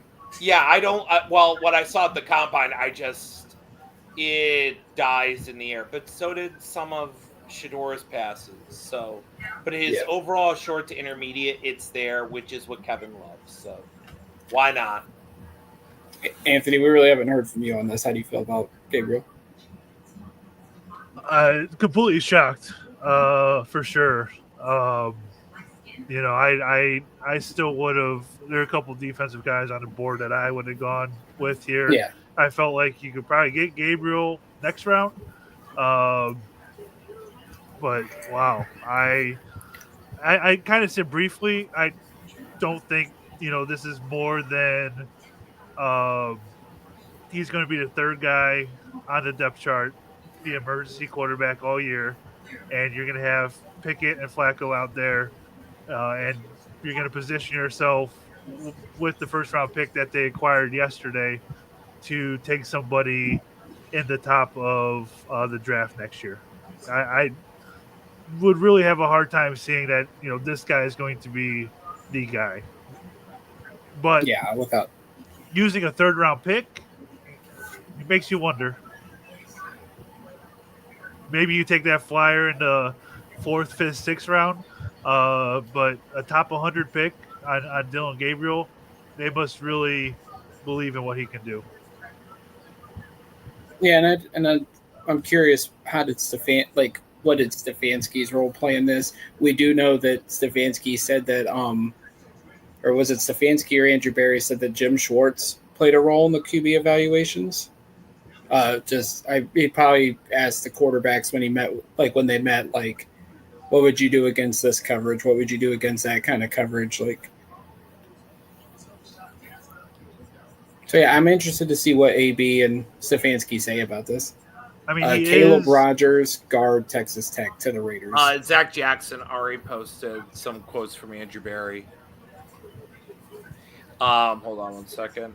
It's very accurate. Last year, his statistics, he was 326, 451 for 3,800 yards, 30 touchdowns, 6 interceptions, passer rating of 114 with Oregon last year. Alex, I got the Yeah, I Zach have it Jackson too. stuff. I do. Yeah.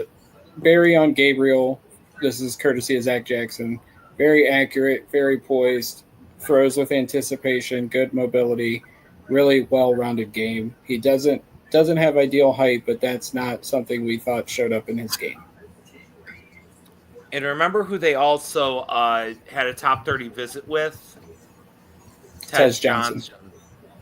So he could they've be there done at their 126 potentially. but also I'm just saying they've done their homework on Gabriel quietly.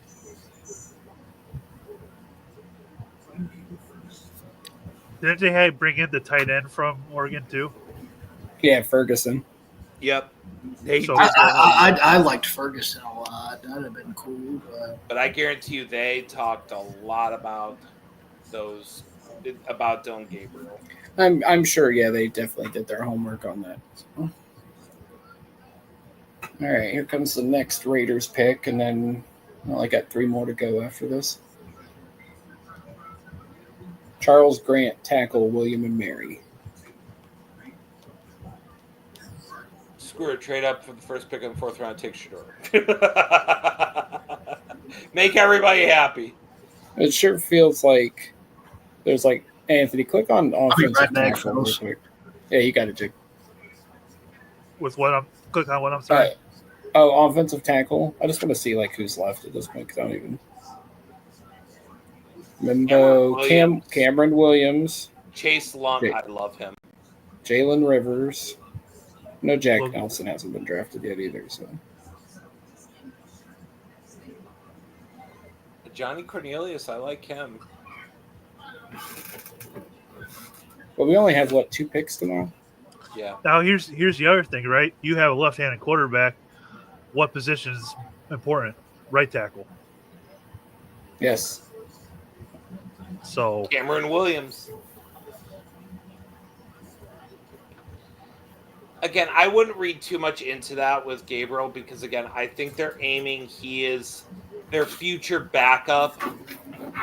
I don't think they view him as the franchise quarterback. He is to fill out that locker room, see how he can develop into the system, see if there's something there, and if there isn't anything there, go for next year. But in terms of if we're going to eliminate Shador, Howard, McCord, and Gabriel fit the most into the system. I know fans won't like it, but it is true.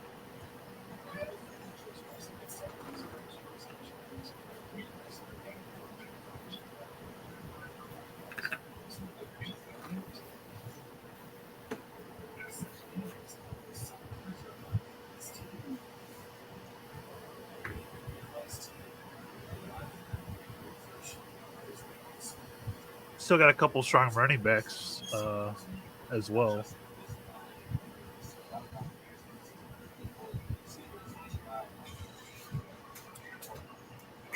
I wonder if that's something that they would double dip in.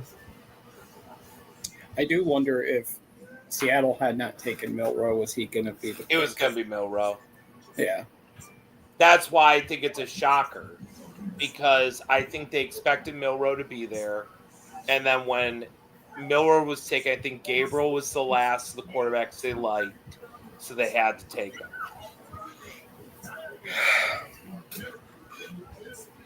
It is what it is. That's the draft for you guys. I do like how this stream has gone longer than last night when it felt like this one would have gone quicker. Yeah, we're almost like right about the same. I think it was 4:25 last night. At 126, who are you guys targeting right now? It's tough to say just because usually I kind of wait till we're within 10 picks to know for sure, but wide receiver, I would say maybe one of the tackles if they're there.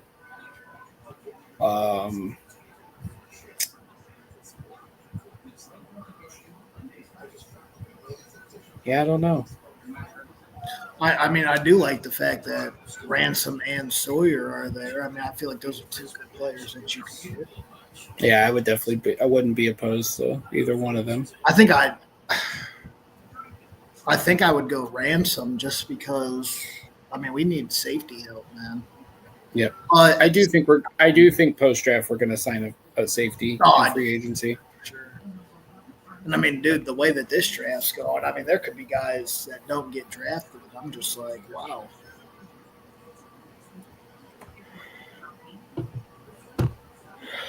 I got another text from one of my buddies, and they said, "Well, the fans will not be chanting for Dylan Gabriel."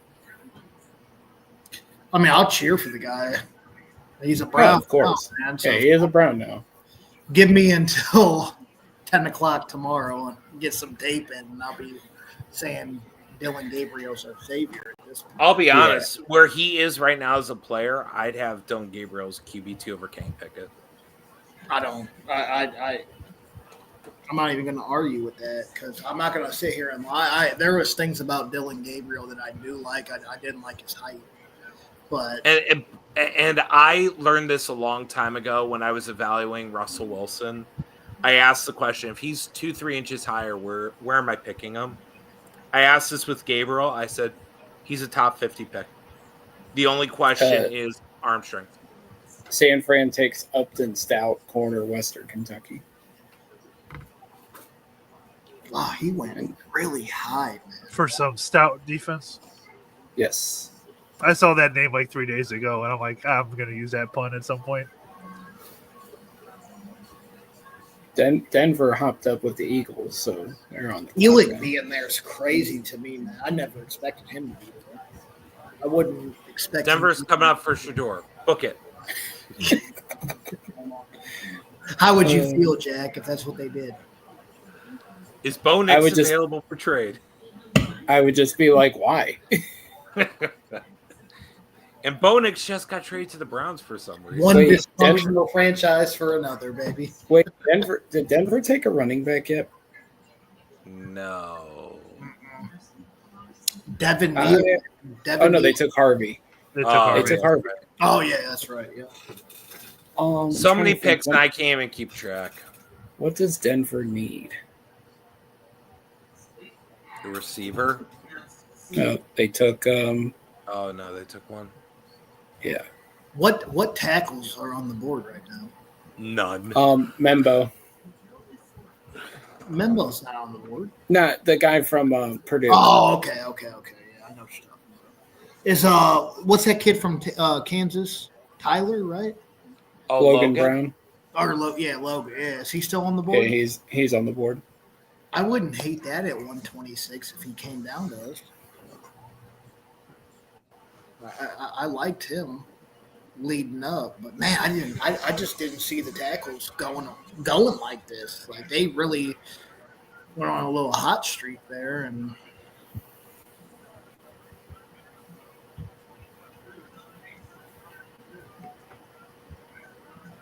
Shador's there. When did the Steelers? Savion Jones, edge, LSU. I don't think the Steelers have touched him after Rooney's statement. At this point, is this guy going to even get drafted? At some point, he will. The one team I keep looking at, would they do it, is San Fran. Yeah. San Fran fits beautifully for him. I could see the Rams and McVay as well. I can see Miami too, but again.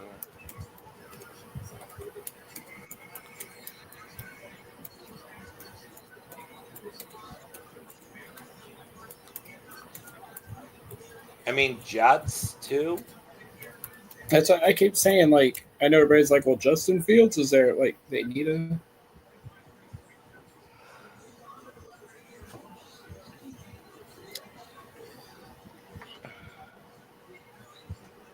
Wow, man, I just didn't expect that pick at 94 at all. I mean, what was it? Matthew put out a tweet with comments about it, about Shador. Hold on, let me pull it up.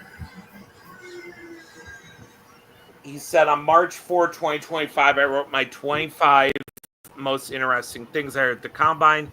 And he said he got a read on Shedeur Sanders. I want to be careful here, but I spoke with 2 people on 2 different teams that met with Sanders, and they completely independently of each other, they said the exact same things to say. They both said it was a bad meeting and that he came across as unprofessional and disinterested.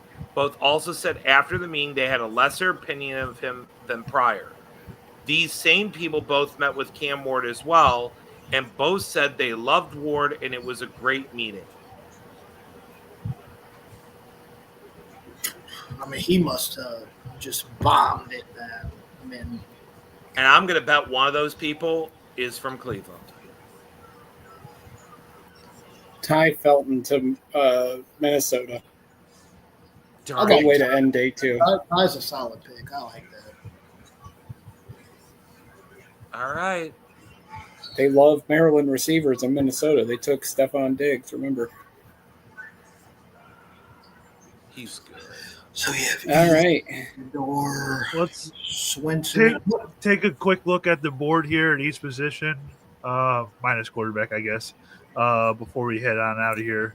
So Browns pick about 20 picks into the 4th round tomorrow. Receiver-wise, Elick, Jalen Royals, Restrepo, Torrey Horton, Ches Johnson, top 5. Tight end. Oh, they're probably not taking another tight end. Yeah, we got Fannings. Yeah. Those are tight ends that are available. Tackle. Running back, if you wanted to double dip with that. It's kind of surprised Scatterbo's still there. Offensive tackles. Embo's interesting. He's not a tackle. He'll be a center. Cam Williams is 21 years old, and like Alex and you suggested, Anthony, he's a right tackle. If Dylan Gabriel ever has to play, there's the guy that protects his blind side potentially. Interior, Miles Frazier is a guy I like. I just thought of something fun. Can we have Dylan Gabriel stand next to DeJuan Jones as soon as possible?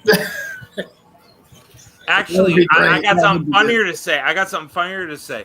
If Dylan Gabriel's going to be quarterback, well, now Jed Wills is in his position to succeed. He can play right tackle. Guards and centers there. I like Connor Colby a lot. Yeah.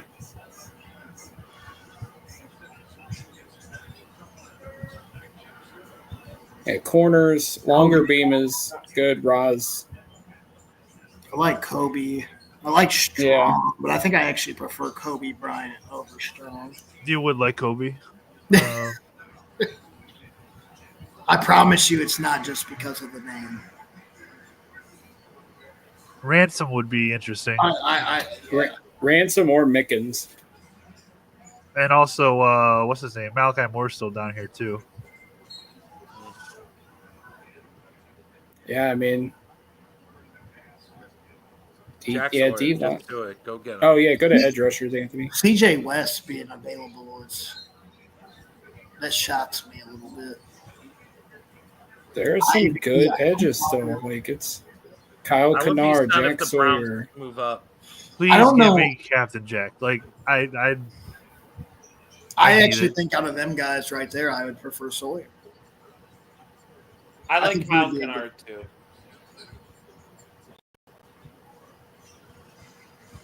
I don't know a whole lot. Is that what Elijah Roberts, the kid from SMU? I don't know a whole lot about that. They're pretty deep at linebacker. I don't see that double dip there. Cody Simon is whoever gets him's good. That's a steal. Special teams draft a kicker. No, we are not. If we draft a kicker again, no, can't do it.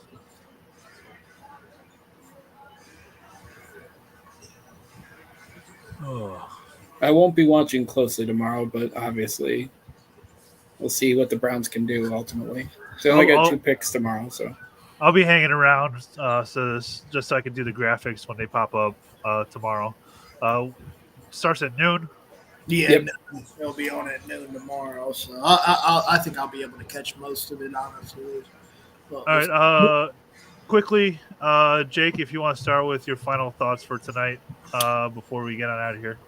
I mean, they did a lot of things that I do like. I wouldn't have went Dylan Gabriel at 94, but I mean, he does have traits that I guess could fit into a Stefanski type of offense. I'm not looking at him as like obviously a starter at any point of his career necessarily, but I guess you never know. Linebacker wise, it makes me worry about Jock a little bit, and that might be it for him. I love Judkins.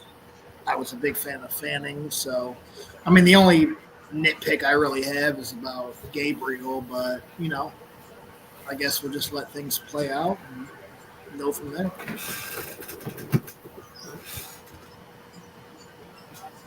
Alex, Alex? what's your final Yeah. thoughts? You're building the foundation of this team. This is not a 1-year thing. This is a 2-year thing. You're getting your quarterback next year. I just want to say I see the reactions on the media. Goes to show how many people actually watch college football this year, in my opinion. Gabriel fits the offense. I'm not saying he is the savior. He is not. I think he is your long-term backup, which you always need that in the NFL. I think you got a really good linebacker who is a missile to the ball, which again, for the first time ever, I think the Browns are finally building a run defense, which they've never really had in 26 years that they've been back. Then you get Judkins, who fits the offense perfectly for Stefanski. And then you get Fannin before the run on tight ends bit you in the butt. So you got the pieces you're looking for to build a team going forward, but this is not a 1-year rebuild. I think everybody is safe. I think everybody is aiming for 26, and we're going to see what happens this year and what pieces are working long term for us. But overall, they're doing really well considering everything. I don't care what the fans think. I see what I see. I watch my tape. They're doing a very good job in terms of building a team for the long-term future. Yeah, I thought everything besides this last pick, they were really doing a good job with getting pieces that they desperately needed. I I don't see it with Gabriel, but they could definitely prove us wrong. I don't feel like he's going to be the guy. I just feel like he's going to be the third guy on this roster until they get whoever they really want next year. Um, Maybe you hit lightning in a bottle, but I just don't. I don't see it. So Yeah, I just overall, I thought up until the Gabriel pick, I thought they had a good night. Drafted a couple more good football players with Swessinger, Quinshon Judkins, who's probably my favorite pick so far, and Harold Fannin, who's someone I've liked throughout the entire process. Yeah, the Gabriel pick I won't get too over dramatic about. They're taking a chance on a developmental quarterback who, with some of the traits I think can fit Stefanski's style of offense and what he likes in a quarterback. But overall, I think they're having a solid draft. I know it's not the sexiest draft on paper, but you're adding good football players to the roster, and I think ultimately at the end of the day, that's what you want. You want them to do in an NFL draft, obviously. So I'm anxious to see what they do with those final 2 picks tomorrow. Anxious to see if they trade a vet at some point this weekend as well to add some more draft picks for the future. But yeah, this has been a fun night, and it's been fun streaming the last couple nights. And Jake, we appreciate you coming on and hanging out with us tonight, man. Thanks for having me. yeah, it's been a lot of fun over these last couple of days having Alex here as well. These were our first live streams, and we're certainly going to be looking forward to doing these a little more often. I feel like, especially when we get to training camp and the season starting. Definitely more post game shows and all that kind of stuff. And other things leading up into game days. So I appreciate everybody who, me and Jack both, really appreciate everybody that has stopped in here over the last couple days to give us a watch, and hopefully like what you see. We've gotten quite a few subscribers as well over the last couple days, and we truly appreciate it. Jack and I have been doing this a very long time, 8 years plus. We started this podcast, and for us to branch out into doing live video content is definitely new for the both of us. So we're just excited to keep on going with this and see where it takes us. Absolutely. Yeah, so thank you all for. Oh, go ahead, Anthony. You can stop. Go ahead. Yeah, so thank you all for watching, and thank you for everybody that's been in the comments on YouTube and Facebook. If you're on YouTube and you're watching, please be sure to subscribe to the channel. If you're watching us on Facebook, head over to YouTube and subscribe to us, or follow the page as well if you happen to see it on Facebook. So with all that, we're going to get on out of here. You guys have a good night and a good weekend, and as always, go Browns. Go Browns.